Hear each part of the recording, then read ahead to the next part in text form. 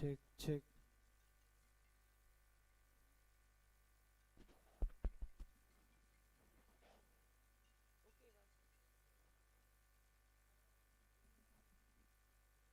Good morning all. Welcome back. So yesterday we had 3 sessions with 10 papers. Today we are going to have 3 more sessions with 9 papers. After that, Kiridi Museum visit is also there. So let us stick with the timing. 20 minutes for presentation and 5 minutes for discussion. Let us have like that. So today's session, first session is going to be chaired by Professor R.M. Pichappan. In this session we are going to have 3 papers. Let us invite Professor Pichappan sir to introduce the scholars. Yes.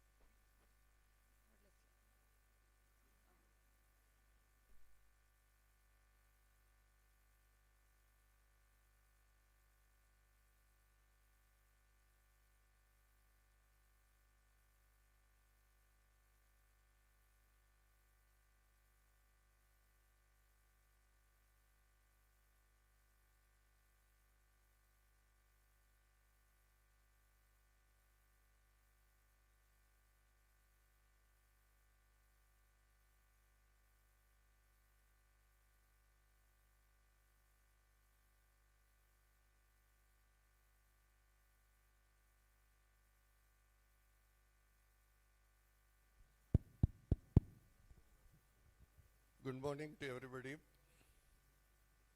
Welcome to Madurai and the second day of the conference. The recent studies, scientific studies in archaeology of Tamil Nadu. See, of all the states of India, Tamil Nadu is quite active in its archaeology research. I am a biologist, an immunologist, an immunogenetics person working on population genetics. So I know the value of the populations and their past also. The past leads to the future, and better understanding of the past will be better for India as well as for the whole country. So I thank the Archaeology Department and I appreciate for their initiative. Now, this second session, second day, the first session is more on the archaeological excavations. The first one is, the paper is by Arian. He is an archaeologist specialized on trade and cultural exchanges on Indian Ocean. She received her PhD from the University of Paris, Sorbonne, where I started my career in Paris. And after a postdoctoral fellowship at the Getty Research Institute, Los Angeles, she dealt with transfers of interactions between Mediterranean, South India, and Sri Lanka. It's good that this region attracted those people, Europeans, all the more. And for the postdoctoral research at the Nicole Paris, she worked on religious and cultural contacts of Sri Lanka at the early medieval period. These are all having very great significance and implications in the modern society. Linking that is more difficult, and we need to do that.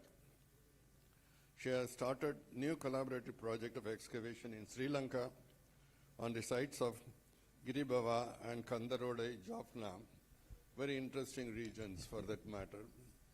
And I invite Ariane to present. 20 minutes for your presentation, 10 minutes for discussion, okay?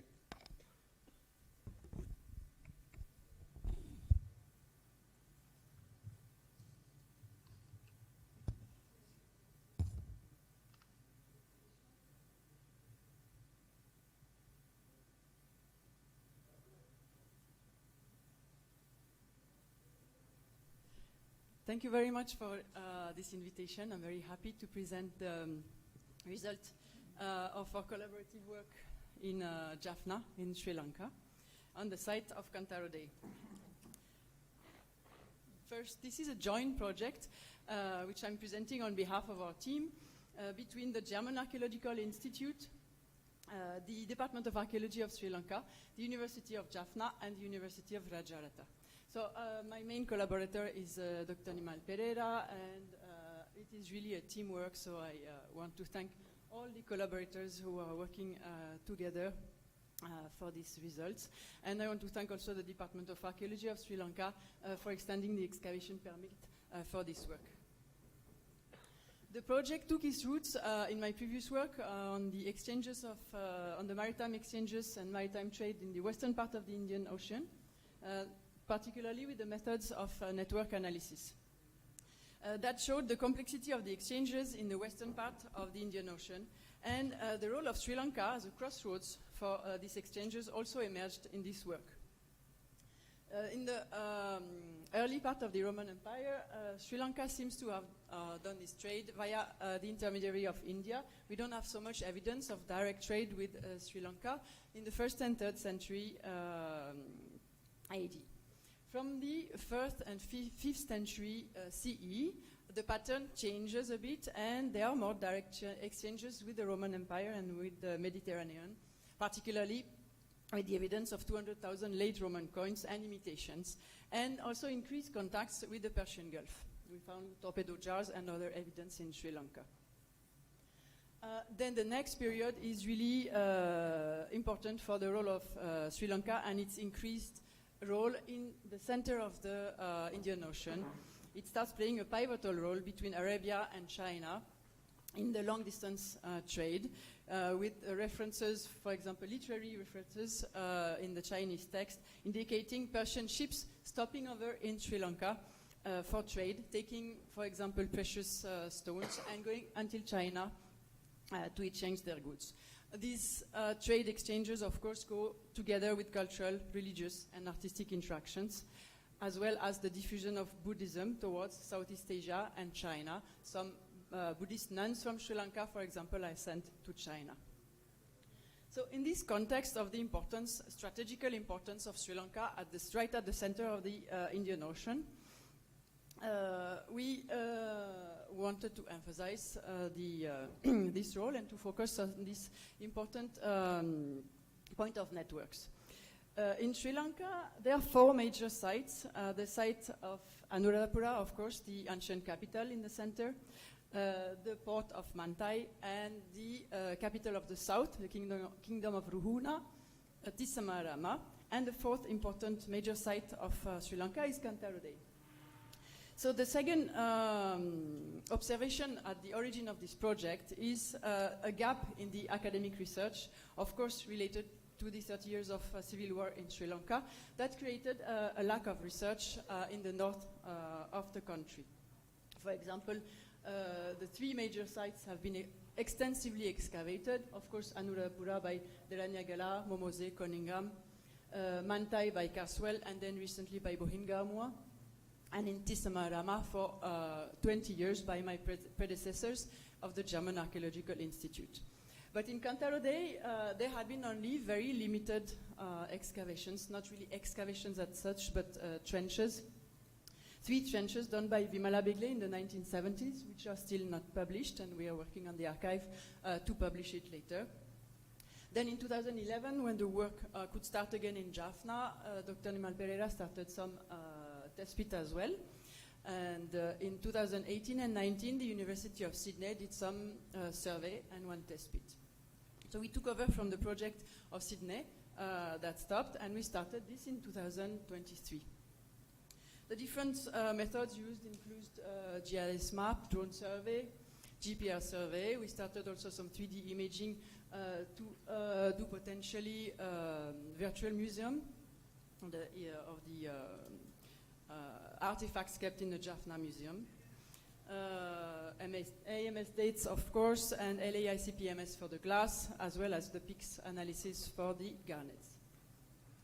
We'd like to extend this to isotope analysis of animal bones. We just started a project, and archaeobotanical studies, which would come in the future, hopefully. So we had different questions about this site of Kantarodai. And one main question was the general organization of the mound, the type of the site, the type of the settlement, and of the habitat. Can we speak of urbanization? And what are the main elements of the site?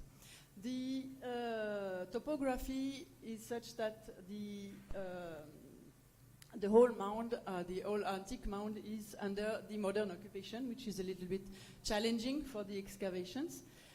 On the left side, you see the main mound and the wood apple sites, which are the parts of the settlement, which is in red here. And in the south, in blue on the right, the stupa site, the religious part of the site. So there are different elements which compare well with Anuradhapura and Tisamarama, probably a settlement which compares to the citadel of Tisa and Anuradhapura, the sacred city, and a water tank. We've not identified a rampart, but potentially we would have this other element comparable to the other main cities of Sri Lanka. The previous studies on the site had only identified absolute dates mainly between 400 BC and 200 BC and a few earlier dates.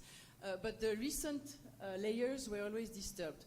And one of our main targets for this excavation was to obtain a complete chronological sequence, cultural sequence of the site.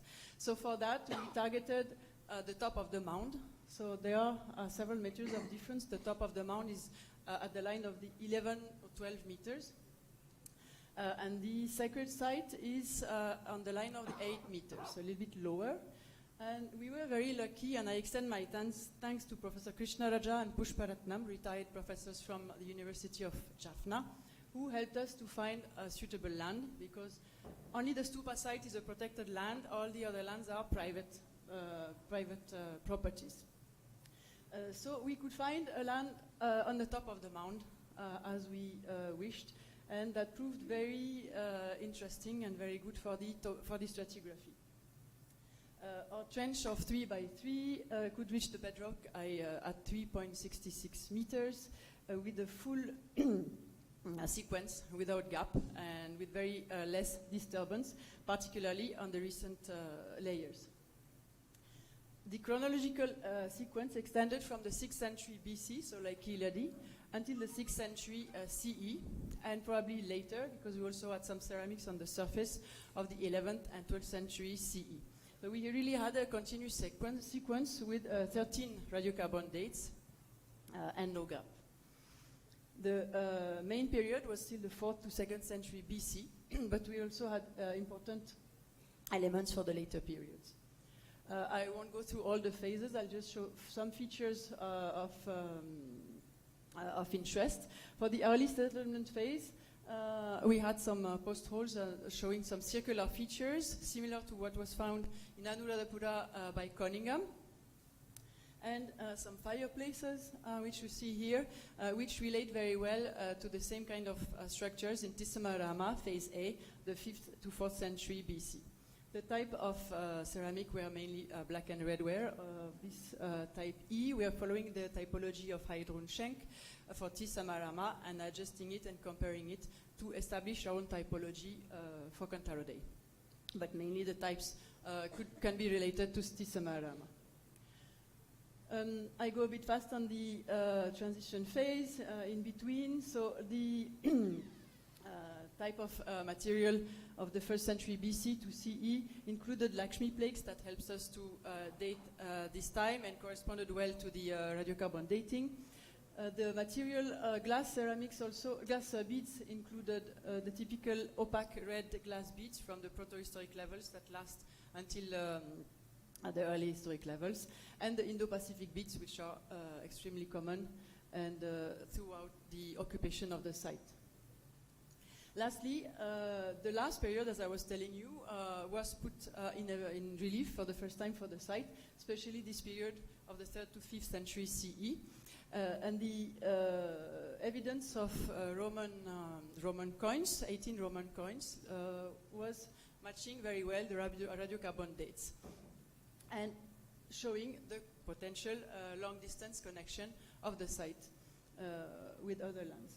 I've put some of the typical redware ceramics of the time, and greyware, fine greyware from India, including fine greyware, rouletted ware, and imitation rouletted ware that lasts also until that time on the site.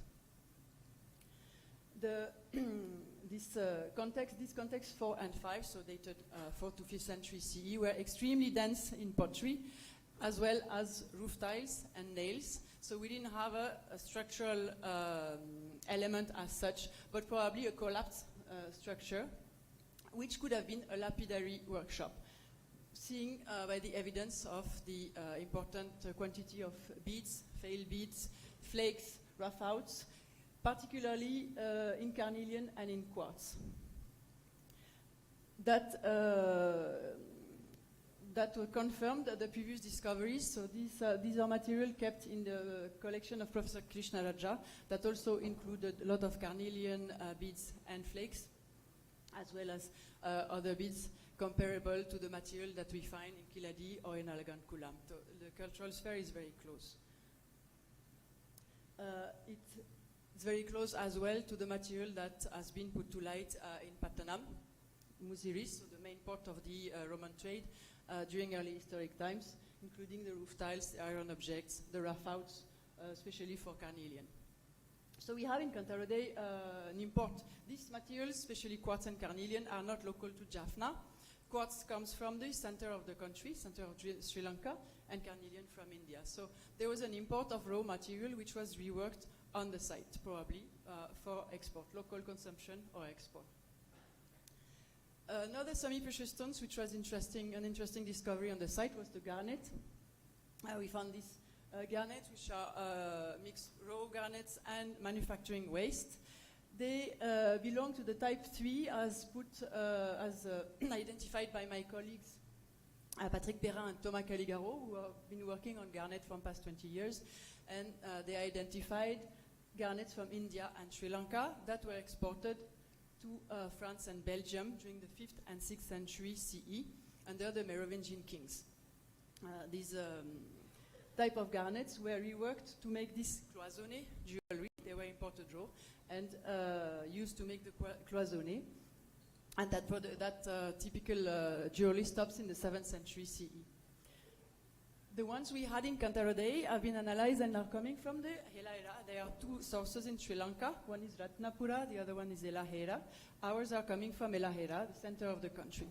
So in the same way, they are imported from the center of Sri Lanka to Jaffna, and we worked on site, potentially for export on the long-distance network trade.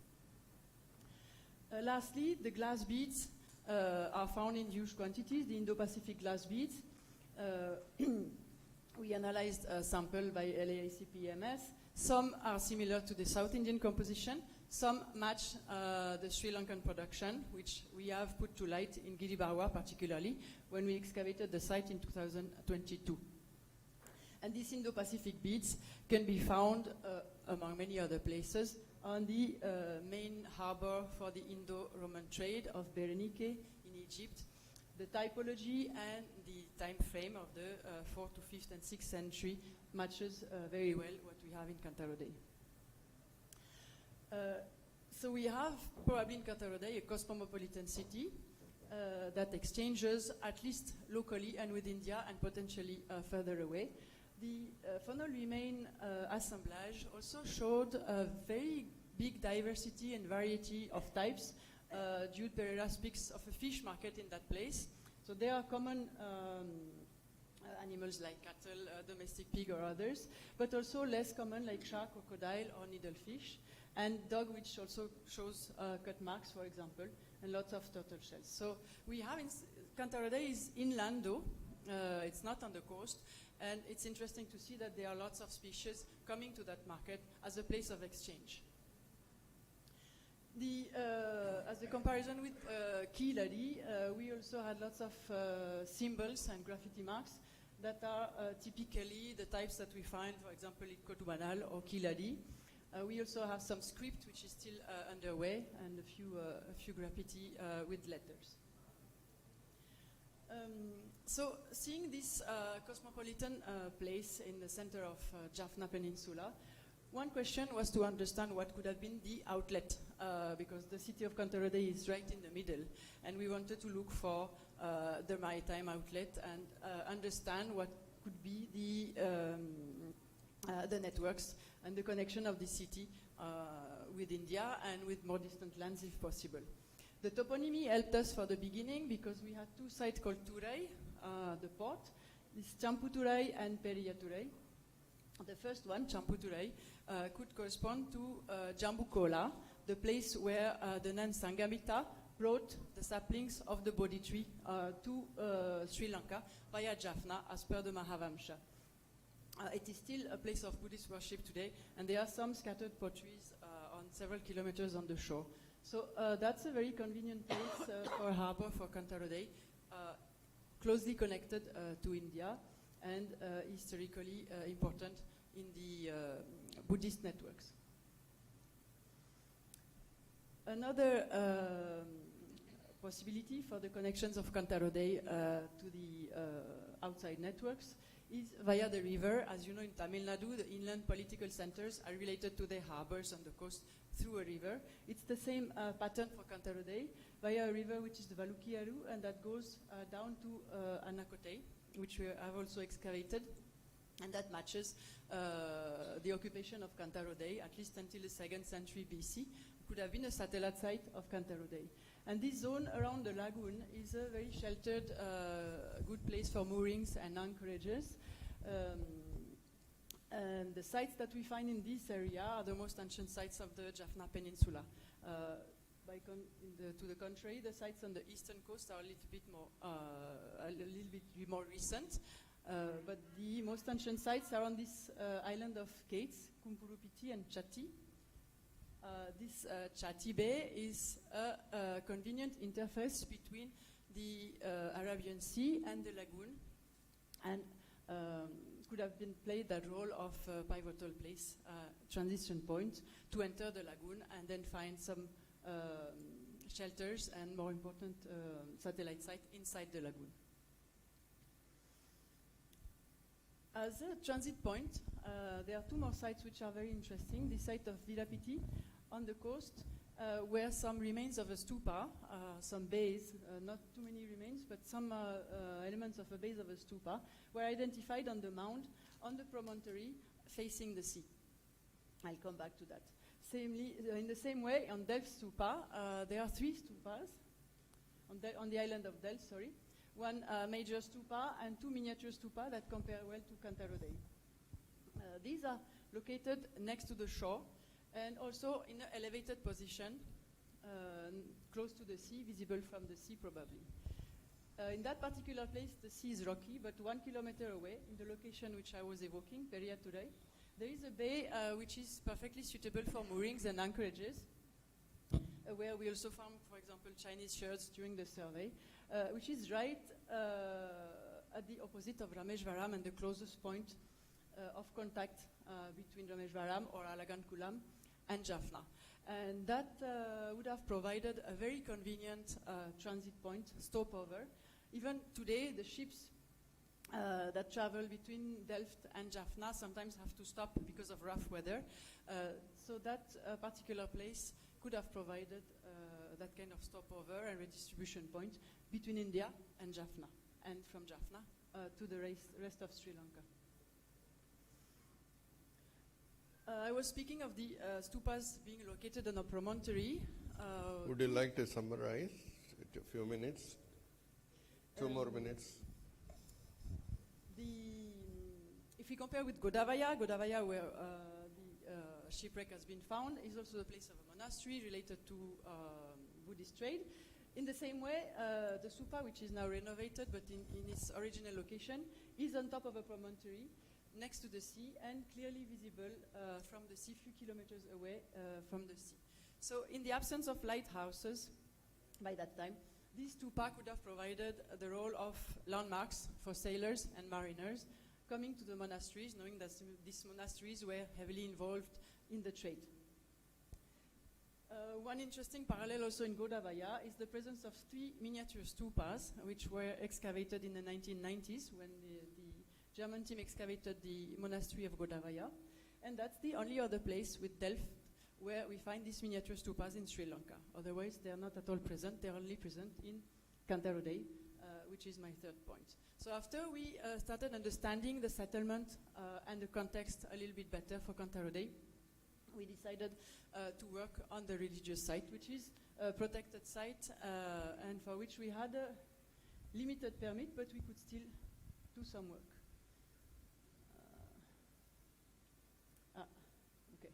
There is a video, but so I wanted to show you here in the video that this is the site which has been renovated in the 1980s or conserved. The existing visible stupas have been heavily preserved and renovated with cement on the top. And you can see in the middle a major structure which is partially untouched. And we had the first question, the main question we had for this site was to understand the connection between this main structure and these small stupas, which were until now tentatively dated of the 8th century CE. For that, with the help of drone photography done by my colleague Christian Hartelreiter, we've done a digital surface model and digital elevation model, where we could understand much better what kind of work was previously done in the 80s, especially on the right side. You can see clearly the limit of their work, which is not an excavation as such, but they have gone down to the base of the stupas, found some artifacts, and then renovated it. So we decided, we had a limited trench of 20 square meters, limited permit, so we decided to put a trench, you will see on the blue one, between the small stupa, which is a bit away, which is the best preserved, and the main structure. So we had two questions. One was the dating, of course, the dating of these religious structures, and the second one was the phasing and the connection, the relation of these structures with each other. So that trench was put directly from the limit of the main structure to the small stupa. I'll go through the main construction phases. The most ancient one consisted in two stupa bases of around 3 meters of diameter. We extrapolated from what we found. So you can see one here, one behind. So the two courses of the base of a stupa appeared in this first phase of construction. They were connected by a plaster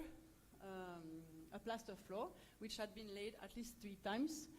The third one actually covering the base of the stupa. So you can see one course of molding stone. These are coral stones, cut coral stones. First a molding at the foundation, and then the first 2 courses of stones at the foundation of this stupa. The 2 stupas were around 60 centimeters from each other, so very close from each other, and related with this plaster flooring. Would you like to summarize? Yes, I'm coming to a conclusion. So these you can see here the 2 stupas, which are very close. The stratigraphy went down, so that was the construction phase.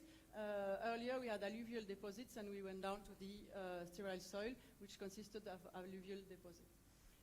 The important discovery was the date, the 4th century date for the first cultural layer, and most of all, the foundation of the stupa was dated of the 2nd to 1st century BC, which was much earlier than what we previously thought.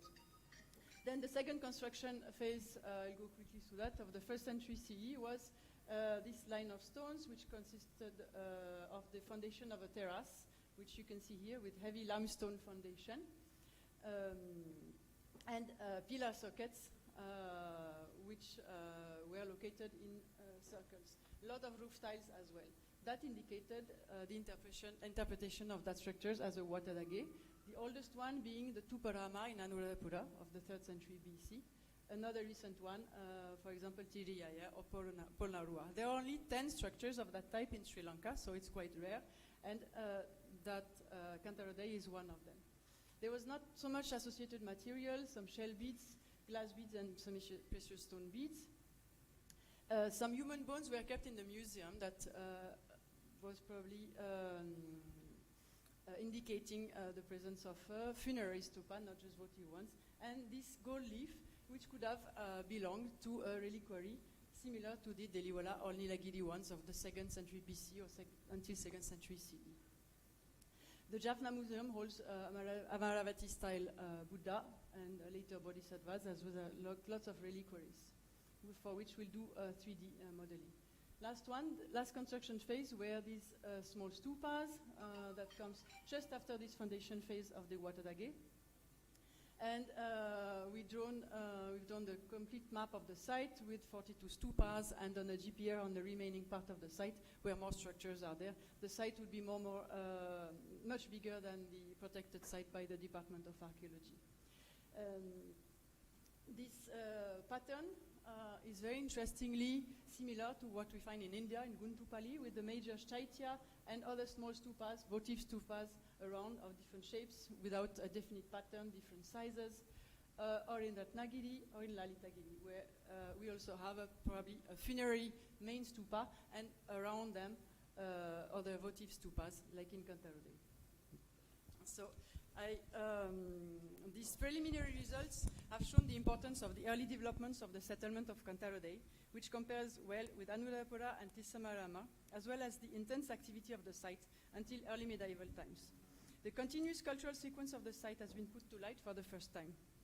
Its diverse and rich material makes it as a place of exchange for products coming from the center of the island and from India, potentially connected to long-distance trades as well. The excavations have also renewed our perception of the establishment of the Buddhist monastery on the Jaffna Peninsula by giving the first archaeological evidence for the 2nd to 1st century BC structures, thus matching epigraphic and literary records.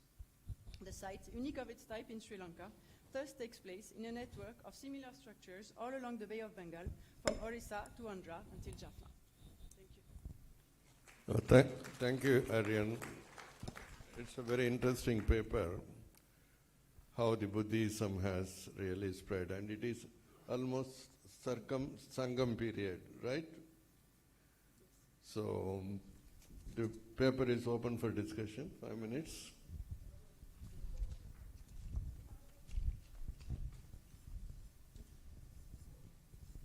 Thank you, Arian. Very nice, interesting talk.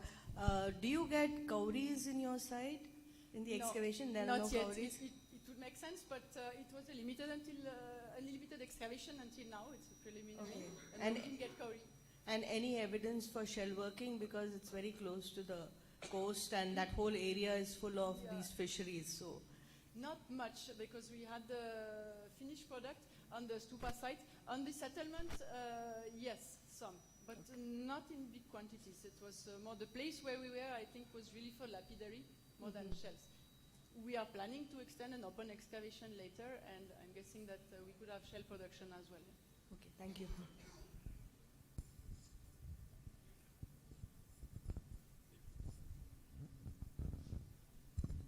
Yeah, hi, Arian. My question is regard to this fine grey ware variety 3, which you have recovered from context number 24. Yeah, and the dates are between 3rd and 5th century CE. Just, I wanted to know, this fine grey ware, it looks exactly like the same typology that I have found from my site in Bahiri. And since I'm following the same method of single context recording system, not the Indian, the old traditional archaeological excavation method. Colleen has also reported the same type, I guess, from Mahasthangarh.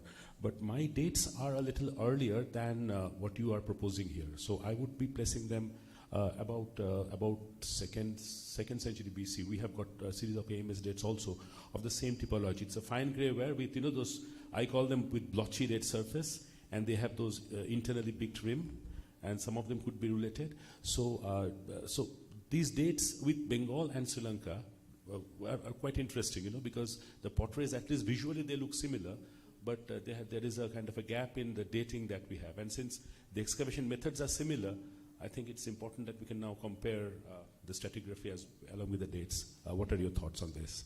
Yeah, thank you. I don't think we have a difference in the typology. I presented this because it was surprising that they last for so long. But the main types which we have, the carinated one and the beaked plates of grey ware, are for the 2nd century BC. We had more for this time. Yeah, that is the typical imports from India and Sri Lanka. Yes, yeah.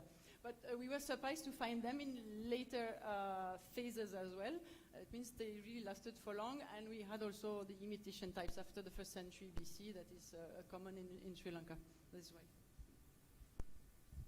Any more questions? Yeah, please.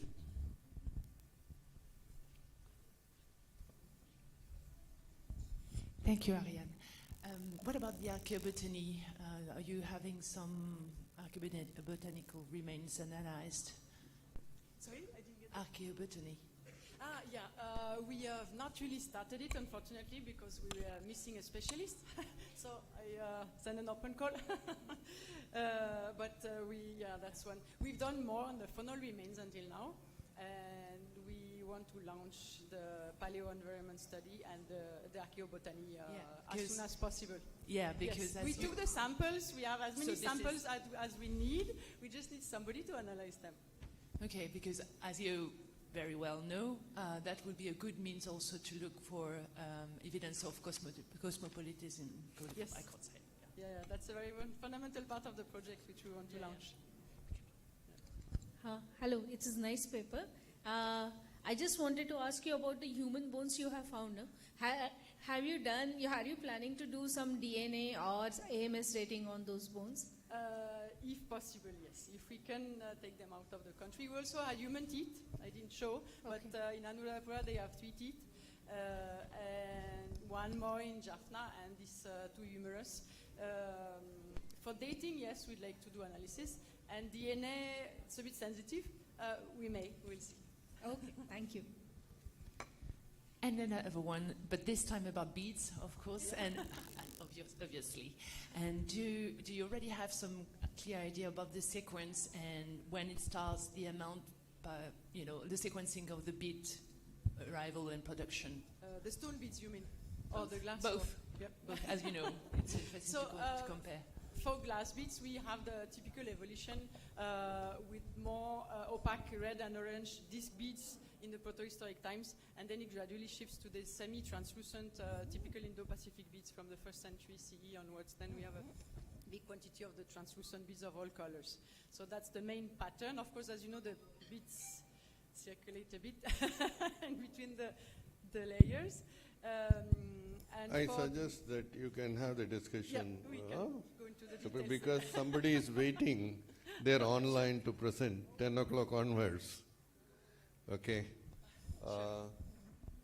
Thank you. Is the person ready on the Wi-Fi, Zoom? This is one person called Dr. Udaya Kumar, currently working as an assistant professor in the School of Humanities in the National Institute of Advanced Studies, Indian Institute of Science, Bangalore. He has completed a traditional bronze sculpture from Government College Architecture Sculpture, Mamallapuram. So he is an expert in iron technology, and he studied in Southeast Rajasthan with special reference to Iswal and Natharagipal. So his research is focused on ancient Indian heritage and especially archaeometallurgy, and he has conducted bronze casting workshops for museums, IITs and schools. So he has very great expertise in India in the pottery making technology also. So his explorations include Farmana in Haryana, Kotada in Babli in Gujarat, Terry in Kiladi in Tamil Nadu. So he is a member of many committees all over India and in the Western countries.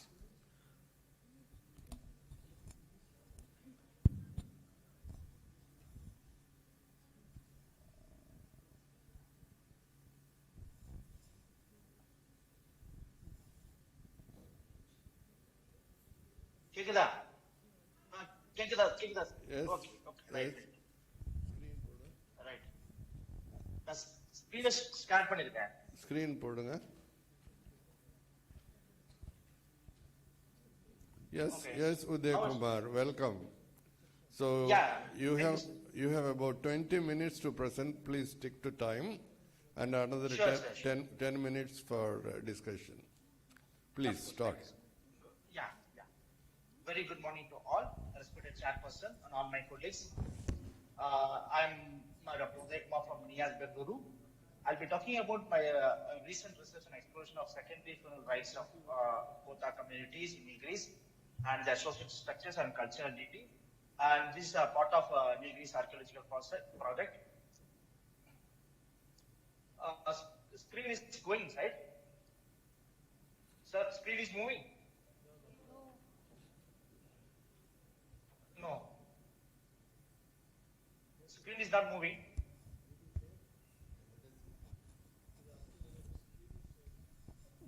Yes, screen is seen. Yes. Screen is moving, sir.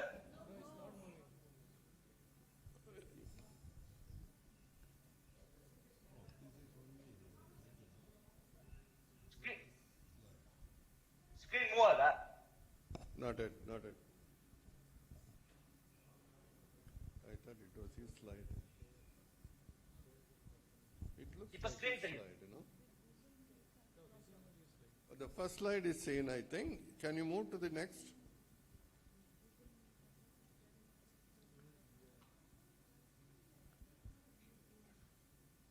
Yeah. You lost your network connection.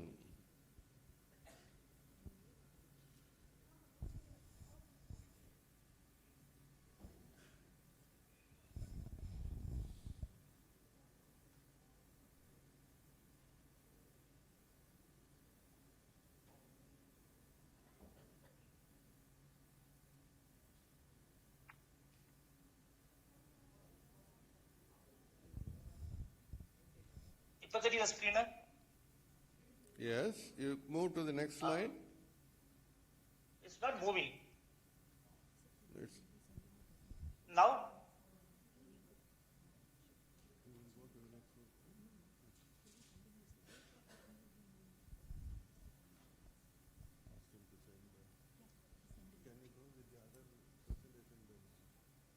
now,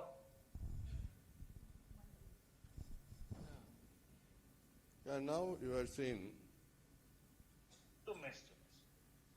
I'll send you. இப்போ camera வந்ததுயா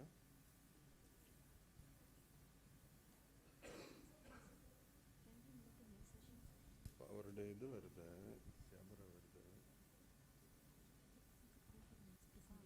next week ask him to send it download so Uday Kumar we will go with the other presentation right now you please send your PowerPoints and we will connect in another 30 minutes.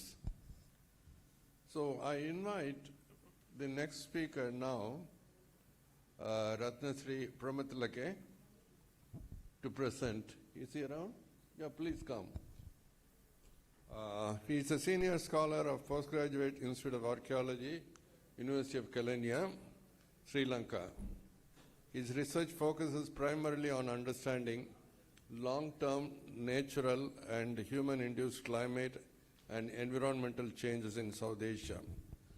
Premathilagi is committed to developing innovative methodologies and generating new knowledge to understand the South Asian paleo-ecological context through research networking.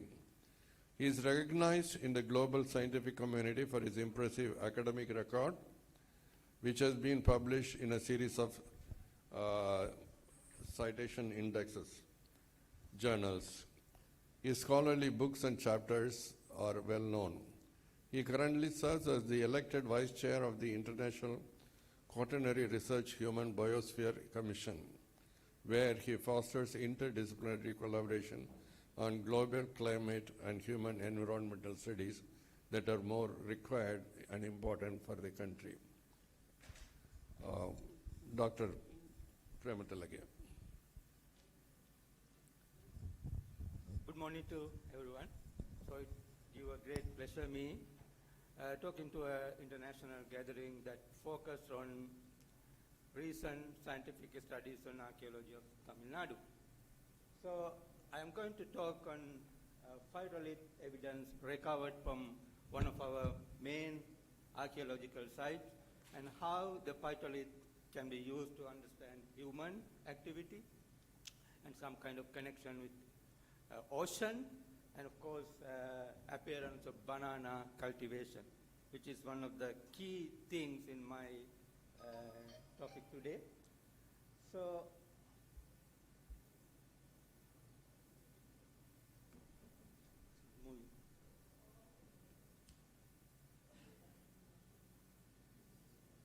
it's not moving.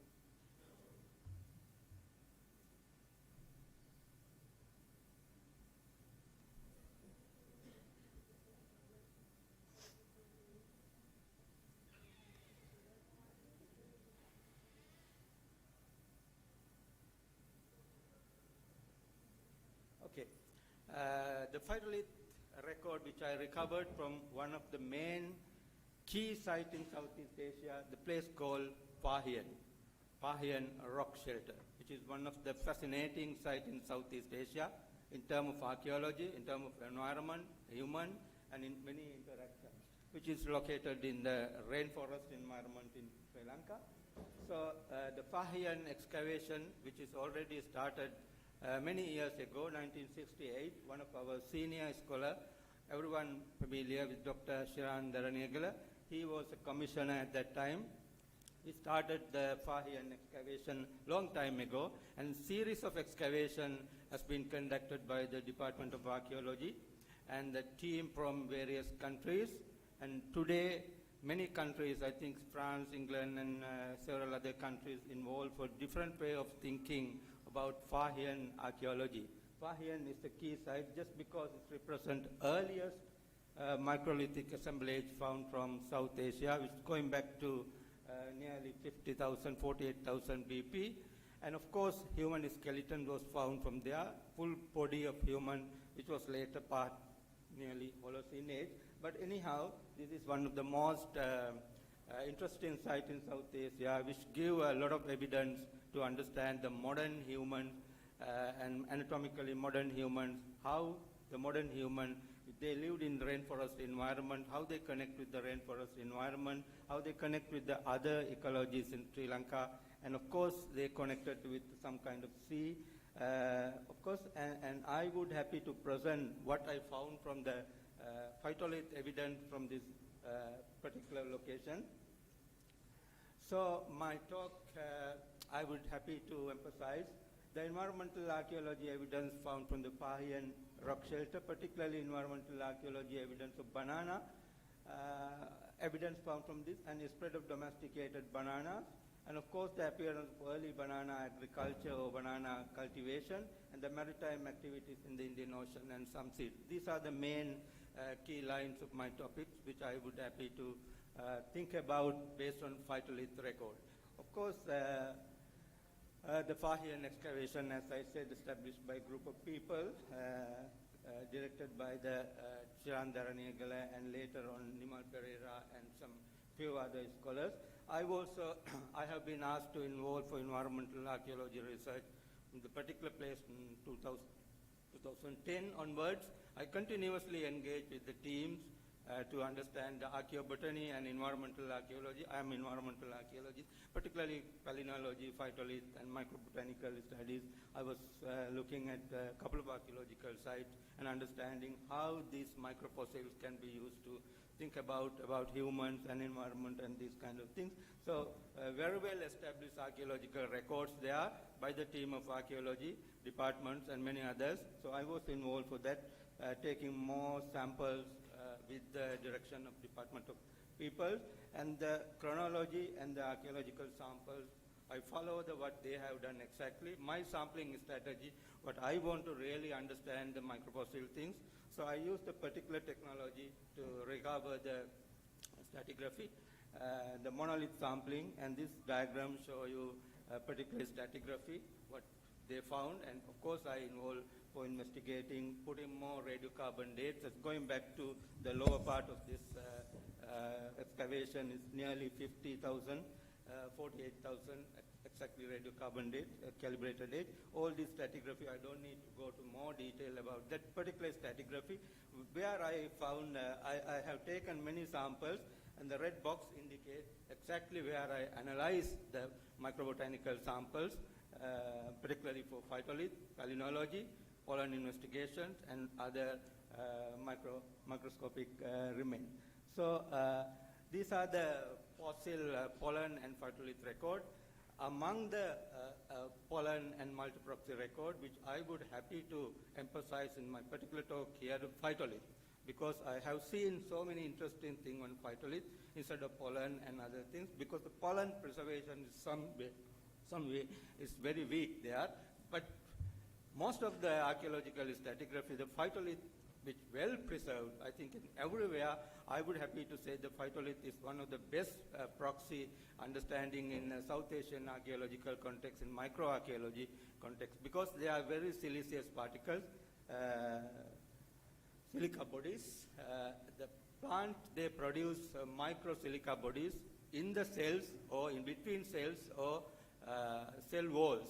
And the plant died, they definitely incorporate with the environment, soil, sediment, and everywhere they preserve at excellent proxy. I would say an excellent proxy. In Sri Lanka and a country like India, because we are living in a tropical environment, many of the organic material easily destroyed instead of phytolith.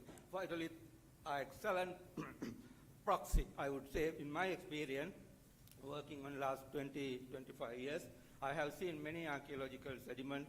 I have tried palynological investigations and microbotanical investigation. We have very weak preservation going on palynology. But phytolith is excellent preservation. So I would happy to emphasize among the phytolith record, particularly banana phytolith record. These are the phytoliths which I got from the lowest part, 50,000 years old record. These are particularly derived from banana plant, wild banana plant. It's not domesticated one. They are very well preserved. On the corner, most of them are derived from phytolith, the phytolith derived from banana leaves, and particularly these things are derived from banana seeds, because the seedy bananas, 50,000, 40,000 years ago, the cave rock shelter occupant, they have used in some way. They have associated, because the rainforest plant is growing on the margin of rainforest. They collected a lot of plants and they used some way. I would happy to say they have some kind of close connection with banana and rainforest environment, and they have collected and they use. That's why we got plenty of banana records from the seeds, bananas, phytoliths, and the leaves, bananas, phytoliths are very well preserved, all kind of things. These records are already published in a couple of papers, and you can see all these things because they are derived from wild banana like Musa acuminata and Musa balbisiana. They are the two wild parents wild bananas, which are growing in Sri Lanka. Acuminata is very rare, balbisiana is very common, every part of the rainforest area. So these things are the fossil record, but we got excellent. And then we found very interesting things. People have used these bananas series of time, continuously they have used, and around 6,000 BP or 4,000, 6,000 BP in some samples there, stratigraphy. We found some interesting record of banana. They are particularly close to domesticated bananas. They are particularly close to domesticated bananas in the morphological record, which I have collected, I think, nearly 200 samples, or more than that from Sri Lanka, and South Asia, India, and comparatively studies all these phytoliths. So I have seen all these phytoliths like AAB banana. It's like a modern banana, types cultivated banana, just because it's a hybrid banana. Acuminata cross and give some type of triploid types bananas. They are genetically modified bananas. These type of morphotypes are very close to modern domesticated banana. You see, we have developed a very recent banana phytolith collection in cooperation with French Institute of Pondicherry. I think Anupama is here. I have cooperated with them developing a lot of banana morphotypes and modern reference collection.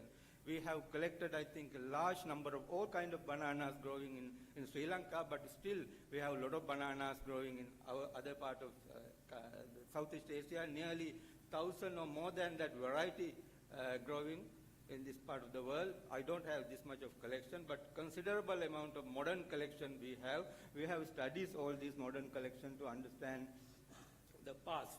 So these are the fossil records and comparatively studies. That's why I'm saying what we have seen in the archaeological context, the modern archaeological phytoliths, which are similar to certain type of modern banana, which is hybrid banana. So you see another modern types and another fossil types we found. We have closely resemble each other.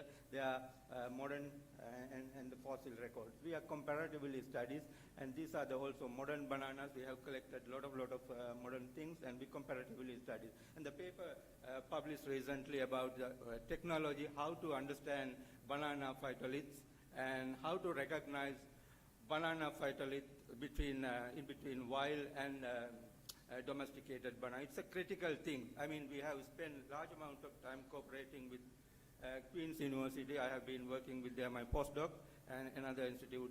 I completed my postdoc with the banana phytolith, and we published a couple of papers how to really understand the banana phytolith and how to recognize between wild bananas and domesticated bananas. Still, I would say we need quite a lot of knowledge. We have completed some certain good amount of knowledge. I have measured nearly 10,000 or more than that volcaniform types bananas to understand the morphometrics and morphotypes. Banana produce 7 morphotypes, particularly banana phytolith.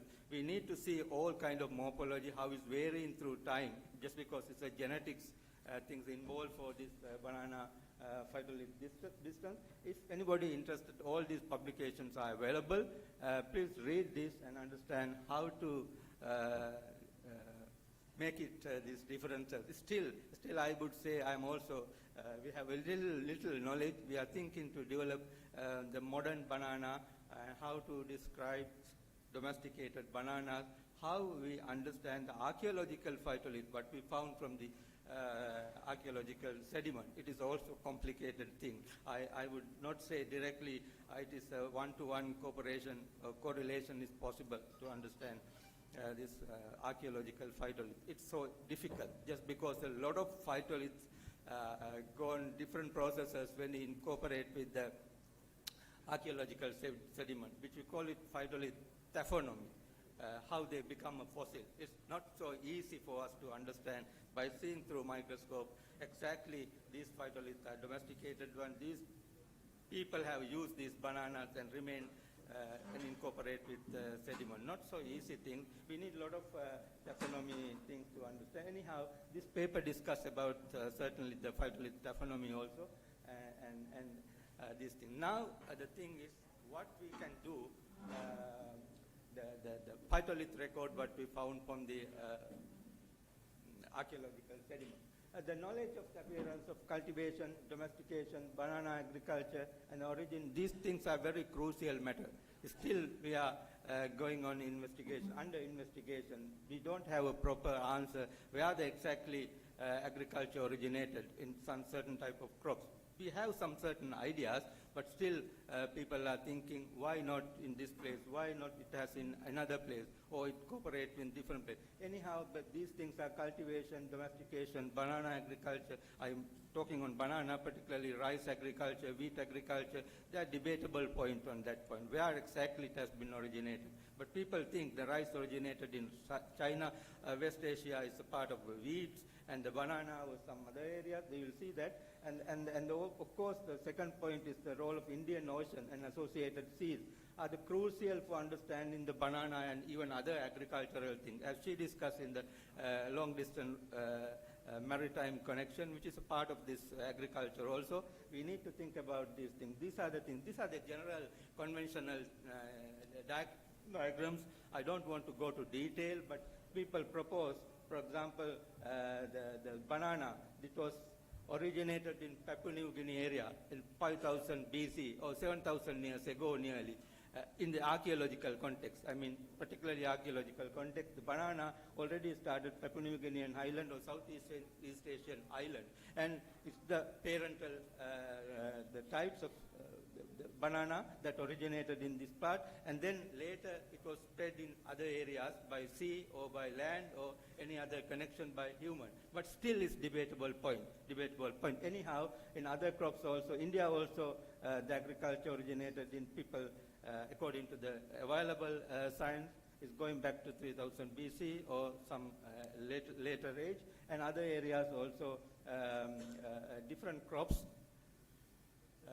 People found evidence that they have domesticated in different ages in different parts of the world. I don't need to go to detail in this, but question marks I put. Question marks indicate that these areas may be an origin or elsewhere influenced by the spread of food production and domestication long time ago in various ways. It can be influenced, but not in particularly. Rice originated in China, and wheat originated in West Asia, banana originated in Papua New Guinea island. That was the things really people have shown, have indicated in some way, but anyhow it is questionable point, but we need to think about a little more about. So banana domestication and the banana business, of course, is going with the genetics change. Quite a lot of, long time ago, I told you, people have used these wild bananas. Wild bananas are seedy bananas, but they transfer to seedless bananas due to the genetics transformation. One gene is needed for particular purpose. So that take long time ago. It's not so 1 minute, 1 year to transform this seedy bananas, seedless bananas. It's a genetic transformation, and full of seeds, bananas into the parthenocarpic, the seedless banana. That is the domesticated bananas varieties what we are using now.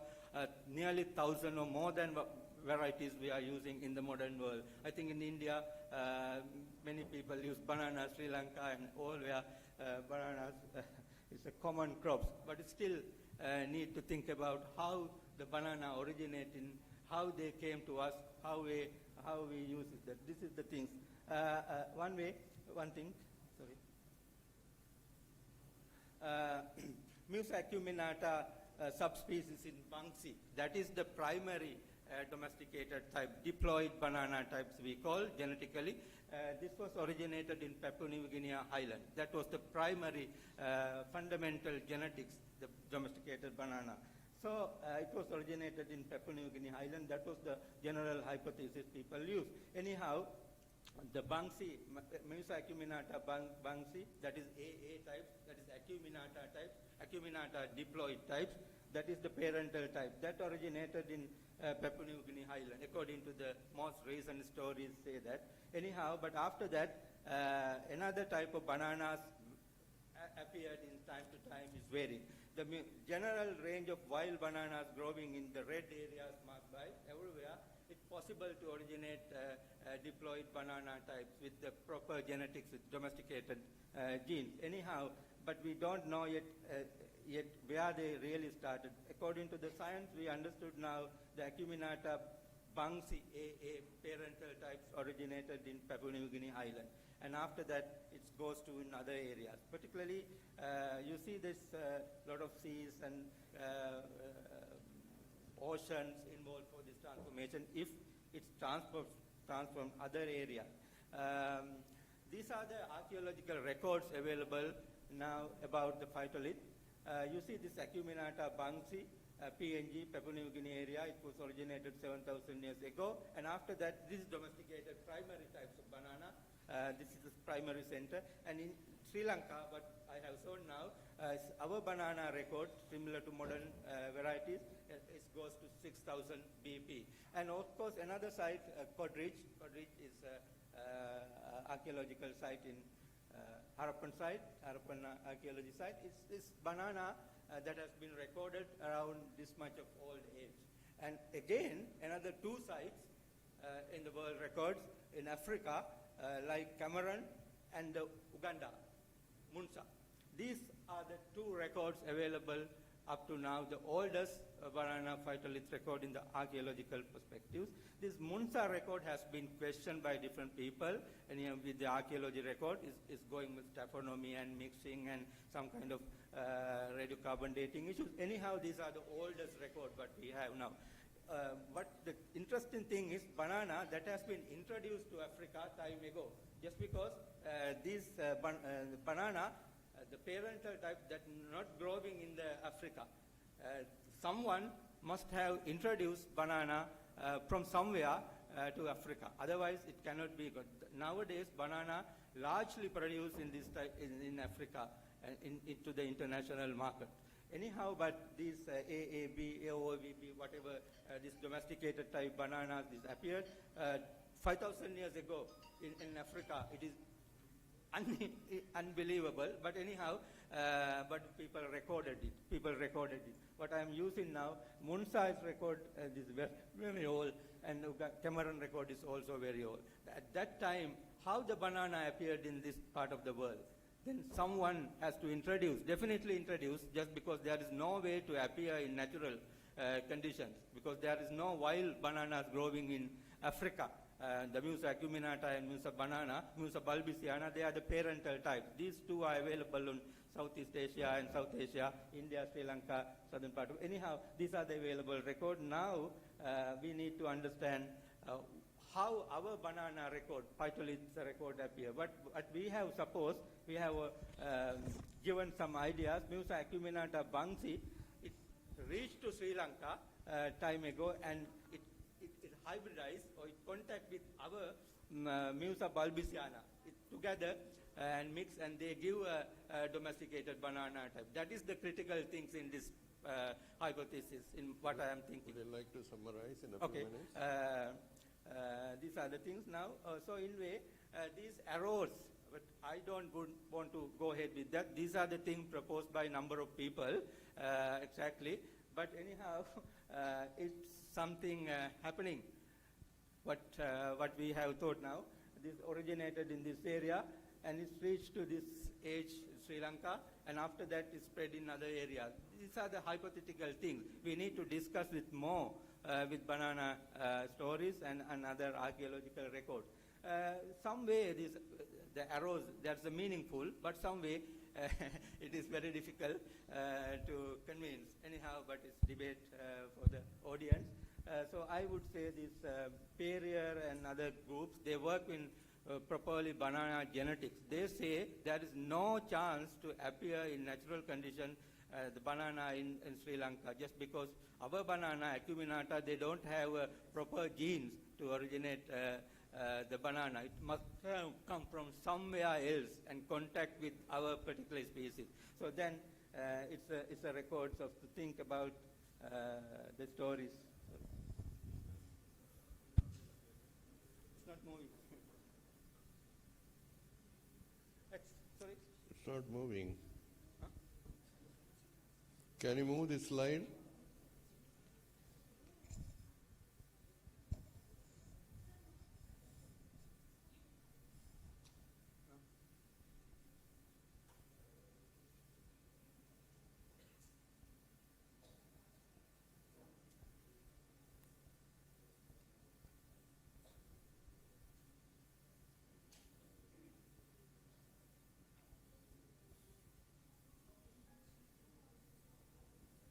Maybe you can summarize. Yeah. Okay. Okay.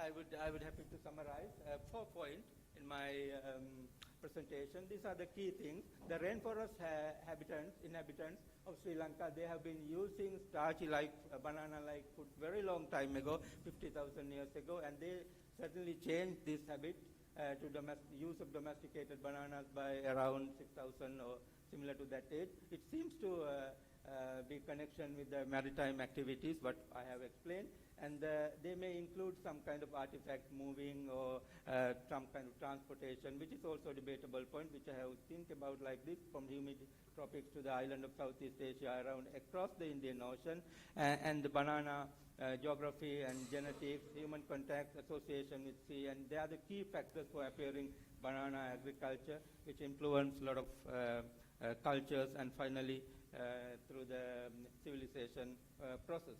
Earlier, people suggested like this: the bullback and blanch, they have given some more interesting thing about this kind of moving and craft moving in the Indian Ocean or Southeast Asian island 4,000 or 5,000 years ago. But now we got some little older age, how the people work with the sea and this thing. Anyway, this is my talk. Thank you. Thank you for the nice lecture. Finally, I really thank giving opportunity to conduct this kind of nice gathering and talking to the international gathering. Thank you for Department of Archaeology, Tamil Nadu, giving opportunity for me to in contact with this kind of audience. Thank you very much.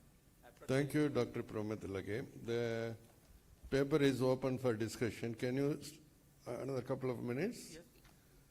I have a question.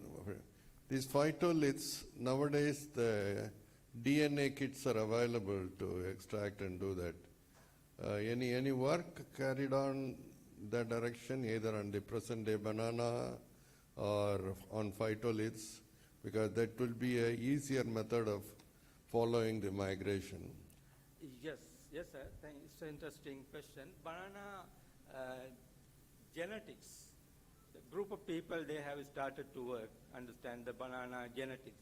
The phytolith business is very, very little. I would say there is some close connection with banana, phytolith, and genetics. But very little studies has been Because conducted. the phytolith DNA extraction kits are available, that's why I'm asking you. Yes. The paper is open for discussion. Yes. Any questions? But this is a very interesting area of, as per the Fuller's hypothesis of dispersal of agriculture and the spread of culture. Yeah. We have to carry everything with us, all the available evidences, you know. Yeah. Thank you, Dr. Prometilage. Yeah, please. Yeah, actually it was just a follow-up question. So I didn't realize that DNA extraction kits for phytoliths are available. So that's... I just browsed it. There was a kit, that's why I told you. Okay, so that is Just really look at it, quite look at it. remarkable. Yeah. To know about that. I do not know the basis of that, because phytoliths are in general silica, right? Deposit made of. So morphology you look at, and it's very hard based on the morphology. You know that in animal science, Professor Krishnaswamy, once I saw him, the Royal Society of London, 65 pages an article on electron microscopy of copepod. The antennae, small, large, and all electron microscopy. See, nowadays with the advent of DNA, that is the final word in terms of migration or in terms of telling anything. We need to look hard on that. Based on morphology, very difficult. And it will be hypothetical. Please. Yeah. In Nagarcoil district, there are more than 60 different varieties in a small area. So morphology-based study is not possible. I have one more question. The giant banana varieties in Papua New Guinea. Do you have any other information about the giant banana variety in other countries? No, not yet. No. Okay, thank you. Okay, we will continue the discussion during the tea time and all. So is the speaker ready? The other speaker from Bangalore? Yeah, please project.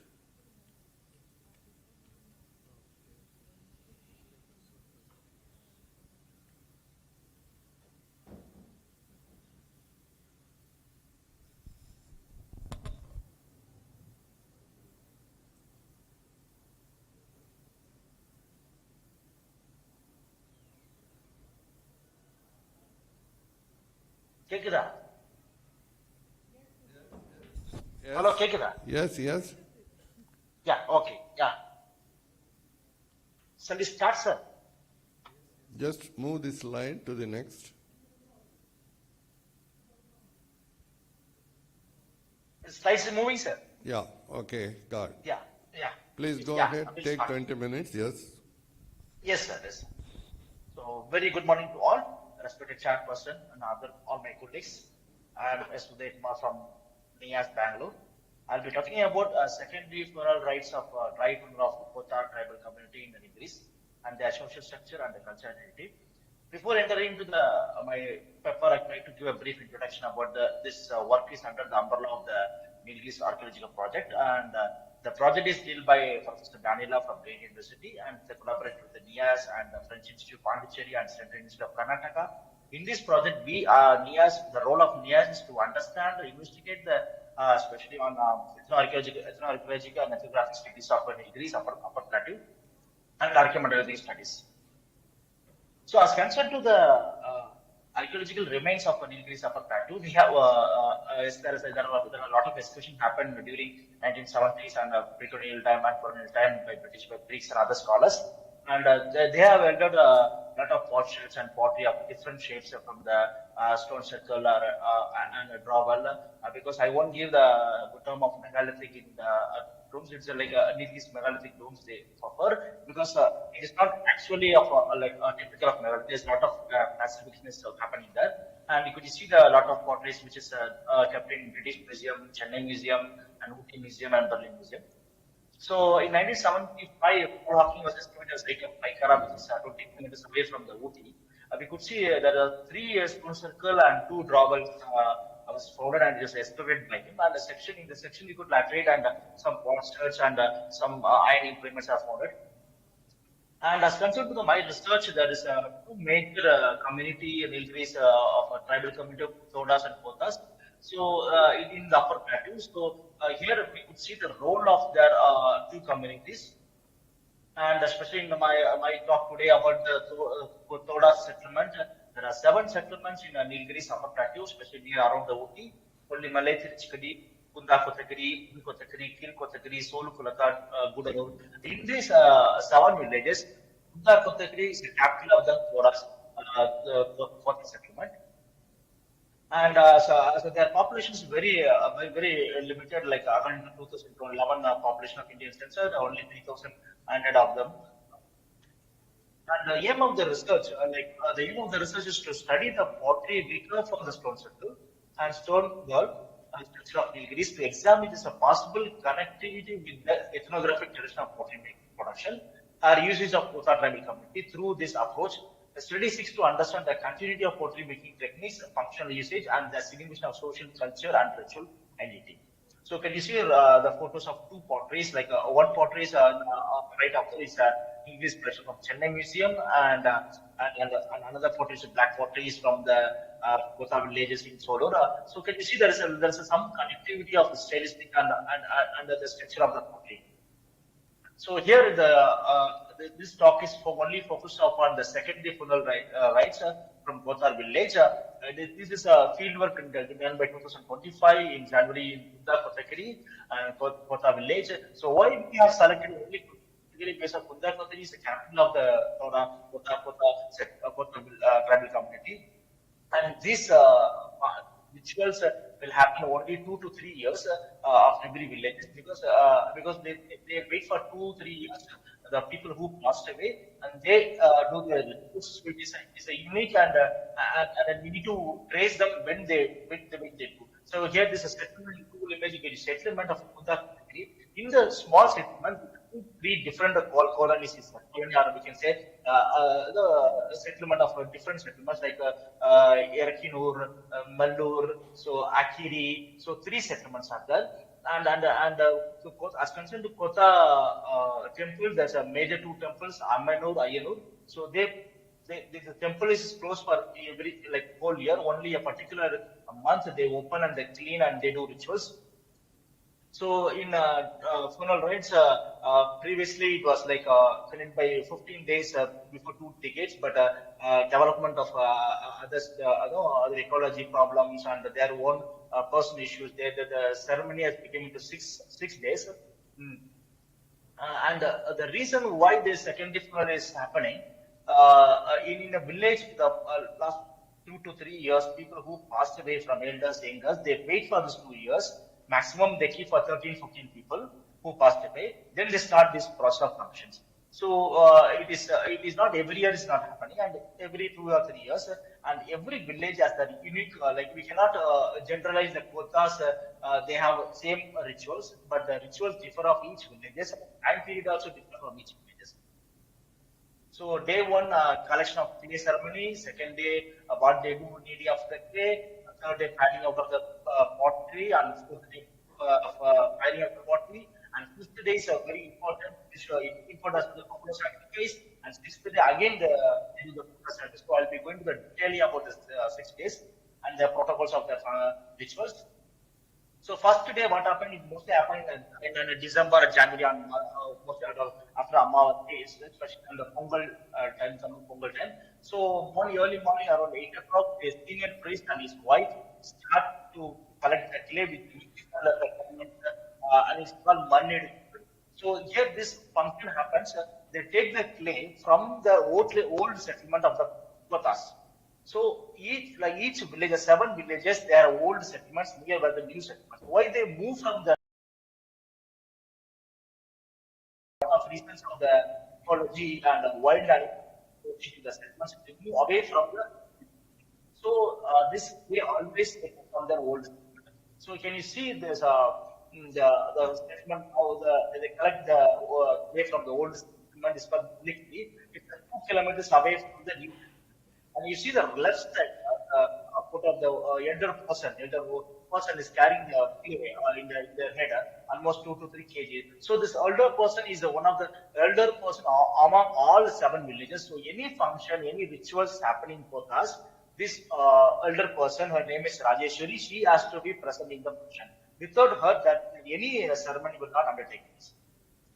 And second day, it's a special unique is the Kotar are exporting the pottery making, and in pottery making only women are involved, men are not involved. So they procure the clay from the old settlement and they mix with the sand and they start to kneading. So we cannot generalize, okay, this Kunda Kotagiri and other places are same pattern there is. No. If you go to Solo settlement, it's called another called Solo Kolakal in Kotar villages. What they do, take the 2 different clays, red soil and yellow soil, or blue red soil, black soil, and with the sand they mix, and their composition is totally different of making clay. So here you see the only is called black completely soil, but the black soil doesn't come in when firing; it comes into the normal red or brown color. So here, why I'm putting every slides of there's a priest. You saw top of the photo. There's one person standing. Is a priest. He's two. Every Kotar villages, there will be 2 priests, elder person and younger person. The younger person plays very important role. So unless until the younger priest doesn't attend the function, attend the rituals will not begin. So he plays very important role. So he has to come, then only any rituals will happen. So along parallel with that activity, there will be a lot of musical traditional songs, which says there how they respect the. I cannot say ancestors, how they respect people who passed away. In Uttar last 3 to 3 years, 13 people have passed away. So the elder woman will start making the pottery, and here another tradition is that the pottery knowledge will transfer it only to the mother and not the mother. So the person who got married and they come to the mother will teach how to make the pottery. So the elder person is making the pottery. And it's a very simple pinching method, and she used the handmade plus handmade pottery, and she can teach to the young generations. And these potteries are not used for cooking; it's only for rituals. Here, another aspect we could say the kotas are kotas are basically craftsmanship, and these kotas potteries are it's not for commercial purpose for selling. They sell only to the community of Todas and Badagas. So Toda in the community of Todas and Badagas, the pottery plays very important role. Unless until Kotas doesn't give the pottery, their ceremony will not begin. So again, another interesting, the Kotas and Badagas cannot enter into Todas villages. So they have some conflicts. So they stand around in the center, in and out of the boundary of the villages, and they go and sell it. and selling is not for money. They exchange some milk or millets or such things. So this traditional is we could see from the like almost I have talked to the elder. They said almost 300-400. This tradition is going on. And the third day, the elder person will start making the pottery and patting the pottery. And another interesting, they are very knowledgeable of making of burnishing. So they have knowledge of burnishing. We could see a lot of archaeological assemblages. We have the burnishing method. So it is the burnishing method plays another important role. We cannot burnish unless until the pottery is a leather dried. So this community has well understand of the ecology and clay and how they do the burnishings. And pottery firing and every day they after finishing these rituals around 7 o'clock. They start to dance up to 3-4 o'clock with their traditional songs, traditional music. So can you see right top there's a millets. So the millets also plays very important role in that culture and their day-to-day life. So while doing the 6 days program, they distribute the millets and jaggery to the people who are working and it is like a kind of snacks. And fourth day is like firing the pottery, and is a major day of the Kota's rituals. They do firing, and when they start the program from that day, that time they will start playing music, and the musical instruments are not borrowed from anybody, and they make themselves. Again, I will say they are very well craftsmanships of Nilgiris Plateau. And they have typical dialogues, which is mixed with Kannada and Tamil. So there's a lot of theories of movement of the Kotas and Todas in Nilgiri Plateau. And firing, in the firing, what happened? The elder person will start firing, and they use the chili and and the grass. So this indicates the elder person has mentioned me when she was young. The Nilgiris Plateau, like upper Nilgiris Plateau, is full of grassland. So later in colonial time or later period, it has become a complete forest and the ecology has changed. But previously it was, if you see the older records of Nilgiris, it's full of grassland. So they give importance to the grass. So they take the one piece of grass and the chili and they start firing. So completely open firing, they have no knowledge of chamber firing. But recently a lot of NGOs and some other institutes helping to make a chamber furnace firing, but they are very comfortable of making a open fire. And again, they make this wooden chair. Previously, it was a wooden bed for the people who passed away. This is the fourth day. What they do, in center of the village, they arrange the 13 wooden chairs. Each chairs, they will have the photos and there will be a clock. And for women, they won't keep the umbrella. Only for men, they keep the umbrella, which is they make themselves from the raw materials procured from the forest. And for men, they keep the arrowhead and chisels, because they are exporting blacksmith also. And women, they keep saris and comb and beads. Can you see top of the three women are distributing the millets and jaggery. So right bottom there will be a lot of millets and jaggery, which is while ritual function is happening, they distribute the millets. And that day around 7 o'clock, they start a journey from their village to the northeast of settlement, another burial ground we can say, because they won't allow outsiders to go to the place. There what happened? They have burned 13 people. They removed only skull and they stored for 2 years in a secret place. And from there, from that place, the second place, they remove all the decoration of the wooden chairs and they collect the skull from the burial ground. Again, they travel to northeast of the settlement 1 kilometer. So there you see right top, they arrange the all wooden chairs, and with the family members will come and respect, and they try to solve the problem. Here another interesting thing, once this function is over, the widow marriage is applicable in the Kota community. Once the function is over, the woman can remarry in that Kota community. So here another important aspect, that there's not be any crying or emotional bonding. That's not be there. They just pray. So this function will cut the emotional bonding between two people. So fifth day is very interesting. Again, around 11 o'clock, they sacrifice the buffalo, which buffaloes was purchased from Todas, and the sacrifice also, they will not allow to take photo, and they have the knowledge how to kill the buffaloes. They hit with the iron rod or iron axe in the head of the buffalo 3 times, so buffalo will die, and they are expert in butchering. So we cannot say they regularly do, but the yearly ones they do, like 2 years they do. And if you see right top, another cooking pattern.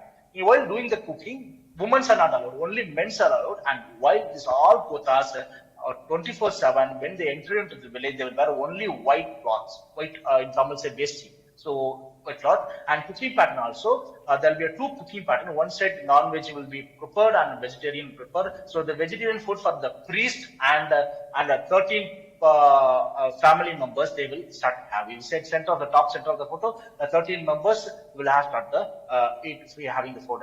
Then only there will be a meal. So before that, after this ritual finish, they start again dancing. You see the right bottom, the old person playing the drums. He's the elder person of the Tat Kunda Kotak. It is called Natame. So he start to play the drums. So again, everyone will start playing musics, and there are traditional songs which says to respect the people who passed away. And another thing aspects what here I want to mention, the pottery. Why I'm saying the pottery plays important role in the rituals. Like Hinduism, we believe in the pottery with the water, they break the pottery. Same thing, whatever the pottery they made, in the pottery only they cook for a vegetarian for priest, and the pottery, the younger person, the family 13 family of the younger person will carry a ghee full of pottery, and they will break at the last end of the day. So you see that food was arranged, the beast was arranged. So I am lucky to get a food from them. So then after that, again, the whole night they will stay in that in the place only. So in case of someone cannot come or cannot join this thing, previously there was a punishment or something, but now it is like fine, or they say to help the village to clean or do infrastructures. So again, after this ritual finish around 11:30, that also they didn't allow to take me photo, but they burned this all wooden chairs along with the ghee, and they're all respected the belongings of the people who passed away. They burn it, and from that day there was no any attachment between the people who passed away and them. Like what we have photos, and every Amavasya we have celebrate, but here they won't do these things. And 6th day, buffalo sacrifice. Again, they do buffalo sacrifice early morning, 3 o'clock. They sacrifice the buffalo very, very secretly. So even I could not find, because one of my colleagues, he found out there's something local person, he found it as a buffalo sacrifice. So I was asking to the elder person whether you sacrifice. Yeah, this buffalo sacrifice, they won't cook. They distribute the meat to every houses. So it will be a little bit secret. So another thing, the very interesting thing, dance program. So first dance, the round dance will happen with the priest and along with the 13 members family of the members. And second dance will be with only 13 members of the family. And third dance with only women. And you can see the photos that with the person who dressed like a king or something. So here we say this 3-4 people are from other villages, Kota village, who came to help here. So to respect them, they make them as a king, as a project as a king, and they respect and they give the dance performance. And after this all protocols of dance performance, we cannot say that first the woman will start, second no. There will be a proper protocol of even the dance and music. So after that, every dance protocol finished, everyone will join together in center of the village. Village is a big round which space the center of the village. They distribute the sweets and they start to again to have a proper traditional dance. So here I want to say, and this ongoing research, still we are in the process to publish this data. The Kota plays an integral role of Todas and Badagas household in the Nilgiris. Like I already said, they distribute the potteries not for commercial to only Kotas and Todas. But for Kota women, pottery making is not merely a craft activity, but it's a practically deep immersed with their culture, social and spiritual identity. The Kota pottery not only reflects the community cultural heritage, but also holds a strong ritual signification and the religious ceremony of the life cycle rituals. there is a strong possibility. What our research, like there is a lot of research we can do to understand the archaeological pottery, but there will be like especially in NIAS, like we started to go through the ethnography studies to understand the pottery from the Nilgiris. There's a strong possibility of a culture and technology continuity between pottery associated with the Nilgiris stone circle and contemporary Kotha woman pottery. Sir, I'm not saying that that Kothas are made the pottery from the Nilgiris, especially in the Doom, like a stone circle, might be their continuity, because we don't know when these people came from plane to the hill station. So this continuity can explore and searching through the details, statistic, technological and function analysis of ceramic functions and surface treatment and rituals and culture entity. So next step of this project, we had collected a lot of pottery the pots from the different museums and ethnological studies, and from the archaeology, like a recent field work, we are planning to do a thin section of photography. So we will understand how this pottery plays an important role and who all made this pottery, especially in the stone circles and everything. So this is an ongoing project. Still, a lot of things are happening on this project. So thank you all. I hope I finished in the time. And thank you for Tamil Nadu State Department Archaeology to organize a wonderful seminar, and Tamil Nadu government to support for this seminar. From the NIA side, we are happy to be a part of always associated with Tamil Nadu State Department Archaeology. Thank you so much. Thank you, Dr. Uday Kumar, for a nice presentation. Yeah. Yes, of course, this Kota is a very interesting population. The Kota Yes, and Toda of all the tribals, they are the cremating tribals. See, most other tribals are burying, and they also have the buffalo cult. Yes. Okay, they are very distinct. I served as the Vice President of Nilgiri Adivasi Welfare Association, and for 50 years I have been associated with them. Oh, great. And interestingly, this group is more conservative, and nowadays they made a decision that they don't permit others into their personal marriage habits. So because the reception they doesn't permit other people. Yeah. So we have built up a strong connection of 5 years. It's like from 2000, we are keep going to the OT, and it is because of a few research, and we make them to. We have a lot of workshops with them, meeting with them to understand what we are doing. We are not doing for any commercial or something. It's only pure research. So they agree. And same time, some buffalo sacrifice and something they doesn't allow me to go instead, and they won't take the photos. Even when I went for a field work, they were asking whether I'm Badaga or Toda. Toda, of course, I'm not Toda. So Badaga they were asking. So even the other community they won't allow inside, because I'm from Tamil Nadu. So what you said is correct. So they won't allow everybody to Okay. They do have a very great cult of Arjuna cult, that. So any questions from the audience on the presentation or otherwise?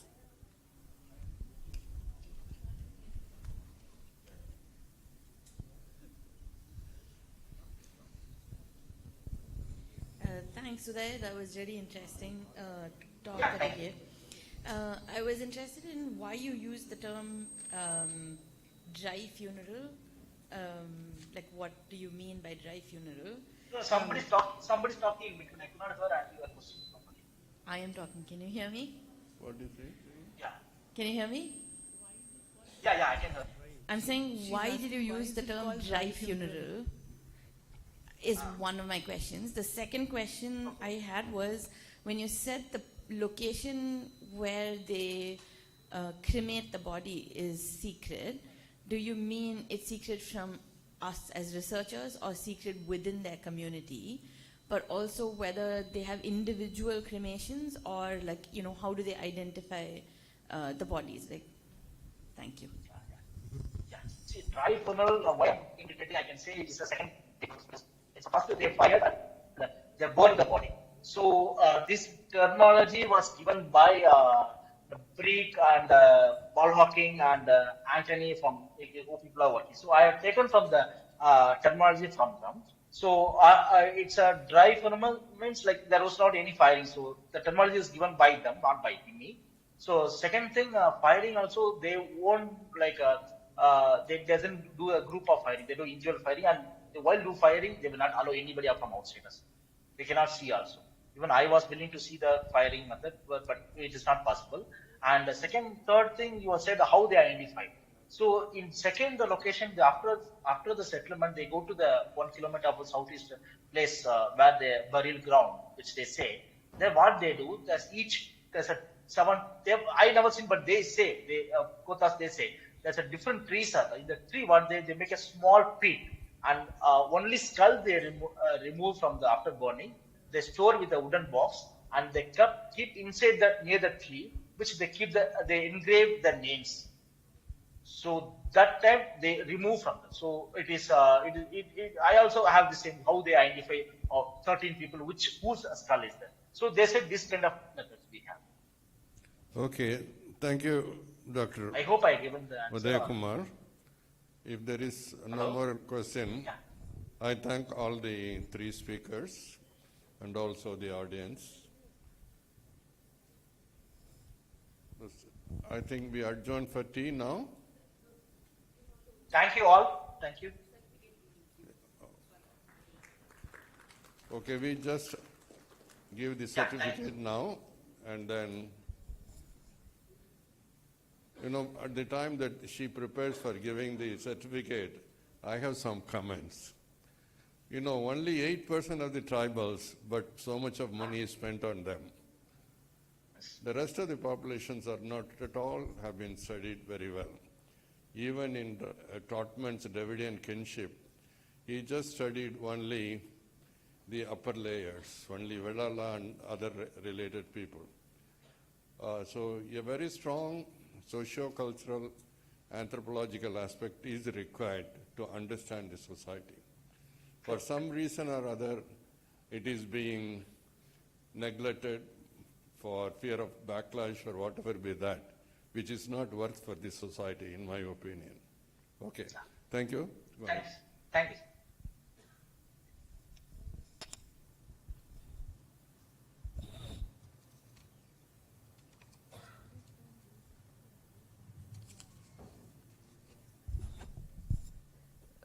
We request Professor Pichappan to give away the certificates for the speakers of the session. First, Dr. Ariane Sashi.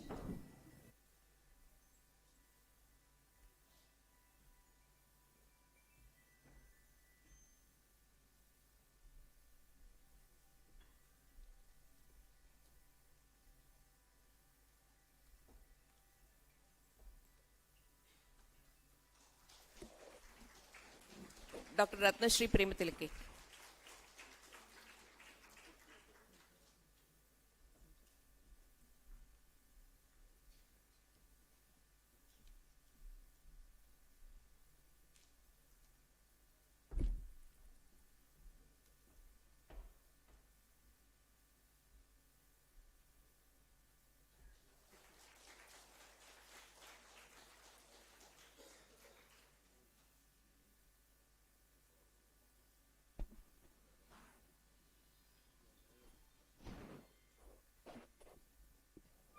Thank you, sir. We'll be having a tea break for 15 minutes. We have to start the next session.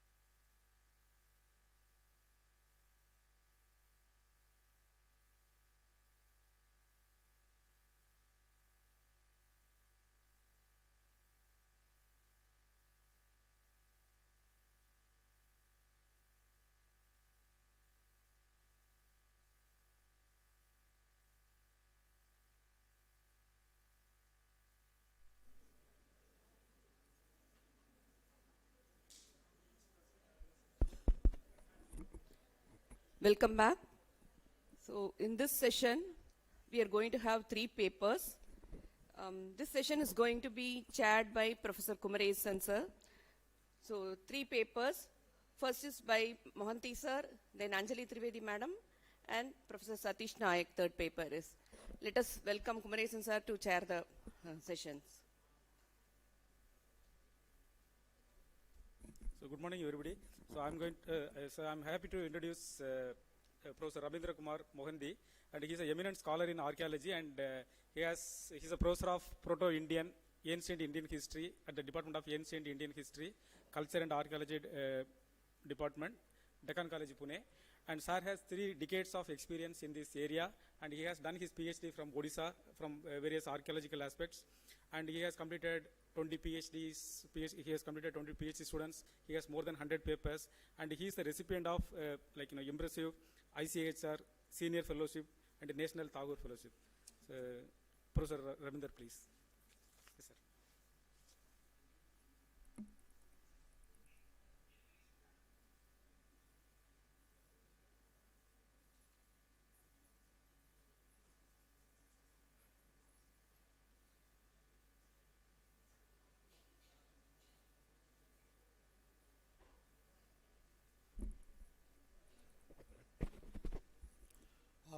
Good morning to all of you. So I begin with a small presentation, which I think that I'll finish within 10 minutes. So you have plenty of time for other presenters as well as questions, if at all you have. So I going back straight to the this is kind of a presentation which was to have been presented long back, 15, 20 years back. Yeah, leave it, I'll keep it. This is not exactly my work. My work is only to provide the material for the analysis. And this was carried out by Somnath Ghosh, Professor Somnath Ghosh, who was a professor in the Haldia Institute of Technology, a chemical engineer, and worked with the help of IIT Kharagpur. So I'll go back to the field. So you all, we all know that I have been involved in the megalithic research in the Vidarbha region of Maharashtra. Began somewhere with my guru, Professor S.B. Dev in 1977, and continued to do some kind of investigation till today. We continue to see something which has not been approached or not have been dealt with earlier. So it is a continuous observation of the findings over there. So when I was excavating one of the site, this is the kind of configurations you get surrounding the Nagpur, where we are Nagpur city, and we have all these sites, especially the Kamptee, and then Raipur Hingna, and then Junapani and Maurjhari, and where they are all excavated. So there is a heavy concentration of sites surrounding Nagpur, and we do have some habitation sites which I could locate after a long effort that at Mahurjari, but we don't have any habitation site in any of the sites as yet found. But I hope that they are there and they could be located. So most of the work which has been carried out by me is at Mahurjari. So we excavated few burials there from 2001 to 2004. So this is what Mahurjari locality is there, that we have habitation, which is earlyistic habitation. There is a megalithic habitation which you could locate in 2004. So that as we have been telling that the settlements are surrounded by megalithic burial, or megalithic burials are dispersed in the around the settlement, and could be one burial could be used by many settlements. Here the only one settlement is having plenty of localities where the burials have been erected. So this is what we did in extensive surface investigation.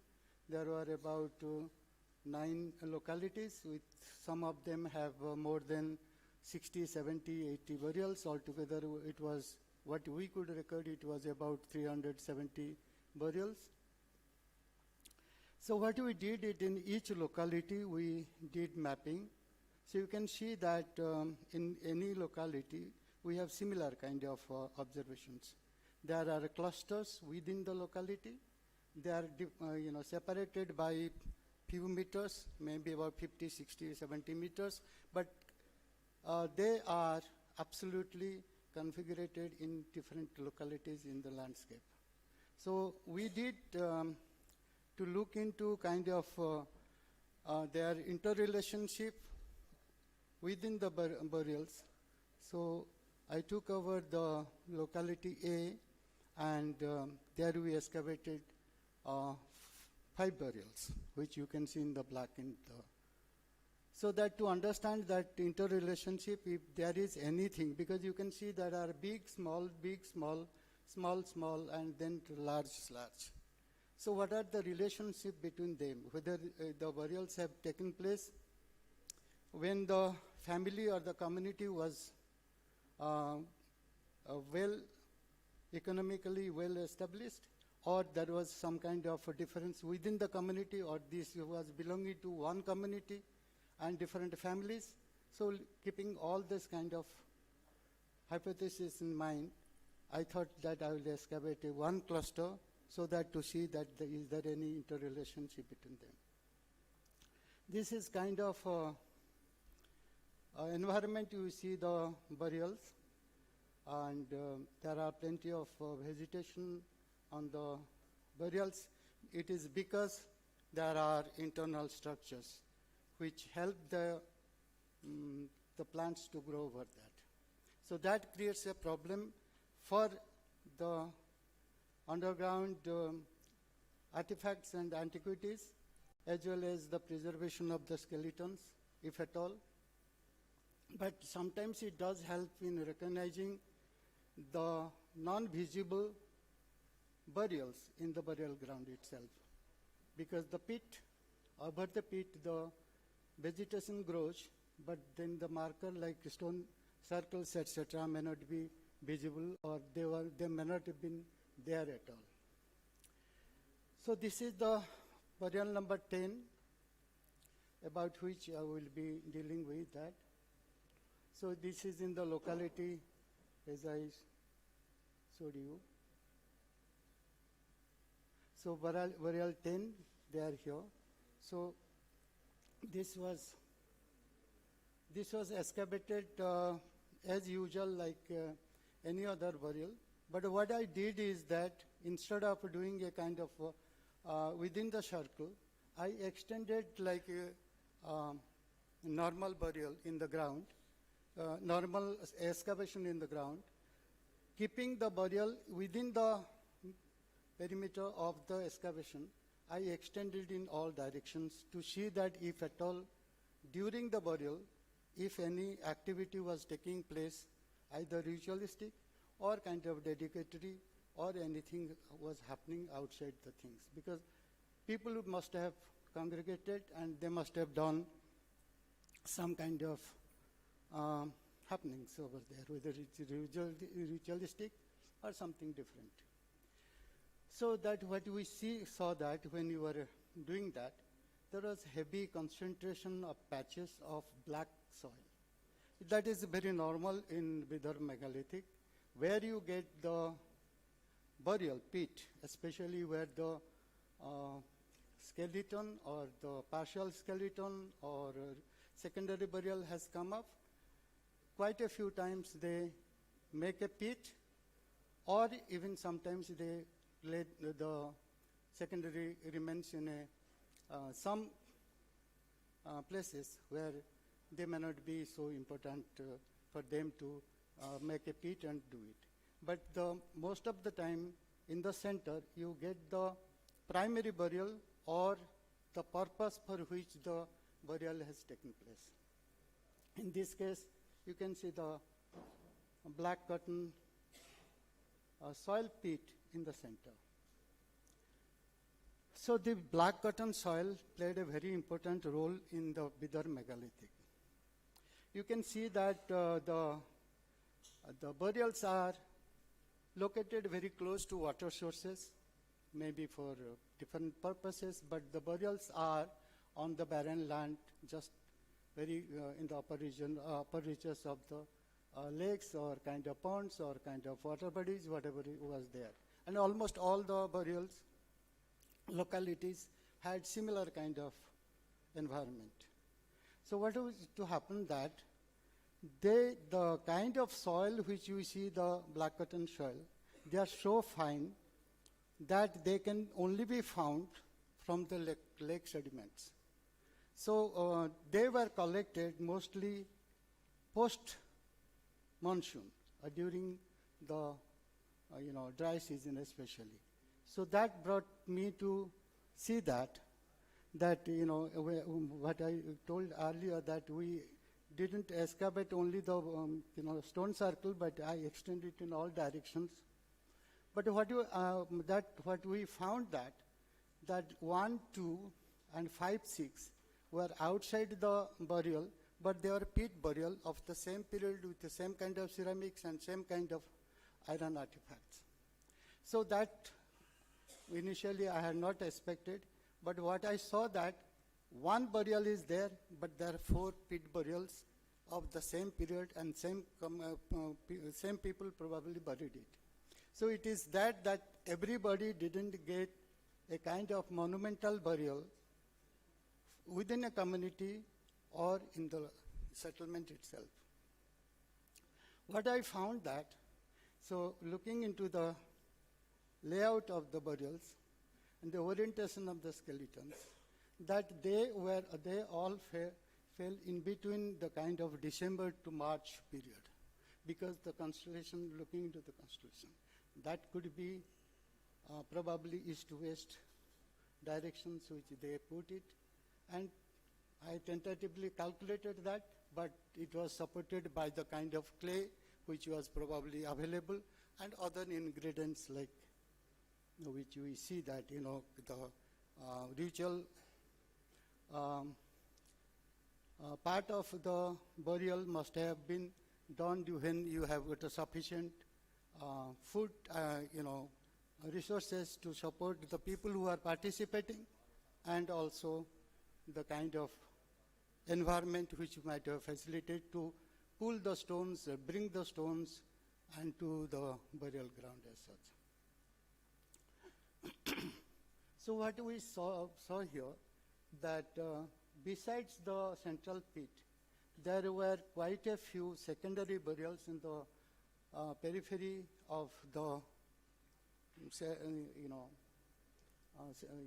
the burial itself.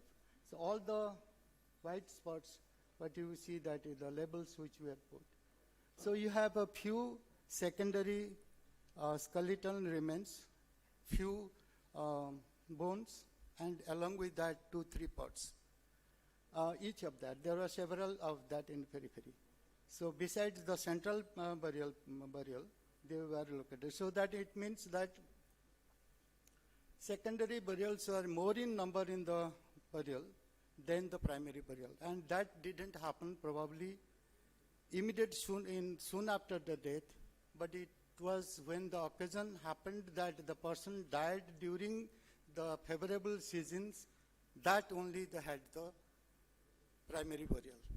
That means most of the time during the off seasons they were buried in pits, probably what we saw, and they were collected later and then given a ceremonial burial. So while digging this thing, the central pit, I found that besides the normal antiquity which is provided, there was probably the 4 holes you see that probably it was a kind of cot or charpai which we call, exactly measures about 3 feet by 6 feet. And probably the dead body was brought and kept. Probably he was quite an eminent person. So it was brought, and the pit was already been dug.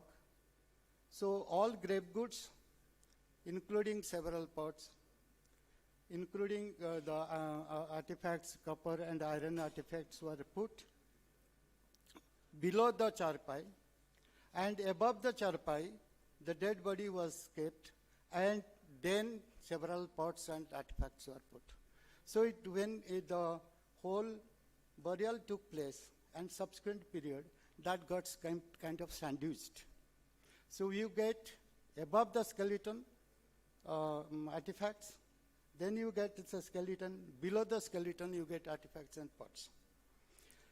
So here what happened, that because of layering of the black cotton soil and the kind of while we was digging, I found, you can see thick black cotton soil and exposed to some part of it. The ceramics, the pots had completely broken into pieces, and the skeleton was already in fragile conditions. You could only get partial bones, etc. But while doing these things, I observed that some of the pots had kind of resins or kind of, when you boil milk, then if you see that, some kind of filament remains on the pot itself. So some of the pots I could find that they had filaments kind of thing. I had not seen. So, but then I was always curious to know that how, if they are putting so many pots, they must be doing something. So in Kodamanal, Rajan has found the rice, etc., so that it is a dry kind of food grains which could be given. But here, when I was looking that similar kind of findings, if at all I can get, so looking into the kind of thin filaments on the pottery surfaces and the inside, I collected them carefully without washing them. Then this kind of ceramics you do get with the graffiti which you were, Rajan was taking. We get plenty of graffiti. I have not worked on that, but we do get plenty of them. So what we did that, this pottery recovered from archaeological sites are mostly used for food preparation and storage. Depending upon the preserving condition, they are often found having remnants of food materials, cooked or uncooked, in their numerous minute pores, if these pores are not made resistant by application of sleep circlage. Megalithic burials in many cases have several parts of grave goods and probably contained food items provided for life after death. The present attempt is an investigation to look for such food material remains in the vessels, if any. The pottery recovered from the early Iron Age megalithic burial number 10, locality A at Mahurjuri, in Vidarbha seemed ideal as it showed some sticky, glossy, film-like coating on the vessels found next to the skeletal remains. The bioorganic chemicals like lipid, protein can survive from this entrapped dietary substance even up to the present times. It can be detected with the help of extracted suitable marker chemicals called the biomarker or molecular markers.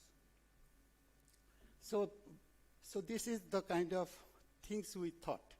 But then from our excavation from habitations, we have got this kind of grains like rice, barley, wheat, job steer, common pea. So list of grains which you have got.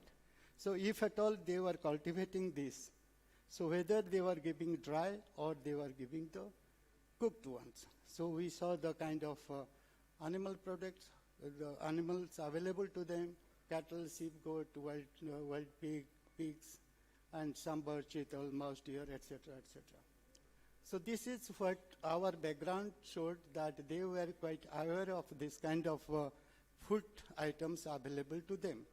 Whether we could get some of the evidence from the pots.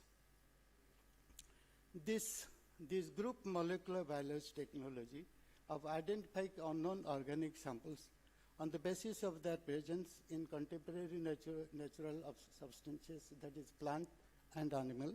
The method employed in this particular field involves chromatographic techniques of separation of biomolecular components of this residue like lipid, DNA, and fatty acids and proteins, etc. Identification of these biomolecular with standard chemical, instrumental, molecular, biological, and immunological methods like UV, visible, and FTIR, spectrometry, and polymerase chain reactions, crossing immunoelectroprocesses, and other ELSA etc. were taken. The next procedure is matching the identified biomolecular with known benchmark biomaterial of identifying plant and animal origin. Over the last 30-40 years, this particular field has developed into a very important analytical discipline capable of furnishing information regarding the past human diets, food resources exploitation, introduction of external food elements into the subsistence system.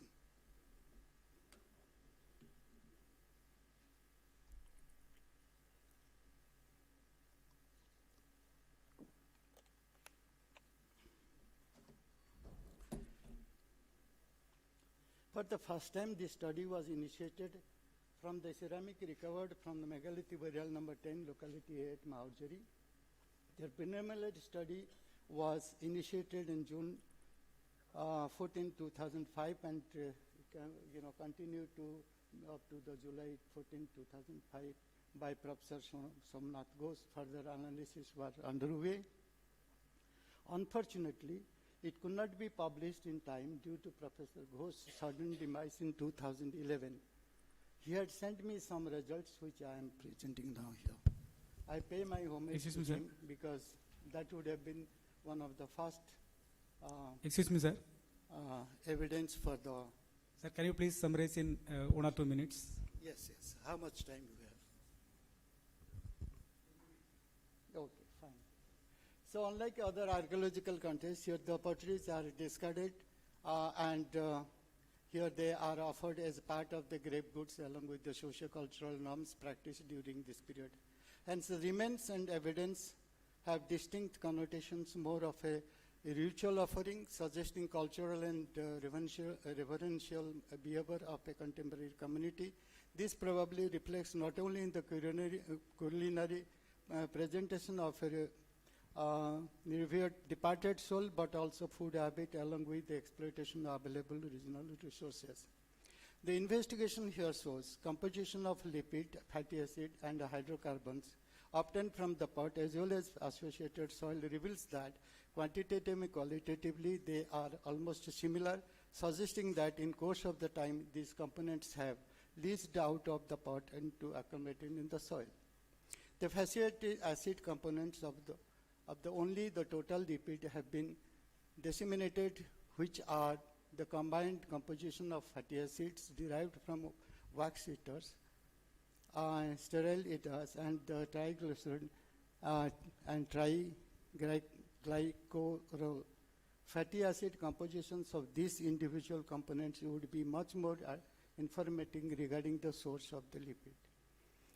Fatty acid composition of the total lipid suggests that there is a predominance of monoanomic fatty acid among the unsaturated ones. This might be because the unsaturated fatty acid, particularly the dienes and the pollens, are susceptible to decomposition in course of time.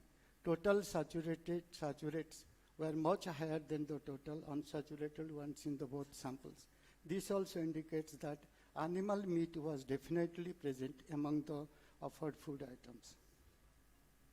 Occurrence of free and esterified sterols has been confirmed by the color reactions of RF values and TLC rates.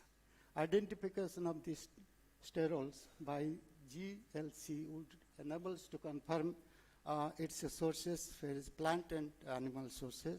The fatty acid and lipid that have been isolated and identified in the pots samples associated with the soil gives us some broad indication about the food habits of the megalithic people at Madurai. They probably used oil as their cooking medium. Some high riverine aquatic animals, fish, etc., or crabs, which you have seen in the list of the findings of the, was almost a part of the diet. Amino acid and carbohydrates have been confirmed by the reaction of the TLC and GLC. Identification of this compound would furnish information about the sources. Confirmation of this identity of the long-chain fatty acid as recorded in the study would also be confirmative regarding the original source of the compound. The analysis revealed that the pods contain varieties of food remains pertaining to carbohydrate, vegetable fat, plant, as well as animal-based proteins, including aquatic source.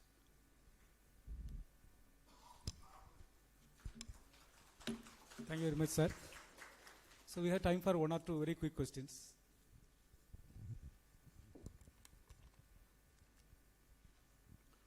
The thing was that we used to find plenty of pods.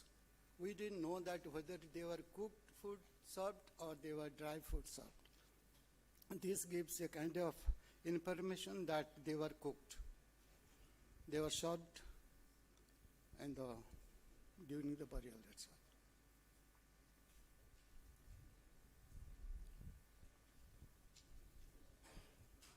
Thank you, sir. Thank you, sir. That was really interesting. My question was that when you did the analysis for the lipids, was it for both the habitation and the burial sites, or was it only for the pottery from the burial? I couldn't get it. As in, when the analysis was done, was it samples from both habitation and burial, or only the burial? See, the habitation ceramics are a kind of garbage or refuge. They are exposed to different kind of environment as such. The burial ceramics are intentionally put, and they are put with kind of, definitely they may not have put empty, like what we see in Rajan's excavation. So, but that is occasionally found, that he found it because it was dry rice, lots of rice was found. But in other parts, I don't think that he got everything, anything. So, decayable material completely goes because of, not only environment, but the insects and the kind of burrowing animals, etc.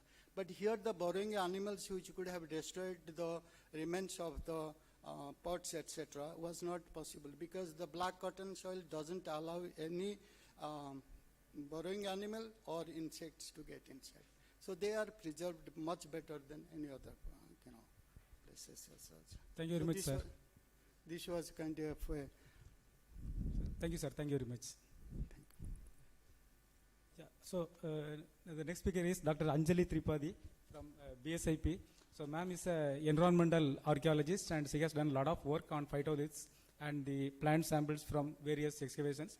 And she also has a very active collaboration with Department of Archaeology, Government of Tamil Nadu.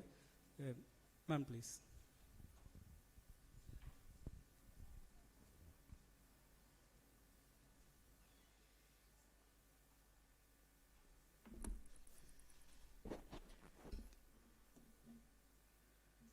Okay. Good afternoon, everyone. As you know, I am Dr. Anjali Trivedi, and I am going to present my preliminary results on the Khiladi. So, my topic is unveiling early agricultural practices and environmental shifts at Khiladi, insights from microfossil evidences.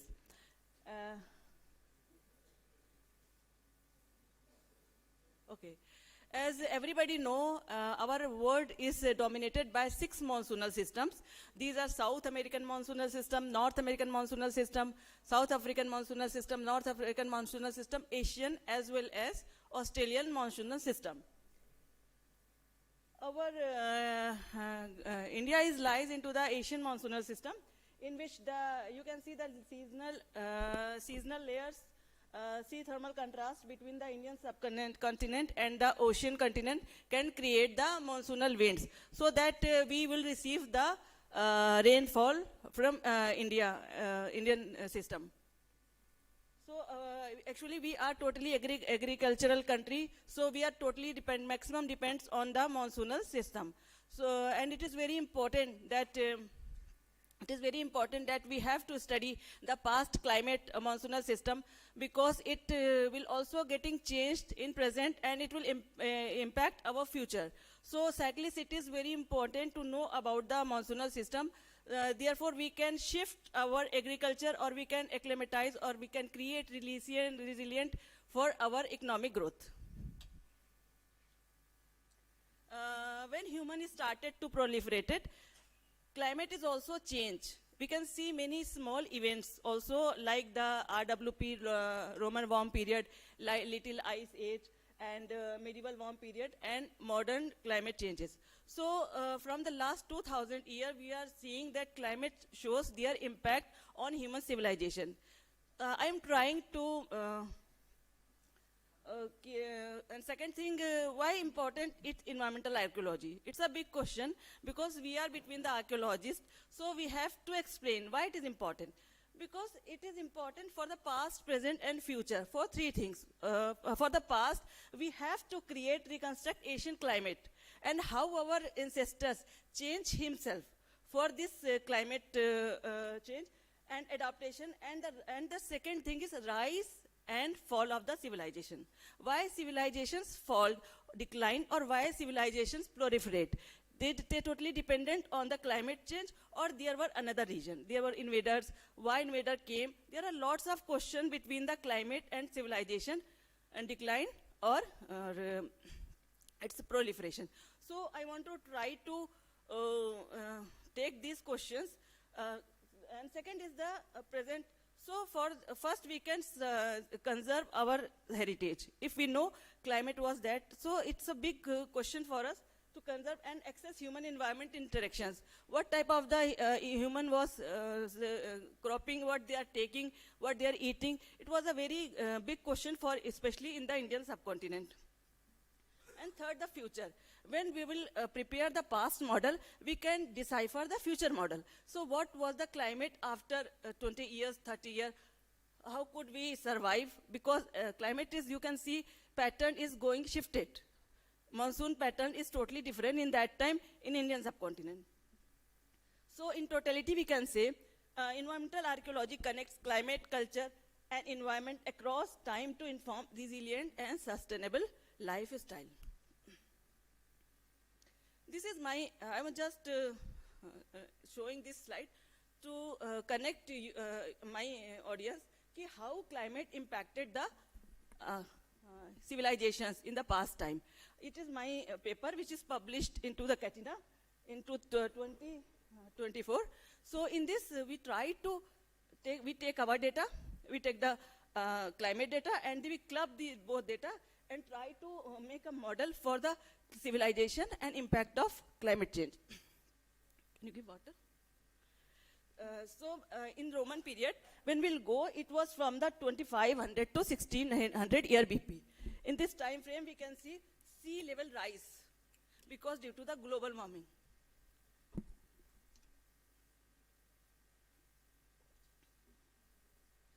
Sea level rise due to the global warming. So Baruch port, it was engulfed by the sea. So it was highly impacted in that time kingdom, because they were doing trade from the Baruch port. If it was indulged by the sea, so their whole trade was stuck. And second thing was that in the first half, monsoon was good in Indian subcontinent, but later half, it was the going slow down. So what happened? The civilization was totally declined. It was, I was see in the ESPS model, that is Earth Science Stimulation Model, Paleoclimate Model. And secondly, we say DACP. It is a Dark Age Cold Period. In And this period, about 1600 to 150, we can see colder climate conditions was there.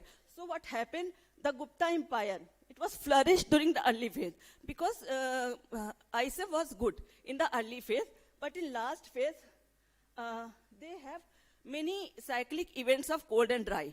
I found this in my proxy, that is pollen proxy.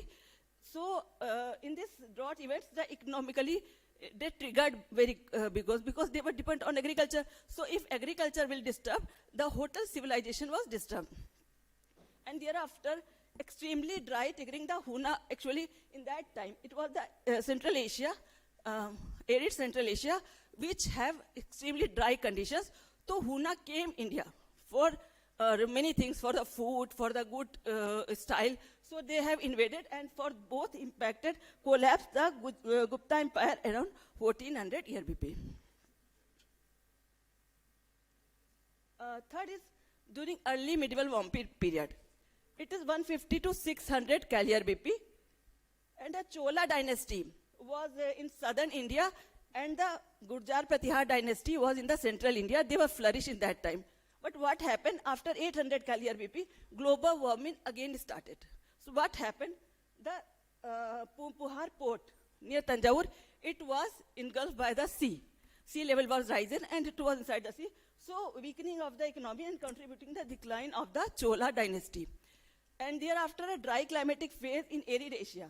It was again triggered the Muhammad Ghazni to attack into the Indian subcontinent. And they attacked and they destroyed a lot of praying, they did a lot of praying, and so it was created the instability, political instability. And there are third references. During Little Ice Age, what happened? Major Indian empires influenced by this. These were the Delhi Sultanate, Vijaygarh, and Mughal empires, affecting the political stability and regional governance. Finally, what happened? It was the Little Ice Age in which cyclic drought conditions were happened. So what happened? They economically declined and widespread socio-political disturbance during the Vijayanagar and Mughal period. And second thing, I am giving my data of the phytolith. So what are the phytolith? Phytolith are small siliceous bodies which present in between the cells of the plants, and which was made by the plants. Plant took silica and water from the soil, and for their structure, maintaining their structure, they put these silica bodies into in between the cells. So you can say it is a biogenic silica. There are some photographs of the silica and how we collect the samples. And this is the Khilidi site. As you know, everybody, where is it? We are just 12 kilometers from that site. And the sample was collected by the Dr. Rajan and Dr. Ramesh. And thank you so much for giving us this opportunity to do the work in this area. So this is the 3D map of the Khilidi. So as you know, the spring, there are three main seasons: spring, summer, and winter. And the mean annual temperature is 1100 to 1200 millimeter. So this is the decadal annual precipitation map of the Tamil Nadu. And the Khilidi precipitation is about 1100 to 1200 millimeter from the last 10 years data. The sample was collected by, I already said it was collected by, sir, he sent us samples for the 5 centimeter distance. But I am giving the compiled result because it's very big data, so I can't compile, and it is unpublished data. So I can't show my whole data. So you can see we did the sample collection, and we have also collected a surface sample and did the methylation and electron microscopy and light microscopy for the exact identification of the phytolith and pollen. We are giving the result of only 5 layers. We have collected the samples from the 5 centimeter, but we differentiate the layers given by the Dr. Ramesh, and on the basis of we are giving the compiled result of every date, means layer wise, 5 layer, 6 layer, and so we are starting from the layer 5. In this, we are find 2 and 3. It is find the saddle type phytolith along with dumbbell form with elongated shanks along the elongated echinate phytolith, cross-shaped and crenate spherical phytoliths. These are major findings. We are not including total findings in this. And layer 4, the layer shows the presence of dumbbell phytoliths with both thick and elongated forms accompanied by the saddle and rondel type morphotypes. In layer 3, mainly dominated by the phytolith assemblage is recorded, including saddle type and cross-shaped phytolith, prolabate and elongated dumbbell phytolith. Along with a few thick dumbbell forms, only one type of the diatom I got in my slide, because these slides were prepared by the phytolith slide, but we got one diatom which is important for the climate inferences, that is Hansia species in this layer 3rd. Layer 2 is characterized by the elongated echinate phytolith, unilobate form, thick bilobate dumbbell types, rondel morphotypes, and crenate spherical phytoliths. In layer 1, phytolith assemblage is dominated by crenate spherical form, bilobate dumbbells with both thick and elongated morphotype. This is the complete, you can say it's a composition. It's not a single type. When you will work on the soil, you get different types of the forms in a single slide. These are some photographs of the phytoliths we recovered from our soils. These are the bilobate dumbbell forms, bilobate dumbbell form, elongated thin shanks, cross, saddle, and crenate spherical and elongated echinate. So, conclusion.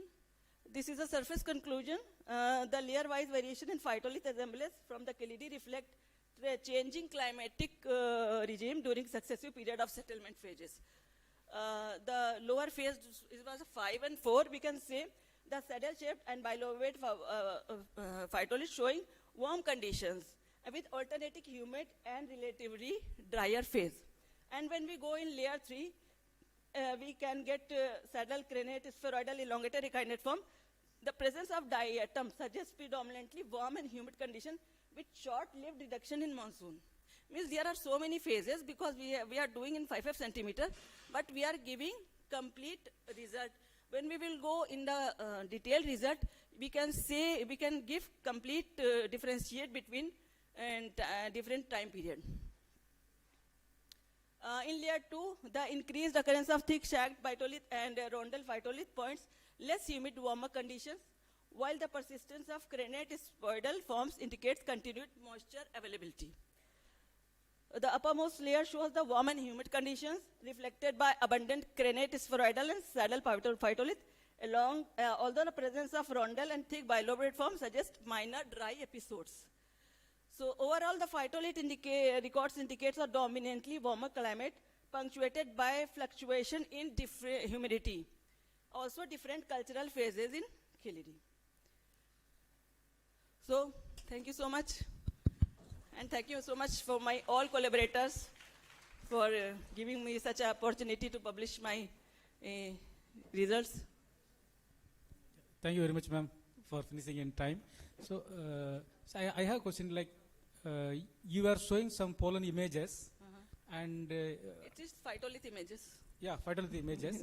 Is it stained with some dyes or no?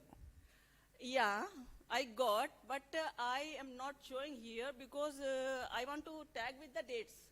Okay. Before tagging with the dates, I don't want to show the dot rice phytoliths. Okay. Yeah, thank you, ma'am. We are looking forward to see your full data. Yeah. So, any questions? Yes, ma'am. Yeah, I was curious. Can you just go back to the images slide? It's not working. Okay. You talked about some circular phytoliths, and you also mentioned crenate spheroid, right? Yes, ma'am. But anyway, I mean, you don't even need to give me detailed explanation now. So I was just wondering if you had images of that in here, because it went quickly, I couldn't see. So that's why I wanted to see that again. Okay. I will discuss with you because we are working on same area. So it is very important as we do for the climate reconstruction of whole area. Okay. It is very important that we will work together and then discuss together. And I will also... Centimeter? Yes, it is a 5 centimeter interval. 5 centimeter interval, no? Yes. Each sample is taken from the 5 centimeter. If Okay. I am not wrong, Dr. Rajan. If I am tested. 5 centimeters. Okay. I'm showing but layer-wise result here because results are showing very good results, showing different phases on a dry event. I'm showing only phytolith. We got also pollen and some diatoms.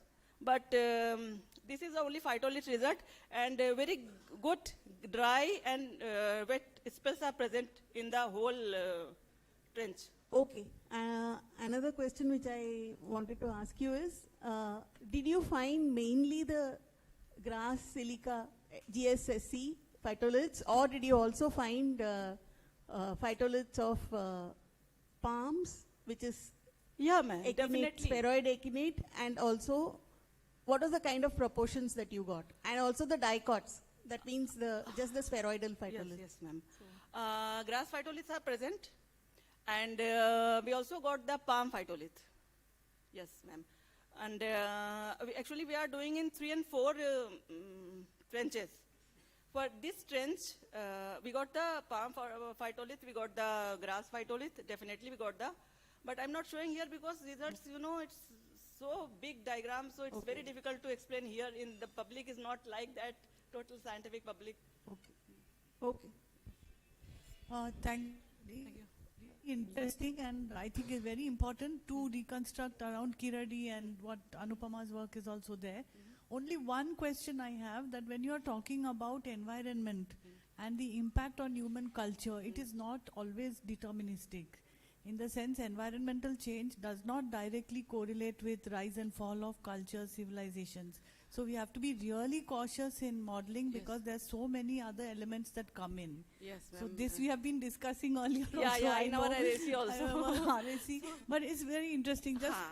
Just a point. No need to answer. It's fine. Oh, okay. It's Yes, ma'am. fine. Very nice, good question. So we will not taking only one modeling. We will go through many modelings. And this is the only one modeling. But right now we have started parallel another modeling. So we will not trusted only one model. It was just ESPS model. It is one model, and we have put our original data in this model, and we took the climate data from the world climb. But we know everywhere is flaws. So we will also doing parallelly, and in KLD we will do 2 types of the models, not a single model. So at least if someone has one flaw, so another model will complete this thing. I think more than models are very important, and the one you've used is excellent. But also to talk to the archaeologists who are talking about behavior. Yes. And how behavioral change is also influencing whether the site is abandoned or whether there is an occupation gap. I don't know, I'm not an expert on that.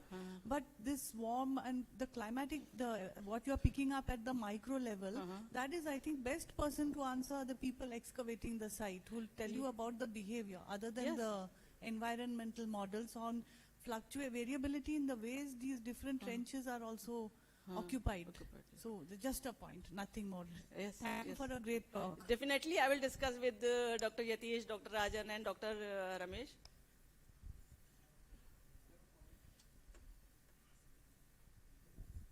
This is just a comment continuing with what Shanti said.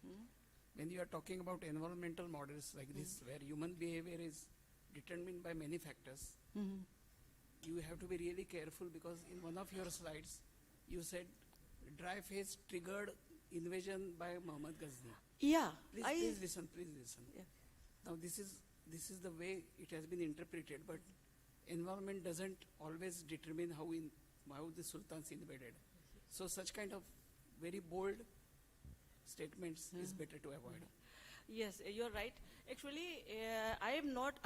First, I did extracted my data, what my pollen are saying. Thereafter, I read many of the papers, and then I go through the what was the stages when in DACP started, when RWP started, and what was the climate in that time, because in that time we have lots of instruments to develop ourselves, but in that time they have not lots of facilities like us. And thereafter, when I go through models of them and incorporated, thereafter I took that these results are somehow authentic. I didn't go like, I already used various proxies like C14 dates, like my pollen work, which is very authentic. So I'm not using only instruments, I'm using my data, which took at least, this model take 1 year. In 1 year, we have prepared this model. We extracted our pollen data, we worked with other people, we read lots of literature from Indian subcontinent, from South Asia. I'm not here showing global literature, but we did the South Asian work, we did many China work. China only worked, Bangladesh has no paper, and a few papers are from Sri Lanka. So we added all the things in our paper. Thereafter we are giving this result. Okay, so thank you, ma'am. Thank you very much. Yeah, maybe we can discuss during lunch, actually. Yeah. So I'm happy to invite Dr. Sadish Nayak from Deccan College, Pune, and Dr. Sadish is a paleobotanist. So Dr. Sadish, please.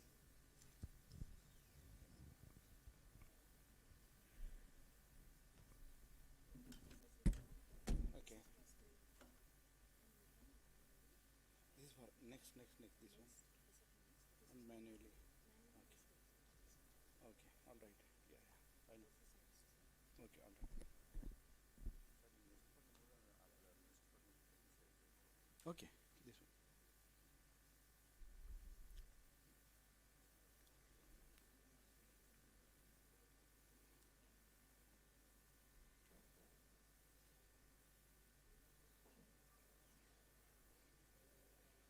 Good afternoon.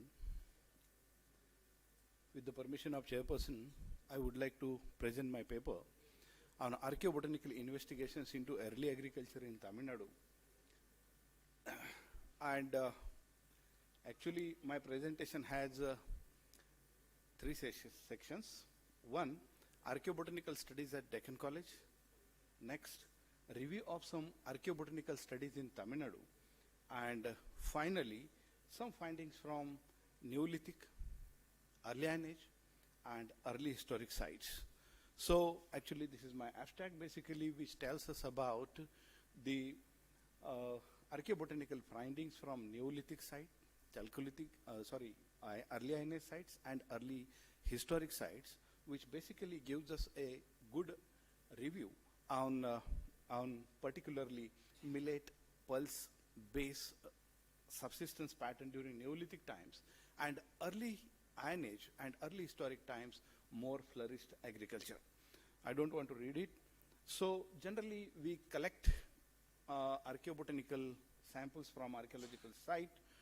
Actually, credit goes to archaeologists who select the site, excavates the site, and we are basically doing some archaeobotanical analysis, which comprise basically study of macrobotanicals, pollen grains, phytoliths, etc., etc.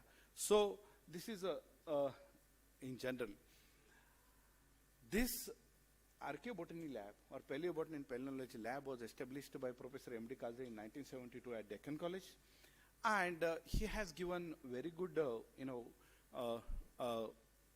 inputs to the world of archaeology by way of studying different archaeobotanical samples, pollens, etc., etc. So generally, we collect the soil sample from archaeological site activity areas and also from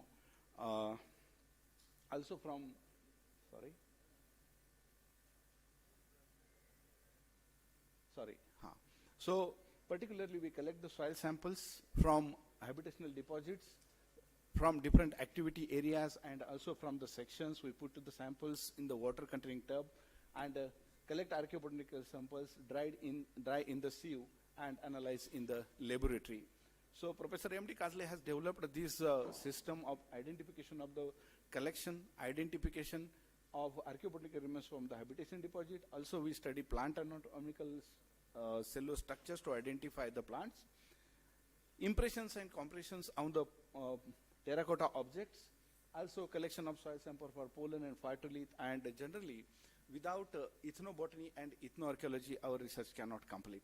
So this is very interesting. We have very small laboratory, but advanced now with facilities, and we do basically pollen and phytolith studies. Professor Kazle, so we have,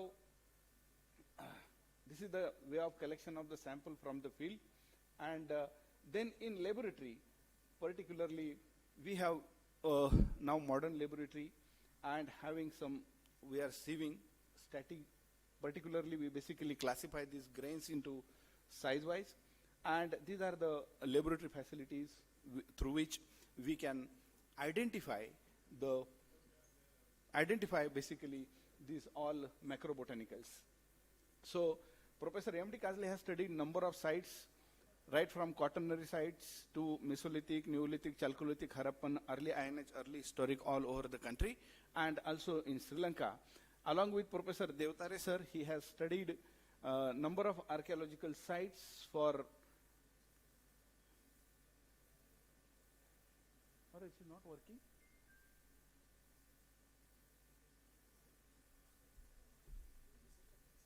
Next, no, it is not working. How it is? Not working, yeah. So, yeah, let me check. Where to show? Back. Here. This is for only screen. Okay, thank you. So, number of sites he studied in India, from India and Sri Lanka too, and contributed a lot to the study. Along with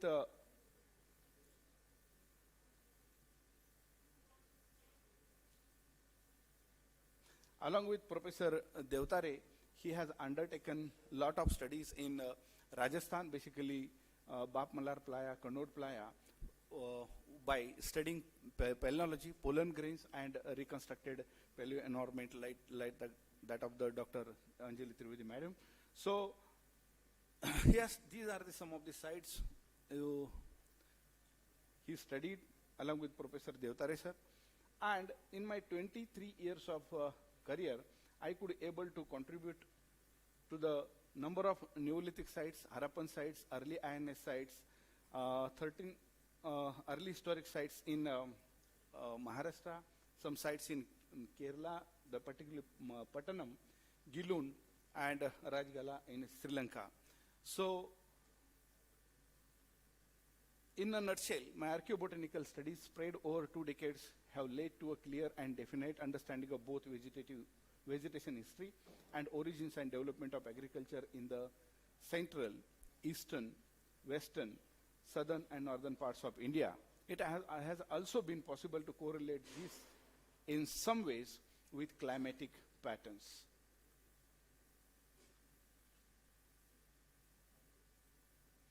As far as Tamil Nadu is concerned, I learned that number of Neolithic sites have been documented, excavated. Thousands of early Iron Age sites have been documented and studied for cultural reconstructions. But as far as macrobotanical studies or pollen and phytolithological studies, very little attention was given to these sites. Very few sites have been studied archaeobotanically. I think couple of sites for phytolithological studies and pollen studies. So it needs more attention for archaeobotanical studies. And in my review, I saw that particularly archaeobotanical studies have been started at the site of Payampalli by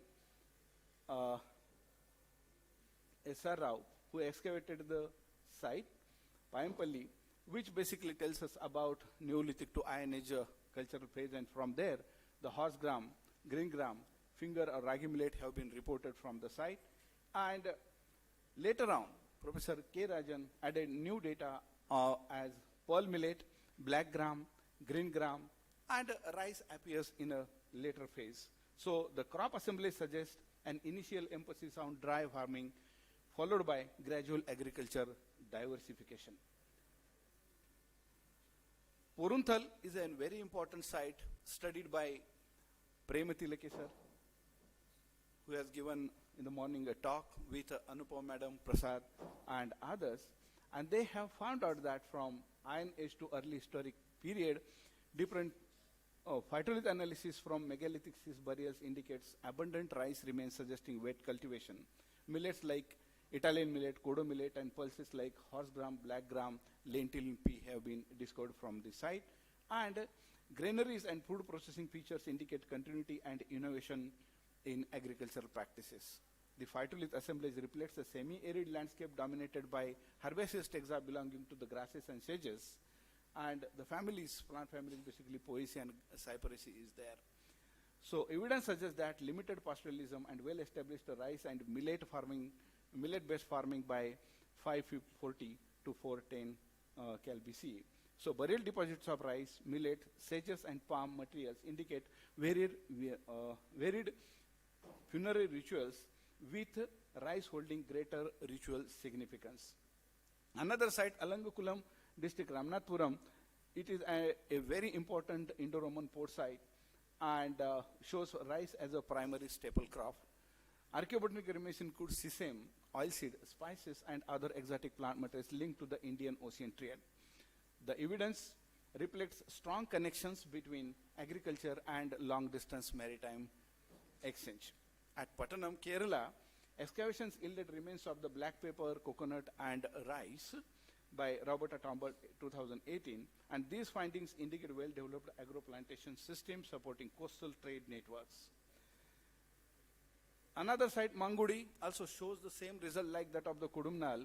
Rice is present in small quantities along with isolated millets like Echinocloa, that is sour millet, Brachiara and Panicum, and no complete pulse seeds were recovered. Only minute indeterminate pulse fragments were identified from the Mangudi. A high proportion of parenchyma tissue suggests fruit gathering and tuber use at Mangudi during early historic time, and these assemblies indicates continuity of local subsistence traditions. So evidence points to fruit cultivation and cattle fodder production in the Mulai Tenai zone. The subsistence pattern appears more pastoral oriented than based on intensive agriculture. This Mangudi, Alankulam, and next site, that is Perur, shows basically a diverse archaeobotanic assemblage with numerous millets, abundant rice, and many rice weeds. Pulses are varied but occur in small numbers, including green gram, black-eyed bean, hyacinth bean, horse gram, and jungle mad bean. So rice is dominant cereal throughout the sequence. The later medieval western mound shows continued and slightly increased use of brown top and Sitaria millets. Vigna species, basically pulses, remain the principal pulses while other small millets decline. Little millets appear during the later phase. Parenchyma tissue fragments are common but proportionate to seed quantities and not unusual abundant. So this is a scenario of past archaeobotanical studies in Tamil Nadu. Very limited sites have been studied. And recently, Professor Selva Kumar sir has excavated one very important Neolithic site, Molapalayam. He has just given us a soil sample, and all the way we carried out the wet flotation in the form of wet sieving, dried the samples under the shadow, and studied archaeobotanical remains. And surprisingly, that is yesterday also some scholars have pointed out that Tamil Nadu shows early millet pulse cultivation, and then there is a dominance of the rice in early Iron Age and early historic phase.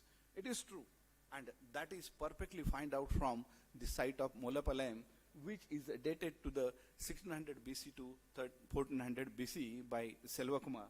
And we got very good evidence of the Sava millet, Proso millet, little millet, Italian millet, brown top millet, horse gram, green gram, and first time I could able to notice there the seeds of pigeon pea, that is Kajanus kajan. Its origin we could able to locate from the southern part of the Orissa, that Koraput forest, along with Dorian Puller and his team, and we searched its origin origin of Kajanas Kajan. So it was very interesting to know that at Molapalayam, this pigeon pea was cultivated during Neolithic times. No doubt, around 2nd millennium BC, from Koraput forest or surrounding areas, that pigeon pea has spread all over the country, and Molapalayam has shown its evidence. So this is a very interesting find. Along with that, Indian jujube is common there, then Silene conoidea or Cypericea, also Chinopodium, and some of these vegetables like Trianthema portula castrum, Trianthema trichota as a fodder, that has been documented from this Neolithic. There are some visuals for the student I would like to show that this is the Echinoclus gully, particularly Sawa or banyan millet, that has been documented from Molapalayam. Then Brumcom or Proso millet has been documented from the site. Another particularly Panicum sumatrans, that is little millet. Still we are growing it in Tamil Nadu. And also this Italian millet. Then Brachiaria ramosa, that is brown top millet, is common there at Molapalayam. And the evidence shows a stable subsistence system based on millet and pulse, and not large grains like that of the rice or any other exotic crops like that of the wheat and barley. This reflects adaptation of semi-arid and dry deciduous condition with drought-resistant crops.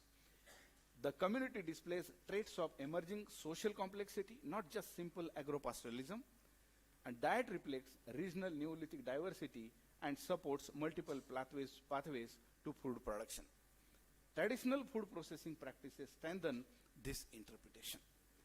Another site, Adichanallur. Actually, this site was excavated by Dr. T. Satyamurthy sir, and the samples were sent to the Deccan College. Initially, the samples were collected by Professor M.D. Kazle, but due to his retirement and after some time, I got a chance to work on these samples, and I got very good evidence of a lot of rice husks and some spikelets basis of rice belongs to the wild as well as cultivated rice, along with green gram and some vigna and brinjal. Brinjal is common in all the cultural phases of Indian subcontinent. That is my finding from different archaeological sites that I studied in Haryana, Rajasthan, Gujarat, Uttar Pradesh, Bihar, own Maharashtra or Tamil Nadu and Kerala too.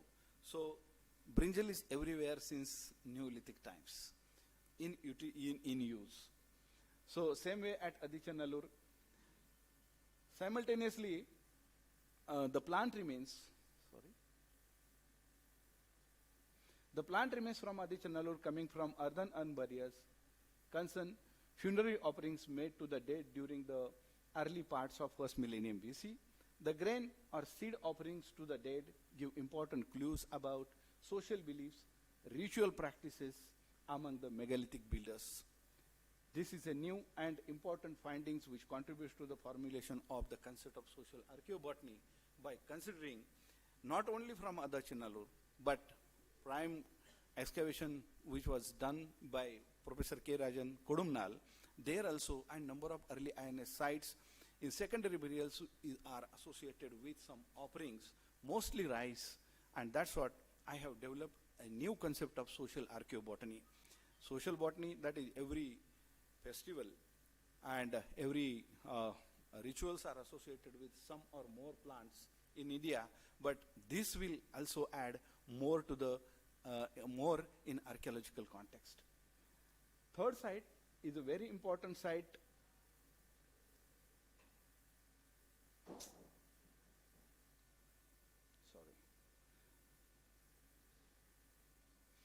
The important site that is belongs to the early historic site of Budinattam.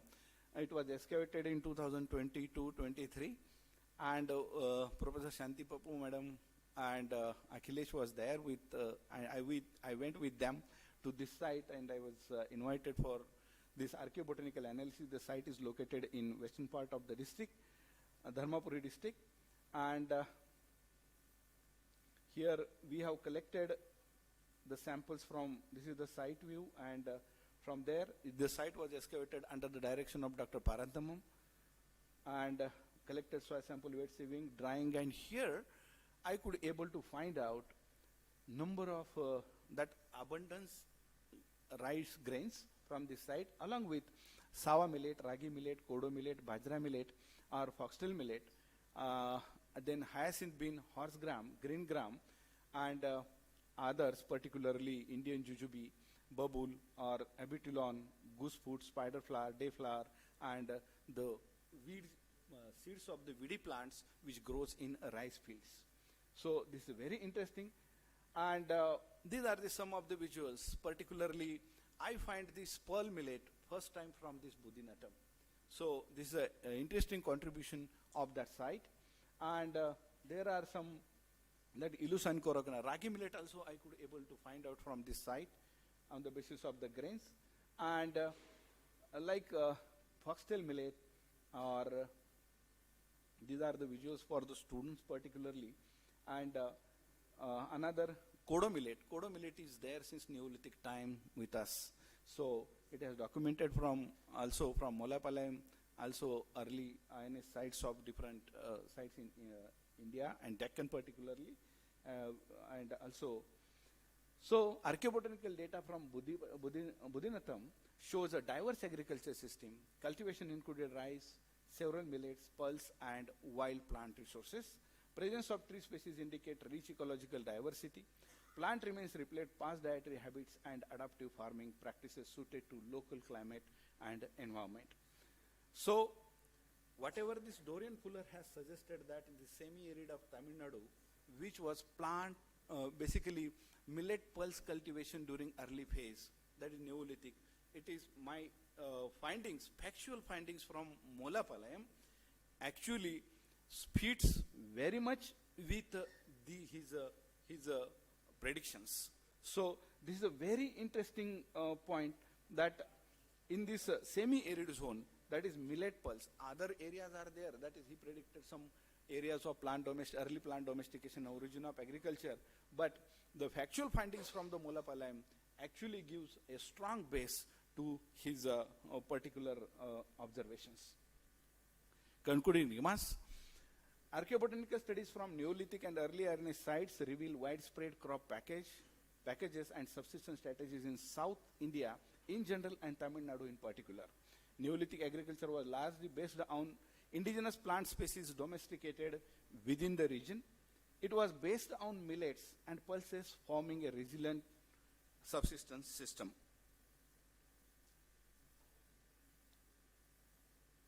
Iron agricultural tools like hoes, sickles indicate efficient farming practices during Iron Age. Evidence suggests a double cropping system, Kharif as well as Rabi, and early Iron Age agriculture saw rice intensification supported by iron tools and wetland dryland integration, leading to surplus production. During the early historic period, rice became dominant, irrigation networks expanded, and cash crops facilitated trade, while millets ensured food security. Agriculture has long supported nearly half of Tamil Nadu's workforce. Presently, with water management through tanks, canals, wells, and subsoil resources, since the mid-20th century, improved crop varieties, techniques, and fertilizers have led to near self-sufficient in major food and cash crops. Allied sectors such as livestock, fisheries, and forestry play a significant role in the rural economy. Rainfall is the main water source. Its variability strongly influences dryland agriculture, crop selection, and farming practices. Monsoonal regimes, northwest, northeast, and southwest monsoon have shaped regional cropping patterns and agricultural strategies. So, archaeobotanical evidence reflects adaptive responses to climate variability and links agriculture with settlement pattern, social hierarchy, and proto-urbanization.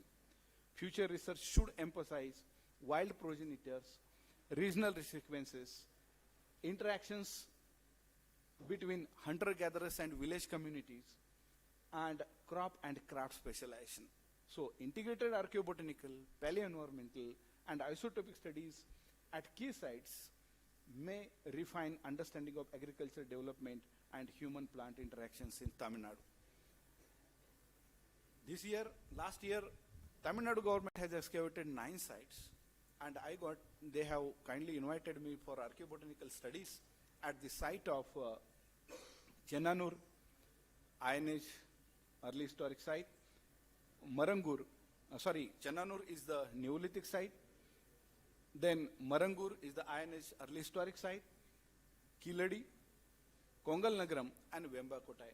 In May, we have collected archaeobotanical samples from these sites. All the way I trained some students for collection of archaeobotanical remains. And I think this data generated from this site will definitely add some more important additions to the archaeobotanical and to the archaeological world of Tamil Nadu. Thank you very much. Before that, I must thank Professor K. Rajan, Professor Shanti Papu Madam, and V. Selva Kumar for introducing me to the archaeology of Tamil Nadu. I am especially thankful to Dr. T. Uday Chandran, Principal Secretary Commissioner of Department of Archaeology, for kind invitation. And most important person behind this, Dr. R. Sivanandam, Joint Director, Department of Archaeology, who takes very genuine interest in this scientific analysis, and he has given very good opportunity to me, and also I am thankful to the authorities of Deccan College for providing all the facilities. Thank you so much. Thank you, Dr. Sadish. So for your wonderful data, I think which is really enlightening us with all the possible plant sources from these excavation sites. So now the paper is open for discussion. Yes, please.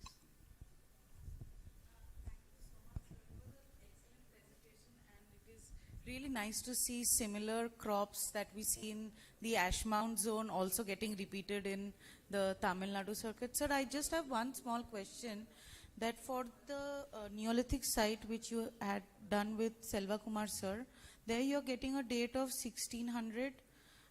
Why not call it a satellite site of these Iron Age site and call it Neolithic? Because now we have established dates of Iron Age going at least 1000 years back from this.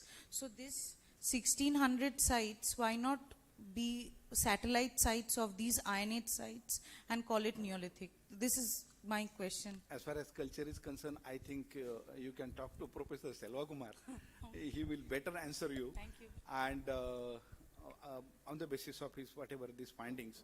But he dated this site, and it falls between 1600 BC to 1400 BC. I will not comment on cultural aspect, but particularly archaeobotanical remains which are very much fitted to the Neolithic phase of life.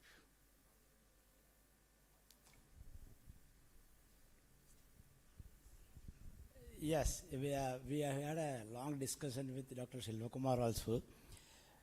Now, in the entire India or anywhere in any part of the world, we should not expect that linear progress of the society also. There is a contemporary society. When Iron Age they reach, still the people are, even today also, I want to mean to say that there are people like what you call it, tribes. But it is a part of the 20th century. So like that, there were certain pockets where there are old culture continues, but they are also having that shell objects that is coming from Gulf of Mannar. So their interaction is taking place, the trade activities are, but the subsistence pattern is at the level of Neolithic. But the date comes 1600 BC. So that's why when we are, as an archaeologist, when we are looking into that, the linear pattern of having a Paleolithic and Microlithic and Neolithic and Iron Age and early historic, we are not expecting in all the places like that. When there is a contemporary cultures that are available within the geographical zone. So the Monopolium is isolated area that I know for the foothill because we're close to my village only. Yeah. So that is one of the reason for we are having that level of subsistence pattern? Yes, please.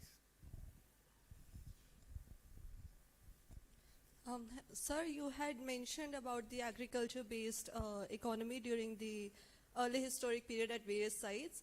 And since you had shown about the site of Manguri or Korumanal, where the economy is more pastoral-oriented, was the site's location or landscape playing any role in that? Why it's a bit different than the other sites of early historic period that we see? Actually, I have reviewed the material from these sites. And this is my beginning in Tamil Nadu. I worked in other places, but this is my beginning in Tamil Nadu, and definitely I will work on landscape-based archaeobotanical findings on landscape base, and definitely it will come with, I will come with some data. So it is necessary. You are true that landscape-based archaeology is missing some places as far as this cultivation of the crops, vegetation, reconstruction of vegetation, and paleo-environment. Yes, because similar sort of result we are also, and a similar image we are finding amongst the faunal remains as well, where Korumanal is slightly different, and it's one of the questions which I have been trying to explore as well. That's why I wanted to know what would be your take. Yeah, just I have just reviewed the material. Okay. I need more studies on this. Okay, okay. Thank you, sir.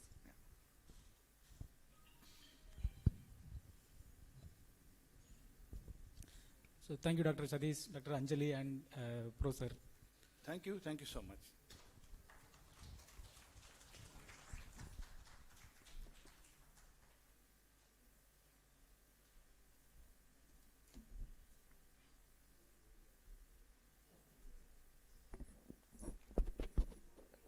We request Professor Kumaresan to give away the certificates for the speakers of the session. First, Professor R.K. Mohanty, sir.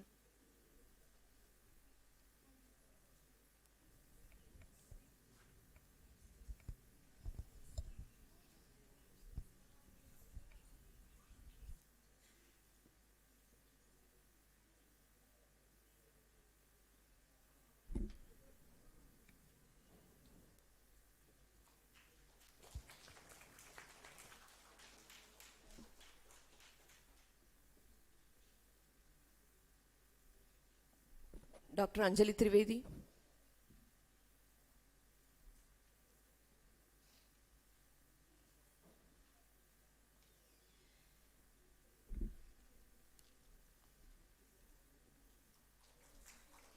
Professor Satish Naik.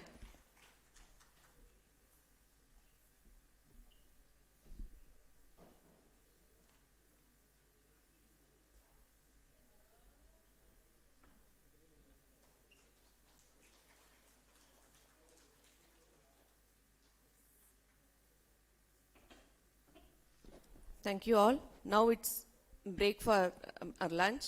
So by 2 o'clock we will meet again. Thank you.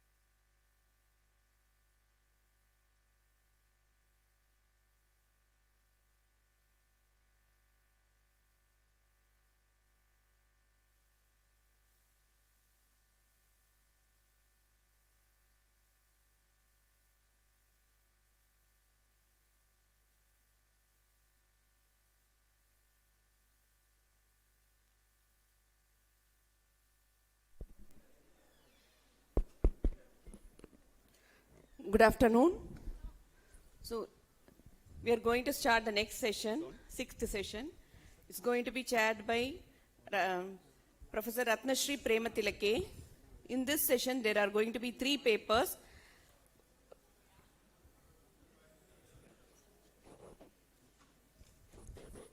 First one is by Professor Anupama, then Professor Veena Mushrif, and then Dr. Karthik Balasubramaniam. So, may I request Professor Ratnashri Prematilake to head the session? Thank you, sir. Hello, good afternoon, everyone. It's a great pleasure me again to talk to you. I think we are ready to start session number 6. So this session we have 3 talks. Actually, this session is mostly focused on bioarchaeology, which is one of the interesting field. Everyone they are expecting more knowledge in archaeology. Nowadays, it's a new trend in bioarchaeology, geoarchaeology. It's a part of environmental archaeology. I think the session will focus on mostly phytoliths, pollen, and bioarchaeological perspectives in different things like diatoms, like about that. I would happy to introduce our 3 speakers today. The first speaker was Dr. Anupama Krishnamurthy. I think I'm very happy to introduce her. I have been working with her for a long, long time ago, nearly 20, 30 years. She was a senior scholar from the French Institute of Pondicherry. She's a palynologist and also ecologist. She has been working in her career nearly last 30 years continuously on palynology and paleoecological development. It is one of the fascinating field in connection with archaeology. Of course, she was a president in INQUA HUBCOM, International Quaternary Association and Human Biosphere Commission. 3-year time period she works there, and of course, where she worked in international the community. She was able to organize number of conferences and workshops related to palynology, ecology, landscape reconstruction, many things. She was a key person in global community. I think she was also connected to the past global changes, pages meetings, and connected to so many meetings. She was worked there actually, and of course she guided number of PhD students, master students, quite different field, most related to palynology. I think it's the French Institute of Pondicherry, you know about that. It's one of the most interesting institute for palynological studies. She's a senior scholar there. She worked in the palynology with number of people and cooperating with me and number of other countries also. Now is the time for Anupama to start her presentation. Thank you very much for that introduction, and thank you to the Tamil Nadu State Department of Archaeology for organizing such a big conference at which I have learnt a lot so far, and for inviting me here to make a presentation on the results that we got working on the samples which were provided actually by the State Department at one of the sites. So mostly we've been looking at time periods which are actually a little below, but now I'm bringing you back into the medieval time, because this site where I'm going to present the results from, it is from the site of Agaram, and we are going to look, well, though my title says phytolith and pollen analysis from Agaram, which belongs to the cluster of Kiradi cluster, the focus has been mainly on phytoliths, mainly because, like in many South Indian archaeological sites, pollen preservation was very poor here. So we did some pollen analysis, we got some results, but the major results for reconstructing the vegetation at this site through time was actually phytoliths. And this is, of course, a joint work with the Tamil Nadu State Department of Archaeology. And we had Gayatri with us doing this phytolith analysis. And she has moved on to Manipal Center, where she will soon be defending her PhD. So these are all Gayatri, Prasad, Orikemani, Sivanandam sir, Ramesh, Ajay Kumar, and of course Rajan sir. And I am just making a presentation of. So to go on, and it is located in the Sivagangai district, and it is characterized like all these other sites by a semi-arid tropical climate, and the average annual rainfall here is around 850 millimeters. And most of this rainfall is received in the northeast monsoon. So which means that the retreating monsoon, so between October to December is when the maximum rain. This is also characterized, much of the rainfall comes in there's a very long dry season over here. So these, I will go very quickly over some of the images of the excavation and the excavation sites.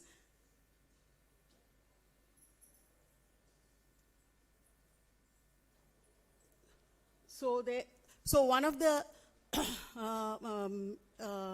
important things about this excavation is that they found a lot of microlithic tools here. So you can see some of that shown over here. I will not be able to tell you much about it, but of course the whole archaeological team is here and they will be able to tell you much more. So looking at this, it looked like a microlith Iron Age transition. But then when the radiocarbon dates of this particular site came out, so you can see that CE to 1787 CE, and you're having an average the 13th century. So, so this is actually turned out to be a very interesting medieval site, and it could be maybe one of the first medieval sites where such microproxies have been used for vegetation reconstruction. So that makes this very important in terms of many different things. So firstly, I'm going to give you an idea about, so you already had an introduction to what phytoliths are by Dr. Prematilake and also by Dr. Andi. And so this was essentially the method that we used on method, and we use different processes. It's actually quite simple in terms of the steps, but you need specific chemicals to do this analysis. And we also use zinc bromide, or there are a few other chemicals like sodium polytungstate which can be used in order to do this 2.35 density. So phytolith preservation and pretty good phytolith extraction. The percentage of phytoliths, sorry. Why is it not going? Okay. The percentage of phytoliths which we had extracted, it went from nearly 0.01 to nearly 28% of phytoliths. So there was large variability among the levels of how much phytoliths we were able to extract. But despite that, almost every sample was actually very rich in phytoliths. So counts of over 500 could be made on almost every sample. Then this is a pie chart which is showing you the percentage of diagnostic phytoliths. So now what does diagnostic phytoliths mean? So you see, we can get a lot of phytoliths whenever it is available, because every part of the plant actually produces phytoliths. And a lot of that, they are all silica bodies and they are well preserved. But among those several phytoliths which plants produce, only some of them are diagnostic about which plant family, subfamily, or which plant group it actually belongs to. Because many of these morphotypes are produced by several species, several plant parts. So you cannot be very specific about it. So among the diagnostic phytoliths also, in all our levels, we found a pretty good proportion of diagnostic phytoliths. That's what I was trying to tell here. And here you have the results of what we did. So we got quite as expected. We got mainly a number of grass phytoliths, a number of subfamilies of grass. We also got sedges, which is the family called Cyperaceae, which is indicating kind of wetland kind of a habitat of mainly palms. But we did not find actually very good diagnostic things about dicotyledonous trees. or woody trees. Because that's a bit difficult with phytoliths. Using only phytoliths to go into dicotyledonous trees and to get into what species they are is a bit difficult.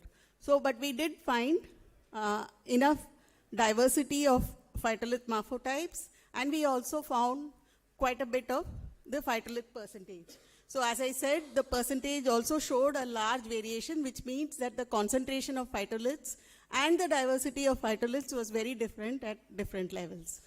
And here you have some of the images of the phytoliths which we had recovered from this particular site, the site of Agaram. And you have very many different types, and some of which I think that Dr. Anjali also had recovered. So when I said palm phytoliths, it's the one which is marked M below. So the something which looks like a star, something with spines which is spheroid, that is the palm. And next to it you have the cyperaceae phytoliths. So a lot of the phytoliths, A, F, G, D, all of those are actually produced by grasses. So these are the different grass silica phytoliths. So were only at the 10 centimeter level. We did get some at different levels, other levels, but they were very poorly preserved. So among the things that we got were pollen grains from the Amarantaceae family, pollen from Tectona, and a few other tree families. So these are some of the examples of the pollen that we had recovered actually. So, and then we also did a little bit of geochemistry. We did CHNS analyzer. We used that to run the samples to find out what kind of C/N ratios, whether there was some meaningful result from differences in the sulfur and also the C/H ratio. So everything led to only one kind of, everything led us to only one kind of a narrowing down, which was that around 300, that means mainly between 280 to 300, we not only had the maximum C/N ratios, we also had maximum phytolith concentrations. We also had a lot of indications that there was an organically rich time. So I had mentioned to you that the density part, we had made we actually made some trials. So the main reason we did this trial was because if you do the same density method for phytolith separation at using a density of 2 instead of 2.35, then you're likely to actually separate out pollen. But we got an interesting result. We found that pollen was still very poor because these are sediments where pollen is of the phytotypes which we found in the same sample which we did at 2.35 and 2. So this is not something which we went very much ahead with because we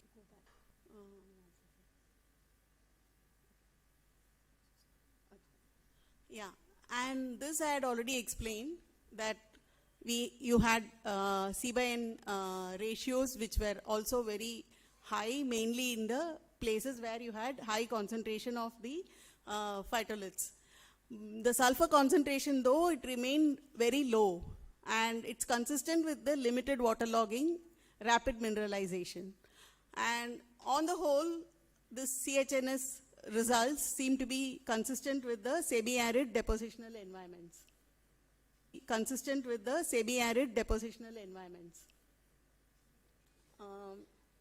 So the spatial and temporal distribution of phytolith morphotypes, what does it do?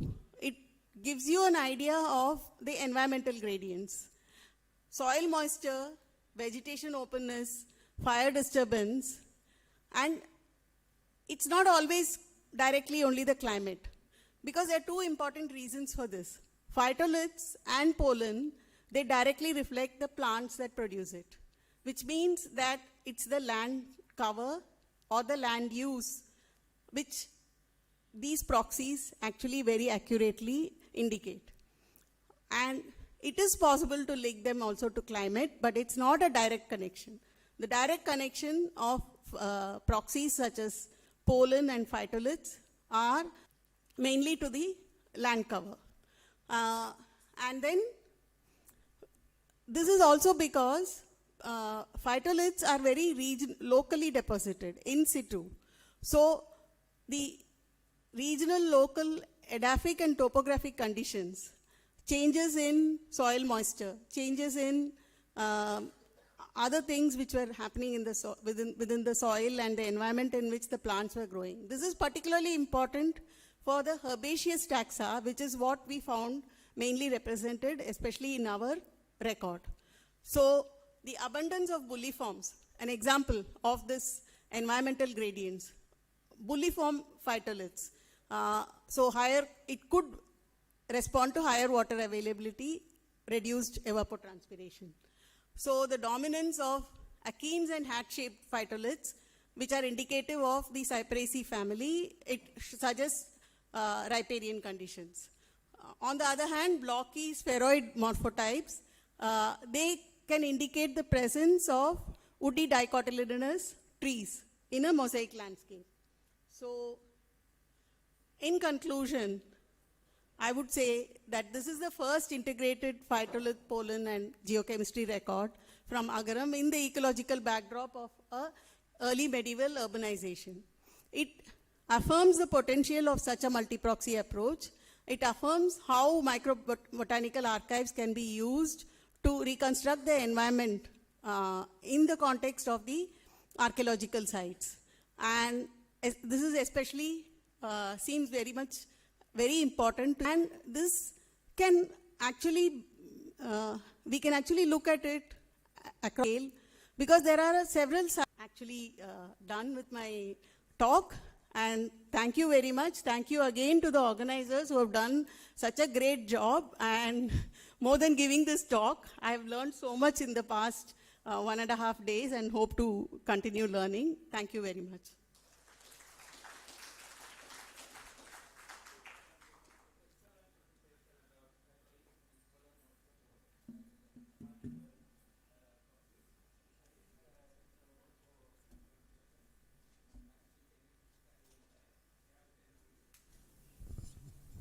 Yes. Yeah. Hello. Maybe I misunderstood a little bit. You talk about medieval disturbance and radiocarbon dates showing that. Can you elaborate a bit more on that? Are there inversions or? Because to me they seemed in order when I looked at the depth, but no, there's no order. But the fact that we are finding, I think, microliths, but I think Professor Rajan will probably explain, will be able to explain that much better. But the fact that you have different kinds of artifacts. Yeah. You have artifacts going from early medieval to microliths, which you are finding. So that was the reason for thinking that it's disturbed during the medieval time. Sir, you can explain probably.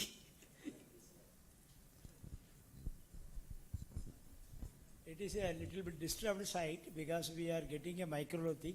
After that, we are suddenly getting the upper. So the overall picture that in our survey, okay. I guess bottle glass being used, not as microliths, but being used as lithic tools. You know, okay. in a time when there's commercially available. Metal blade tools. So, okay. Just to sort of trouble a little bit the notion that microliths are necessarily early, which is something that, you know, in the area that we work in, the sampling of lithic materials has demonstrated that microlithic technology seems to stop with after the Iron Age to some extent, but then now we're finding after the Iron Age to some extent, but then now we're finding it in some of our medieval deposits. So it's exciting. Yeah, thank you. Yeah.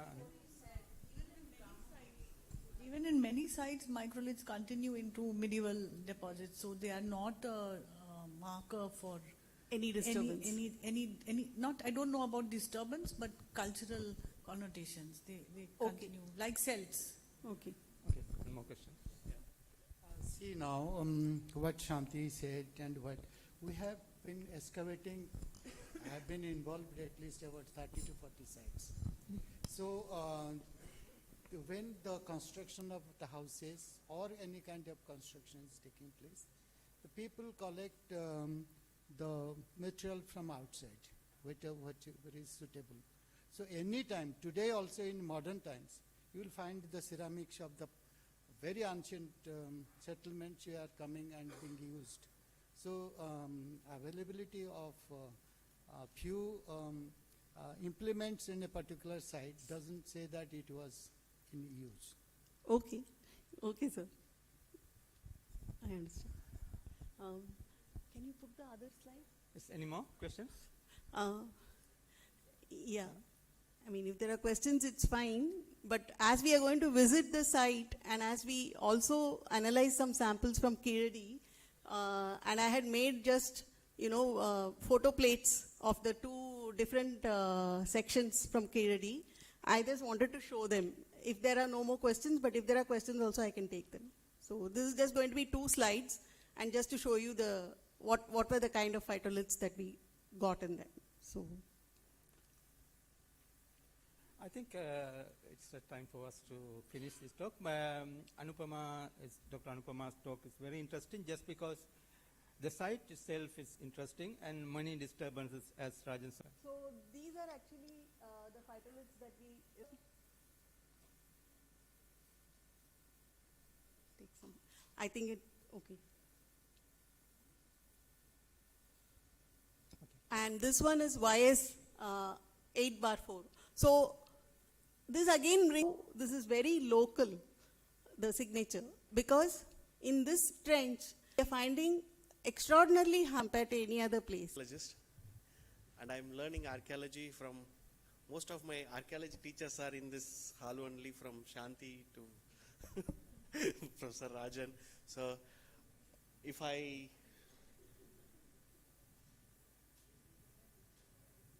in case if I do some mistake, please catch them. So yeah. Thanks. So we did a lot of work with the archaeology department, particularly in Keeladi, many places in Keeladi, and then Sivagalai and Agaram, so many other places. So I'm going to concentrate today on the work which we did with the 2 trench at Keeladi. Oops, sorry. Which side I should show? This side or this side? Okay. Okay, sorry. So there is no need for me to tell something on this. It's an easy way to escape. And so to understand the paleo-environmental conditions, environmentalists are paleo-environmentalists use various kinds of markers, starting from, bioelements and the ratio of stable isotopes and biomarkers, pollen and non-pollen, and the remains of animals. And I work called diatoms. So on the right side, the top you see, that's so this is how diatom looks. It's I'll just give a simple introduction to diatoms before we move on to the results, and I hope this will cooperate with me.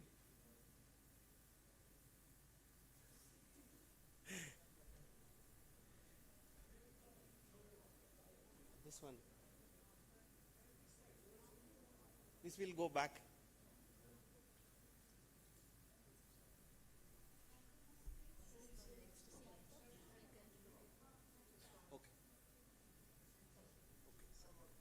have its own silica cell wall pattern. So these cell wall patterns are used to identify. And then there are 70,000 species, and the total estimated number of species is more than 20 lakh species are there. So every year, diatomists describes on an average 300 to 400 new species.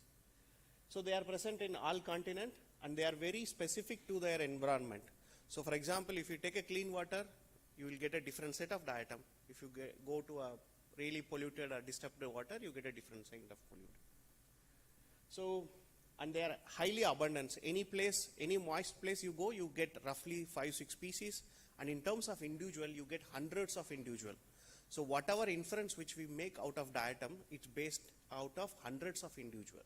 So it kind of gives us statistical robustness to do any environmental inference. And then, so the diatoms also have a unique biogeographic pattern. The diatom which we get in, peninsular India, we don't get it in central India or northeast or Himalayas. So they are very provincial. By looking at a diatom, we can tell where potentially this sample originate also. So, and in any given place, what kind of diatom we get, it's a combination of all these parameters decides what kind of diatom we get. Many water quality like hydrological parameter decides. So if we know what kind of diatoms are there, indirectly we can tell what are all other conditions. So after we photograph, we arrange it in this way for identification. This is how diatom looks. This is only not even 1% of the diatom. What we have seen, there are in India 7,000, 8,000 species of diatoms are there. We have applied diatoms. We did.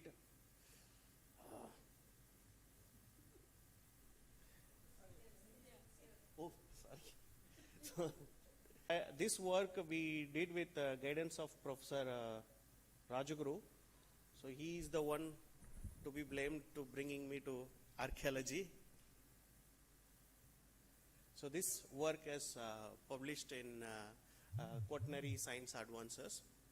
And the second one is in central India in Bandhavgarh. So where we looked at the composition of alkaline preferring and acidic preferring diatoms. So whenever there is a construction of large scale construction of fort and any big monument happening in the fort, so then there is an increase in alkaline diatoms. When they stop,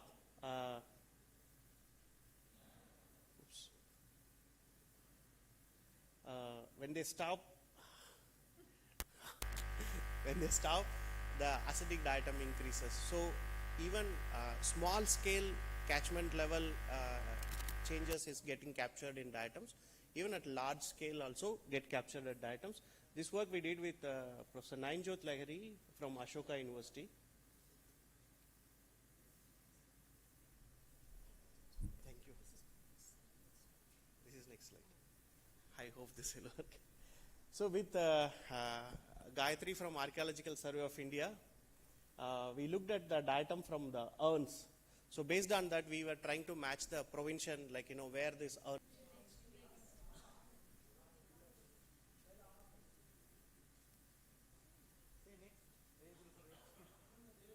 Yeah, next.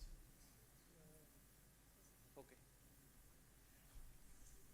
So, and finally we worked with, this is from Parakram Pandi. We worked with archaeological department where we found what is the structure which is here. So we found this structure is one which brings the fresh water to the settlements. So that we confirmed by nature of the diatoms.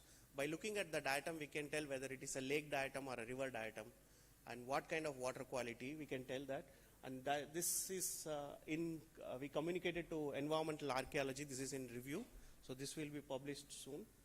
And coming to Kiladi, so we did 2 trenches where XF 17/1 and then so altogether we have close to 100 plus samples. So we take the sample to the lab and then we remove the organic matter and prepare a permanent slides, and then we try to get at least 100 individual pictures for each samples, and we photograph every sample.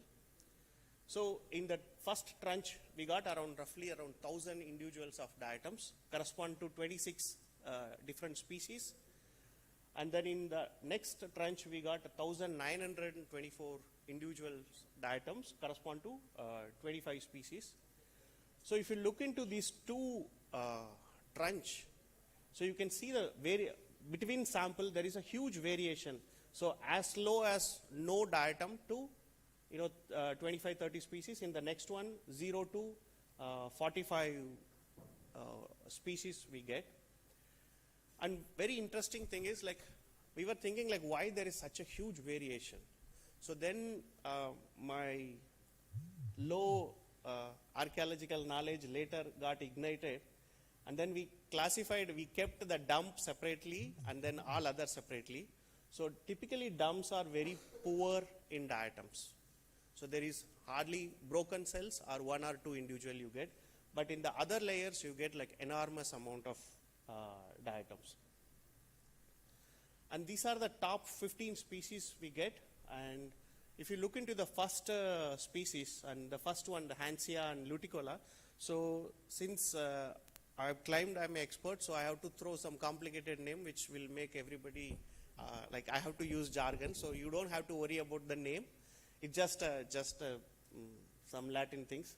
So when we look into these top two species, they are dry, disturbed, and exposed surfaces. That's the kind of the first species. And we never see any planktonic diatoms in this. So that shows there is no stagnant water body nearby this place, or this place is not connected with a stagnant or a flowing water bodies. So these are the diatoms which is specific to desiccation tolerant and semi-terrestrial. But when we, in the same trench, when we do a sample close to the ring wells, where there are a lot of moistures are there, so you can see the species composition completely changes. When you go, dealt the ring well sample separately because that gives a completely a moisture rich situation. So from the bottom to top, when we move, so this is if you follow the blue line, so that's a very predominant which shows the disturbed dry conditions. So even in that composition, there is a up and down. There is that dry indicator increases and decreases. So that is the one take home message. And then second one, if you look at the green one, which is an indicator of moisture. So intermittently there is a very good moist conditions. So this is just from bottom to top, but once we put the date, we will be able to tell when was that high rainfall zone or high moisture conditions. We will be able to tell that. And again the same thing here. So you can see this dry indicator is up and down. It's keep on from bottom layer to top layer. There is a fluctuation. So this shows that persistent dry surface signal because of presence of this blue lines. And there is a layer specific ecological shift in the diatoms are there. And then episodic wetting events are there, which is indicated by the green lines. And we want to see what kind of species turnover happens from when we go from oldest to top, what kind of, whether it is a sporadic species or there is something, there is some pattern in that. So we see, for example, if you look into the first species, it is there, then for a long time this diatom were not there. So if you look into wherever there is an absence, the turnover have a pattern. So it is not appearing and disappearing. It disappears for some reasons and then it appears for some reasons. Once we put a time, we will be able to tell, correspond to the moisture conditions. So the major take-home message here is, like, when we look into three diatom major signals which we gives, the first one is dry and compacted state, and then second one is short wetting, and then episodic input of wets. So that's what we get. In terms of archaeological meaning, the dry and compacted correspond to lived in floors, and short wetting correspond to cleaning and washing or other water related activity. And then episodic input, like a specialized activity, it might be a high input of from rainfall or something like that. So, sorry for the full of content in this 2 slides. So these are the major datum-based observations which we made, and that is supported by the data sets. So this is, and then from my knowledge, what could be the archaeological significance for this? So whatever I have said in the 3, so that spread across for 2. Maybe once I sit with Rajan sir or somebody, like, you know, they will be able to make this in a archaeologically meaningful way. So the conclusion is datum reveals surface ecology and use history and wet and dry cycle in that particular area. And it's a strong proxy because it's consistent across space and time, because between the trench, the change is happening, and across the time is very similar, so we can believe these results. And then we have to link this abundance with date and other artifact, and then, you know, multi-proxy, like whatever Anupama said, like, so we have to, you know, correlate with the other proxies. So the future is expand the datum analysis to the additional trench, which we are already doing within Keeladi cluster, and also some other area also we are doing it.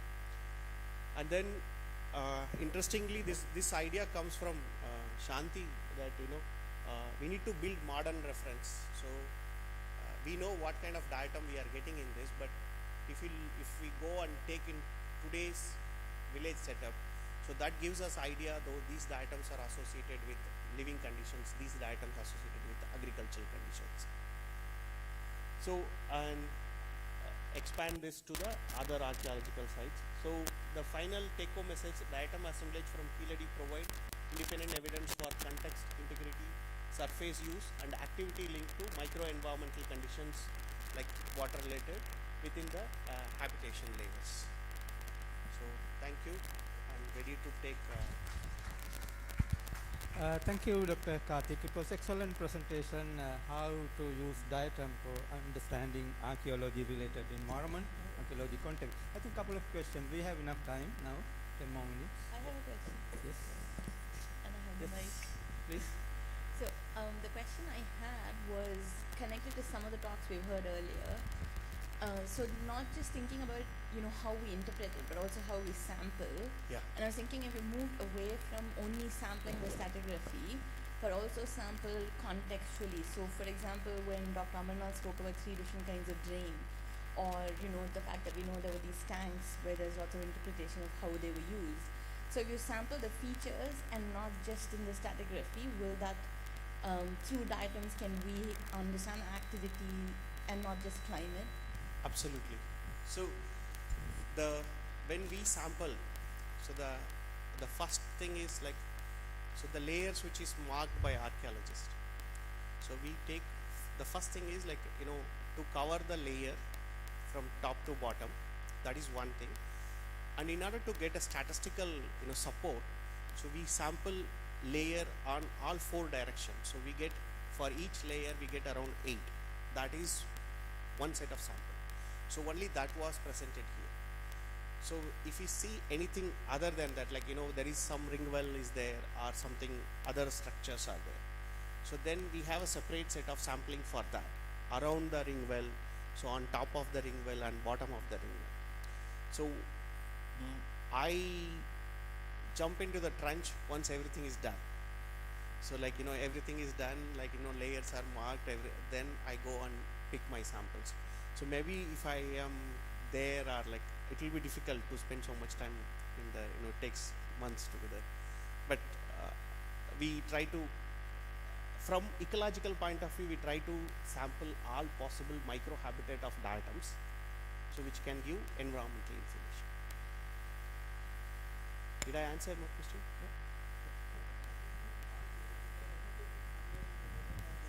Yeah. So it is logical to think that in channels and then like ring wells it's possible. I don't know, ring wells also probably it is possible, you may have. But what about the ants and like soils? I think if I understand rightly, you also tested trench and soil. Yes. So what is the possibility of actually having algae growing in that? So now, so for example, if I'm talking about layer 2 or layer 3, So it's at that time whatever the diatom growing on that time, because people are using that surface. Then there is enough light, enough moisture for algae to grow. Technically, algae will not grow. It's only in water. If there is a water, or at least kind of a muddy thing. Then only. Wherever there is a little amount of moisture, so diatom will start growing there. So then, if you see a pattern, then probably like abundance in different places. That may be an indication. Yeah, but even today, when we go out and we pick a handful of soil, so we'll get diatoms. But the same, we go and like take a handful of soil where there is a continuous watering. There will also will get a diatom, but it will be two different set of diatoms. Did you see the difference in the abundance between Yes. urns, soil, and channels? Yes. So channels is like the amount of ring wells. Yeah. Ring wells, we we imagine, okay, this is the ring well, these are all place where the water seepage will be there. So wherever we sample there, that's extremely high abundant amount of diatoms we get. Thank you. Yeah. Any other questions? Yeah. Anu? Just a clarification. You said that you mentioned dumps. Yeah. What is that actually? So my understanding is like, I think intermittently they dig and then they dump some, like, put something and then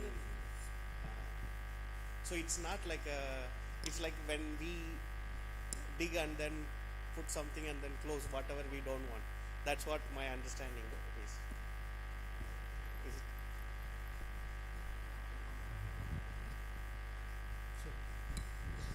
it? What about those of marine origin?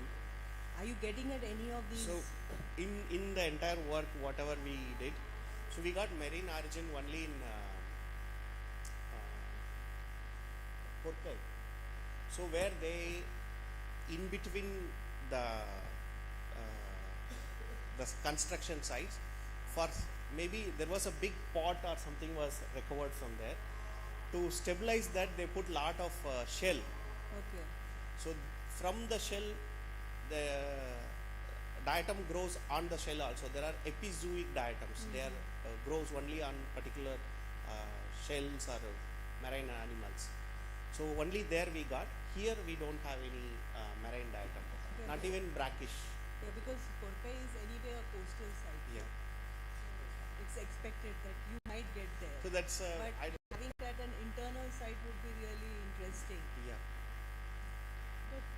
Satish? There is one more question. Yes. Actually, your presentation was very nice. But I just have one query in relation to the peat samples or the ring wells and dug wells. Is there any difference of diatoms, their structure, from earlier samples and later samples, later studies, and how will you correlate these things together? Sure. So most of the species which we found here, say roughly, we keep like even species which we looked into other parts of India where it was dated to 8,000 years.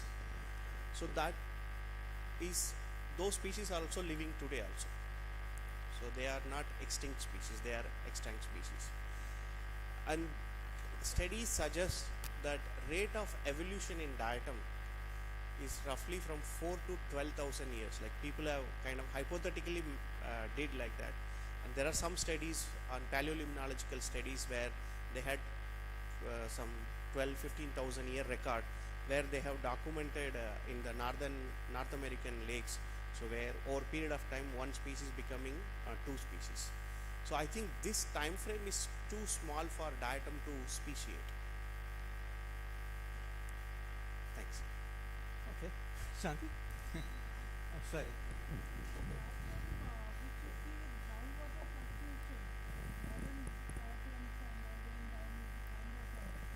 So we are currently we are looking at some sites in Pune where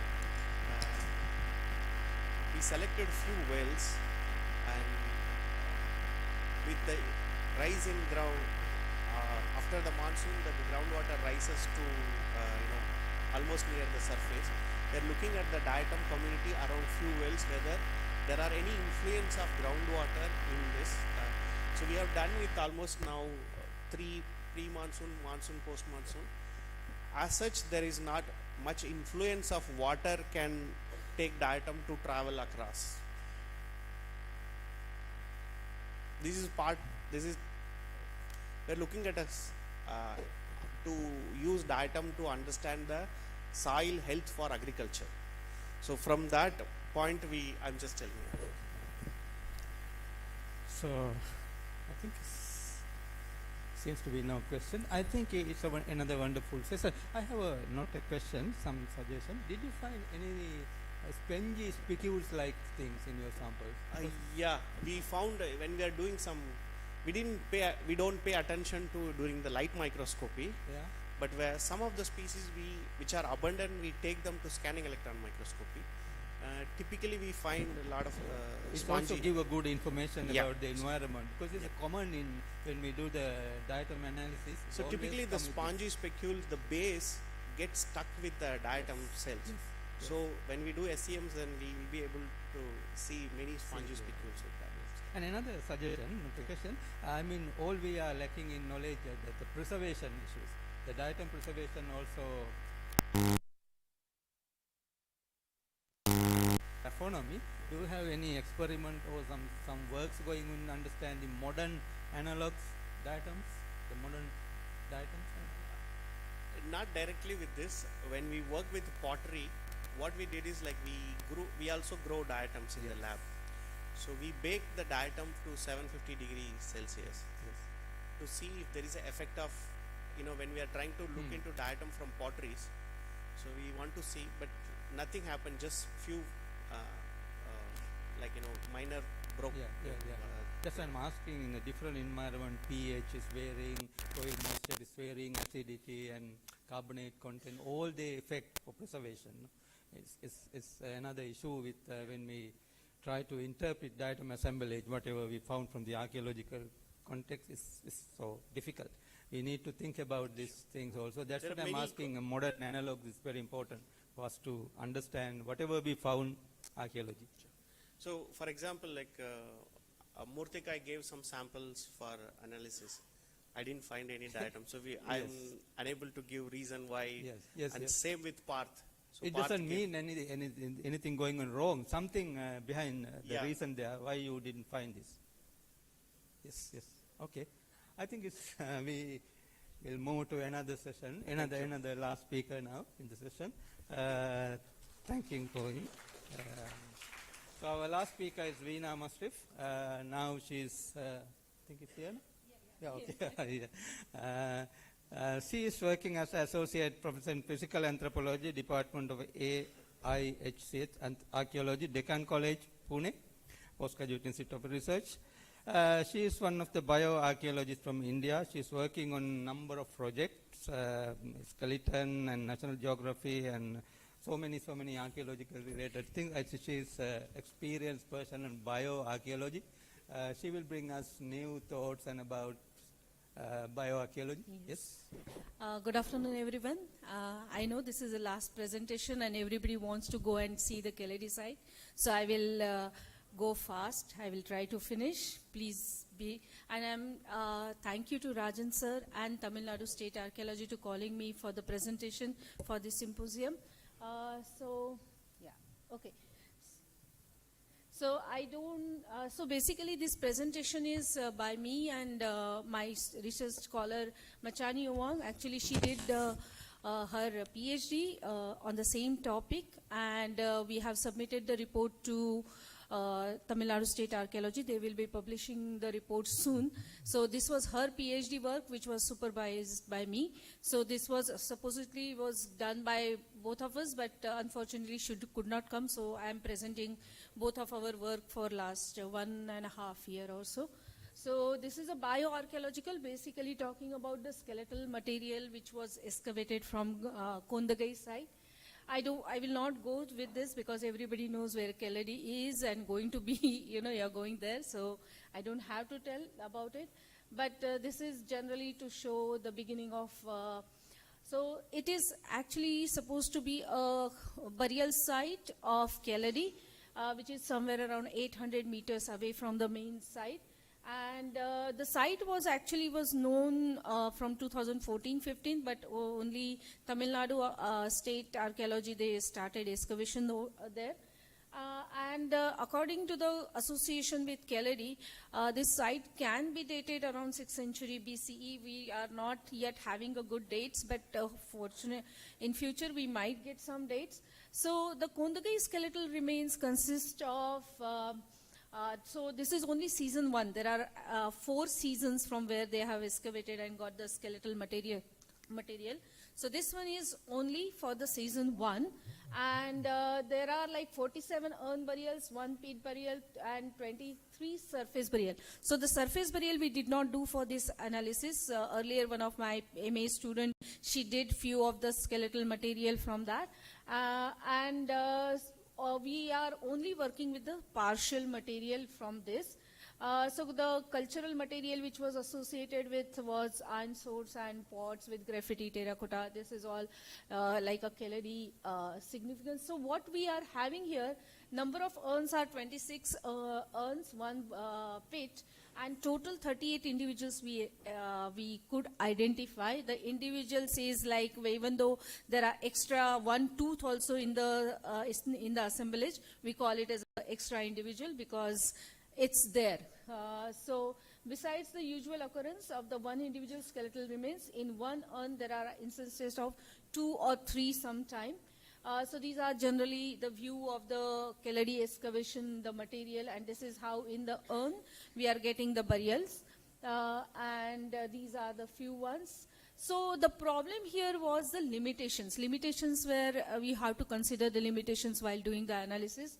So the preservation was not very good. They were partially preserved, sometimes broken, sometimes damaged, sometimes lot of, and mixed material. This is one of the major problem with the Kondagai skeleton. It's a mixed material. Like, we do not know exactly where that mixing happened, whether it was during the excavation or whether those individuals was there inside the pot in that condition, or it got later mixed with something. So we do not know. Whatever we came to Deccan College lab, we studied it, and it feels like it has been a mixed material.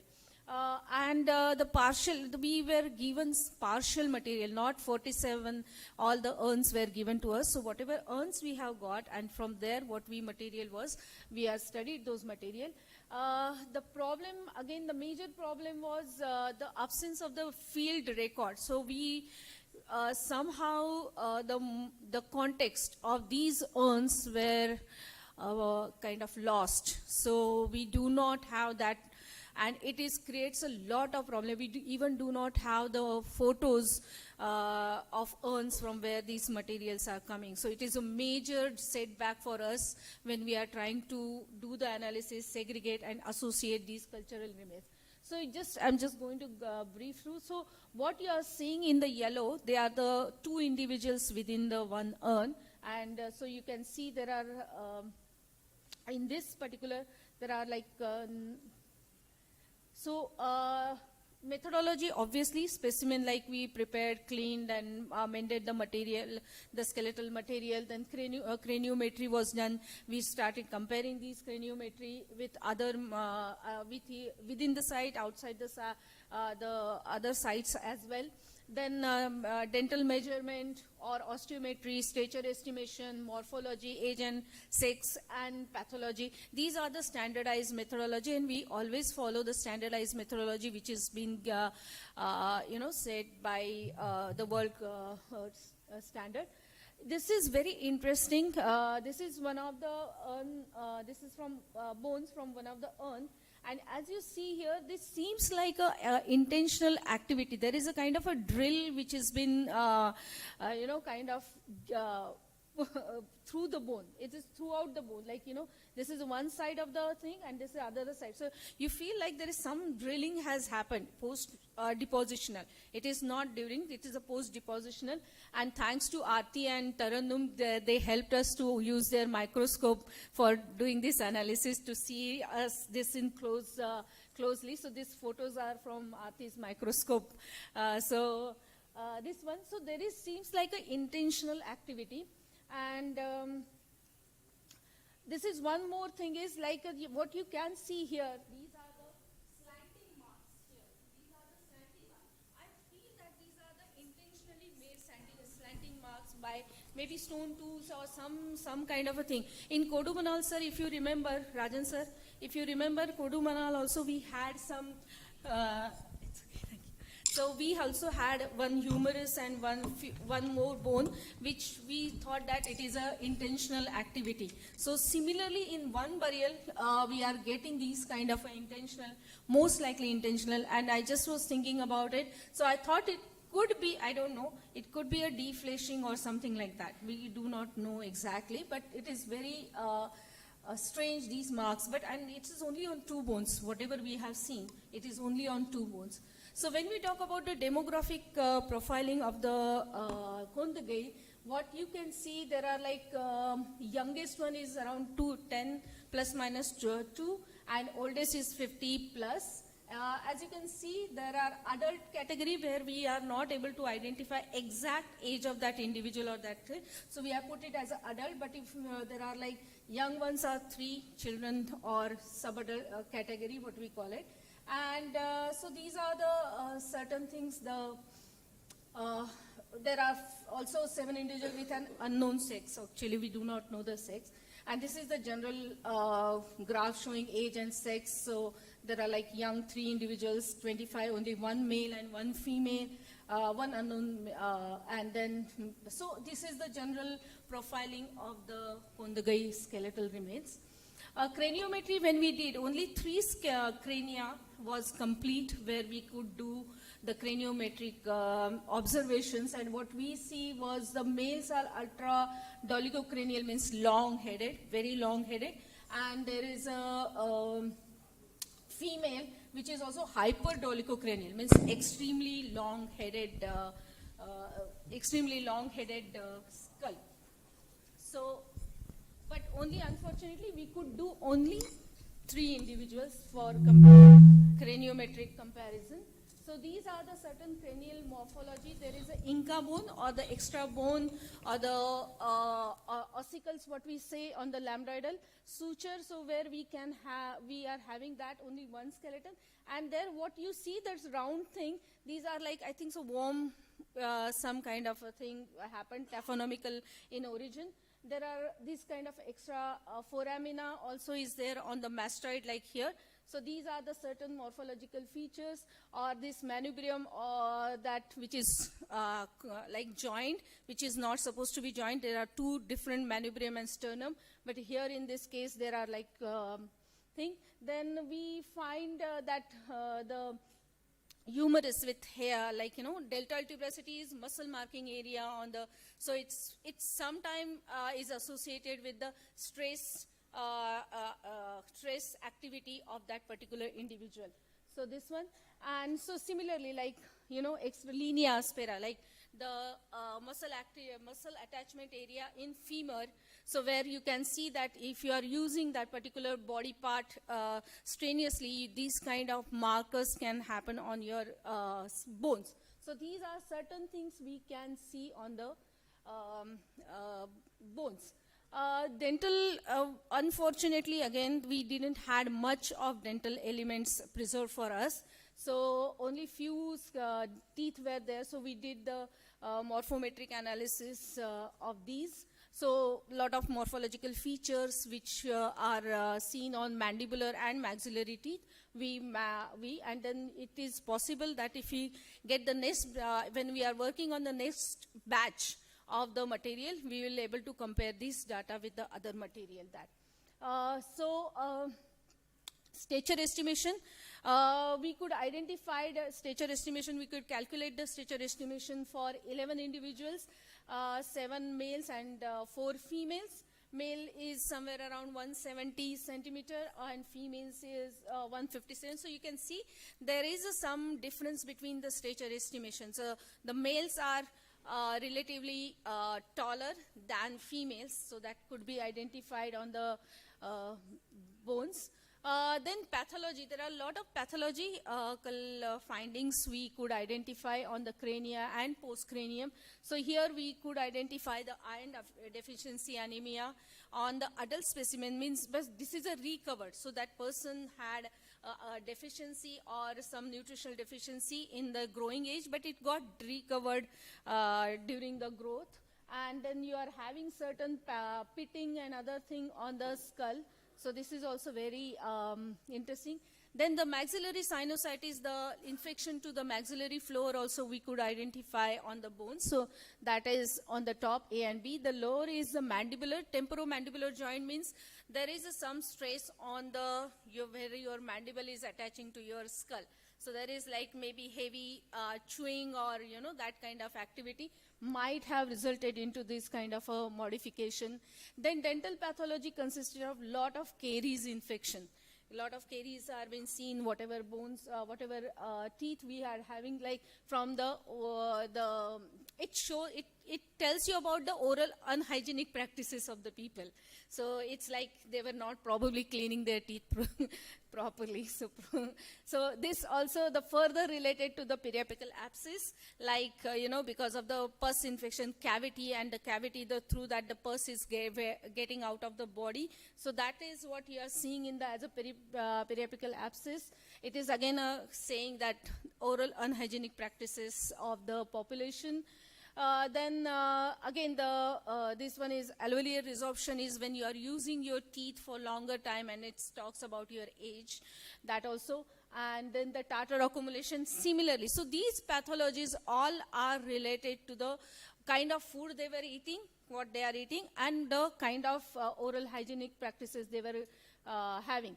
Antemortem tooth loss. So it starts with the caries, then the periapical abscess, and then the antemortem tooth loss. That is the stages of when you lose your tooth. Okay, other than if somebody is, bash your mouth. So other than that, this is the way actually we'll lose. So this is what we are getting, the antemortem tooth loss. Then only one case of enamel hypoplasia is basically means when you are growing, the individual is growing, if that individual suffers from some nutritional or some kind of an infection for longer period of time, then these kind of lines are visible on the enamel formation, during the enamel formation. So only one individual, which tells you that the health was this population, Kondagiri population, was not, it was healthy population, like they were not unhealthy or they were. So dental attrition, obviously it is a very normal mechanical process. It shows that the most of the individuals coming from the older age bracket. So this is what you are seeing. Then when we talk about the infection disease, we are having these 3 cases of osteomyelitis. This is a really serious pathology, which is like, the bone is kind of getting damaged from the inside. So it is an infection disease. Then osteochondritis is basically the joint between the disease, there is a muscular disc or so that gets wear off slowly because of the advanced age, and these kind of whatever you are seeing in the square these things are in this, like the bone is chipped off because of the strenuous activity. So this is a very interesting thing which is found, and mainly we are finding in the foot area. So this is a common area where you can get this kind of osteochondritis. A lot of osteoarthritis is being seen, I will not go into each because it will take like 1 hour more, but you can see that like lot of vertebral column, basically our whole vertebral column, mainly the lumbar region, the lower, what we talk about spondylitis or arthritis and other thing, basically it's an indication of that. Like you are getting these kind of a infection, this kind of a joint disease, which again tells you that these are belonging to the older generation, like older age group. So lot of joint diseases you can get in this. Every part is getting, kind of modified, or extra lipping or extra joint, extra bone growth and other thing. Then congenital only one, means during the growth time so you have these congenital, but only one we got, so it is not so significant. You will get it, this kind of a thing. Then calcaneus spur, again it's a very interesting thing. Calcaneus spur, I also have it, so I know what is the pain of this. So basically your plantar face, that bone growth comes, and then when you walk, okay, then it is sometimes very problematic. So it again shows the very hard surface walking. So this can result into that. So it can give you that. Or sometimes when you are standing for a long period of time, then this calcaneus spur can happen. So fortunately, I am not having right now, but it was very painful. So the trauma, different types of trauma, but very less trauma we have found on the, so like some kind of a joint, some twisting of the bone, and little bit of kind of cut mark, which folding, and then the clavicle also. So few cases of trauma has been found in this. So when we talk about the observation of all, because this is all, the chronological context and significance of the Kondagai skeletal is, this is one of the earliest site from where the anthropological analysis has been done. Because before that we did the Kodumanal, which is 5th century. Because of Rajan sir only we could do work on Kodumanal. Now we are working in Kondagai. So it is connected. So it is a really valuable, it will add valuable data on the population who were staying during that time. This is really regarding the burial site, burial context. As I told you, like there are in certain urns, there are two individuals. Sometimes a young one along with the adult. Sometimes the two males. Sometimes there are three individuals. I don't know whether it was mixed or something regarding the three individuals, but two individuals. So I just was seeing the Mani Meklai, just trying to understand because it is Sangam literature and other things. So there are certain incidences where they talk about burials and other things, how they are being buried and other. So these are just, I put it like, some bury them, some throw corpse in the randomly in holes, some put them in the pots. This is the English translation, so Rajan sir has to tell me. But these are the like verses from 6070, that particular context. I got these references which tells that there are various ways of burying the dead. And so this is very interesting. Second most interesting point for Kondagai is we do not have many children. So what is the explanation for that? So either there was they were doing some another burial practices for children, or they were cremating. 2 minutes only? Oh, okay. 5 minutes, sorry. 5 minutes. Okay. So, or there is there is a kind of, other, or they were doing something else, or the burial for children, the burial site for children might be somewhere else. I don't know. Because we do not have, this is sometimes really strange. Like if you are having 48 individuals burns and you do not have children in them. So there must be some other way the children are being, buried or whatever. So this is the one. The demographic, as I told you, like there are 34 adults and children, and so this is the composition of, so the mainly, as I told you, like the main is the adult individuals.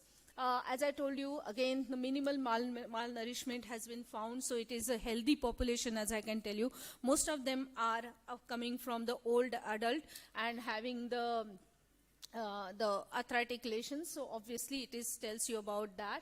It confirms. Then the caries, actually, the caries are being seen. So the caries, as I told you, like it can tell you about the diet. Okay, so as I was listening to the paleobotanical research and other thing, the rice was the main, rice was there. And rice can have the diet, rice-based diet can have caries infection because it is very sticky, it's carbohydrate-based diet and other thing. So you can, this is a kind of a complementing the paleobotanical research on that. This is the collective examination of the skeletal and cultural artifacts can improve in understanding of the site. I would like to thank you, Tamil Nadu State Archaeology, for giving us the material for analysis, calling us here, and giving us chance to discuss our results. Shivananthan, Joint Director of Tamil Nadu, then Rajan sir, obviously, and then Kavya, Ramesh, Ajay, Bhaskar, Dr. Aarti, Tarannum, for their help, and thank you.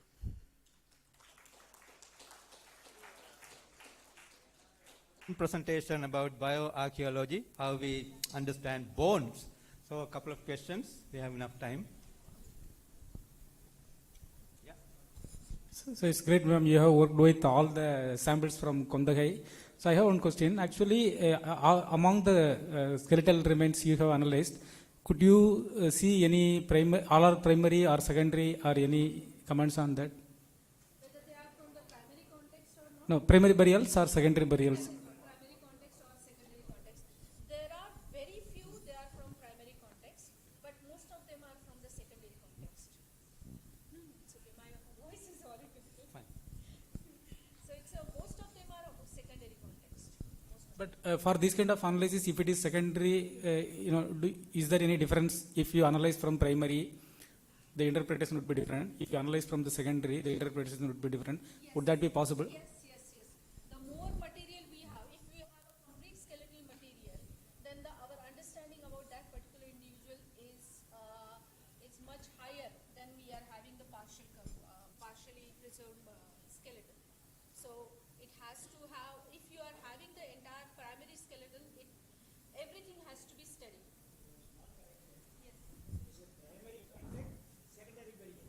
Yes, sir. Yes. Sorry, sir, I don't understand. There are two differences. So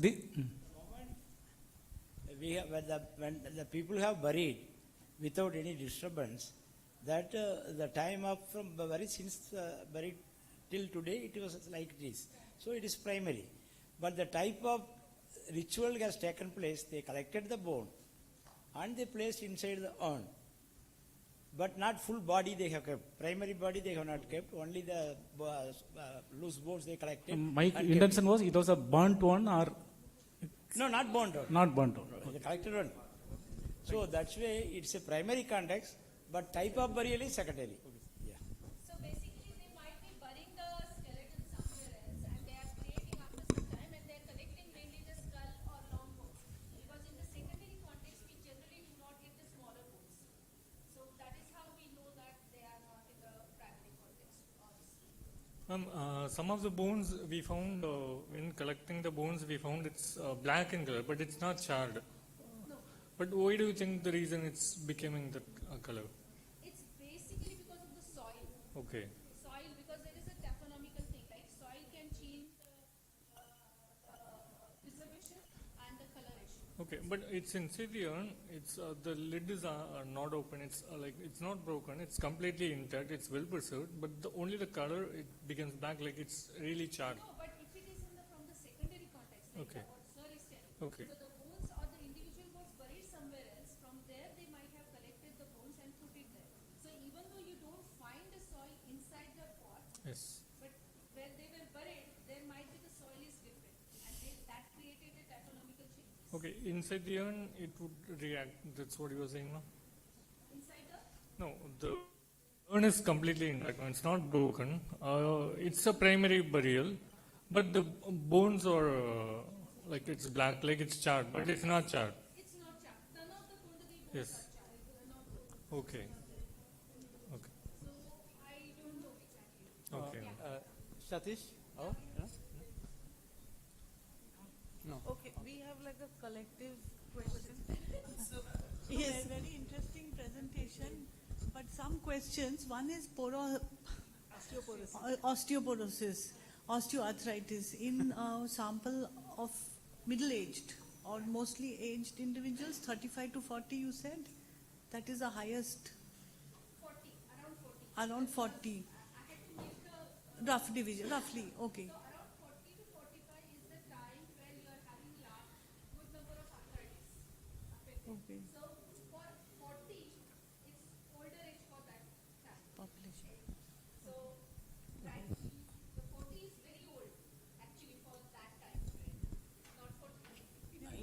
Another thing, because in the beginning, you showed some slides where you showed anemia. And because arthritis is something that runs in my genes, so a lot of deficiency can also lead to arthritis. Do you think these arthritis that you have in your case is also related with anemic and other deficiencies, which has led to this? Because if such a large number of people are having it, so maybe it is related to such deficiencies. So maybe it's not like from the archaeobotany, the kind of food they're eating may not be a well-rounded, balanced food, is what I'm trying to say. See, the anemia can be because, anemia or infection, they both, bones have a very limited way of expression.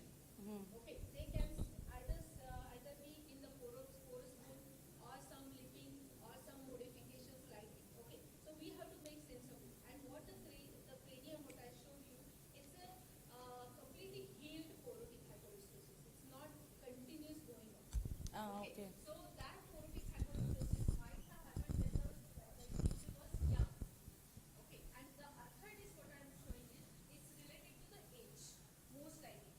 And how do you attribute to that? Is it genetic, or do you think it is happening from pressure or deficiency? When we see the entire skeleton, okay, right now I just showed you the isolated cases. Like I showed that these are the arthritis. Okay, if I show that this particular individual has the arthritis and this, that would have been more sense. I guess. Okay, but it would have taken a lot of time. Okay, Thank you. But the thing is, yes, that particular individual had problem with the lumbar and other. Even today, lumbar, this region is always the first to get affected by the spondylitis or these kind of things, because it's a weight-bearing vertebrae. Okay, it is weight. So when you bend or anything, this vertebra gets more affected. Okay, so probably they were doing some kind of a strenuous activity as well as the age. These two created a problem for them. Okay. Okay. That one question for actually Rajan sir. This is then a population which is not very elite in the burials. They are subject to a lot of stress. Probably agriculturistic, probably doing a lot of agriculture activity, because agriculture needs a lot of these kind of strenuous Yes, hard work. So their burials is very interesting. I mean, I have a lot of, we'll discuss later. Yes? Yeah, one more question. I think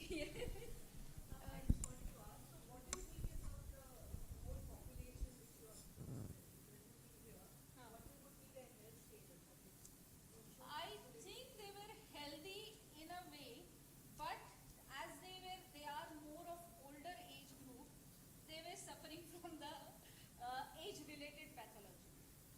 Okay, but they were not, what you can say, infectious. They did not have much of infectious disease, or they did not have the malnourishment or undernourishment, these kind of things. Whatever they had, it's related to old age, means they reached to their life. And then probably they died because of the old age or probably because of that. So I think they were healthy. Occupation related, strenuous activity related, and plus with the age. It is actually all connected. My question is, I wanted to ask whether it was pathology is related gender specific, and which can give insight to the labor, intensive manual labor that they have undergone. If some sort of insight to that can be given from your work. So for that, we need the equal number of males and equal number of females. Okay. Unfortunately, from so many whatever I'm studying, there are 20 males and 3 females. So there are 8 females. So if I have to compare that, it will be very biased comparison. So whatever right now I am saying is the wrong answer, but I think males were more affected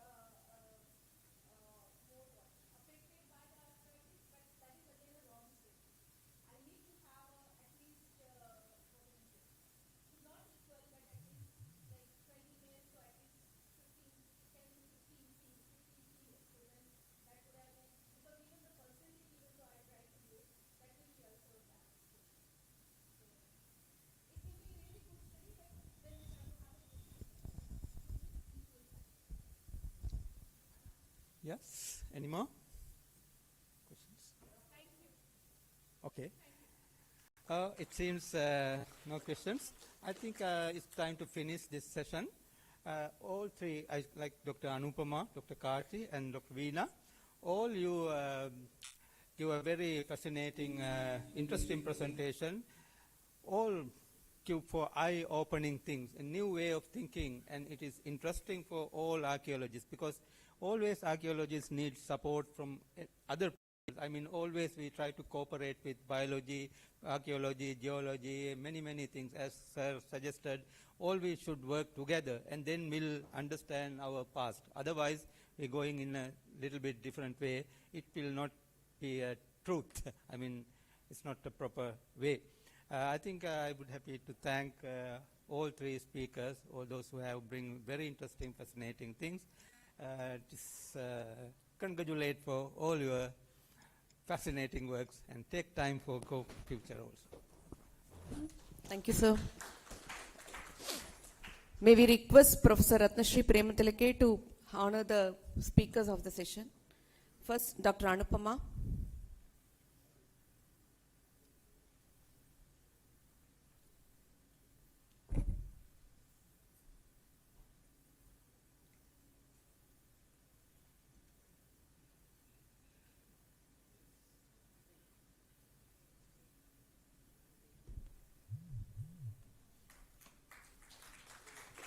Dr. Karthik Balasubramanian.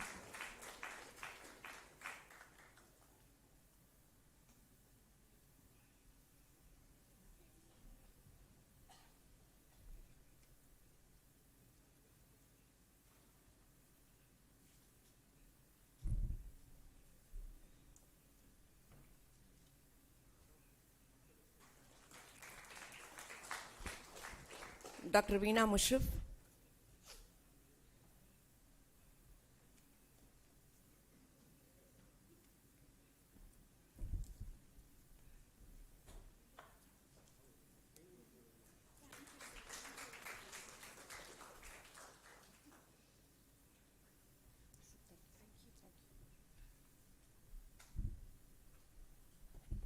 Thank you all. Now the delegates are invited to visit Kiradi Museum after the tea break around 4 p.m. And vehicles have been arranged down. And the participants will be provided certificates tomorrow after valedictory function. So tomorrow morning by 9:30 a.m. we all will meet. Thank you.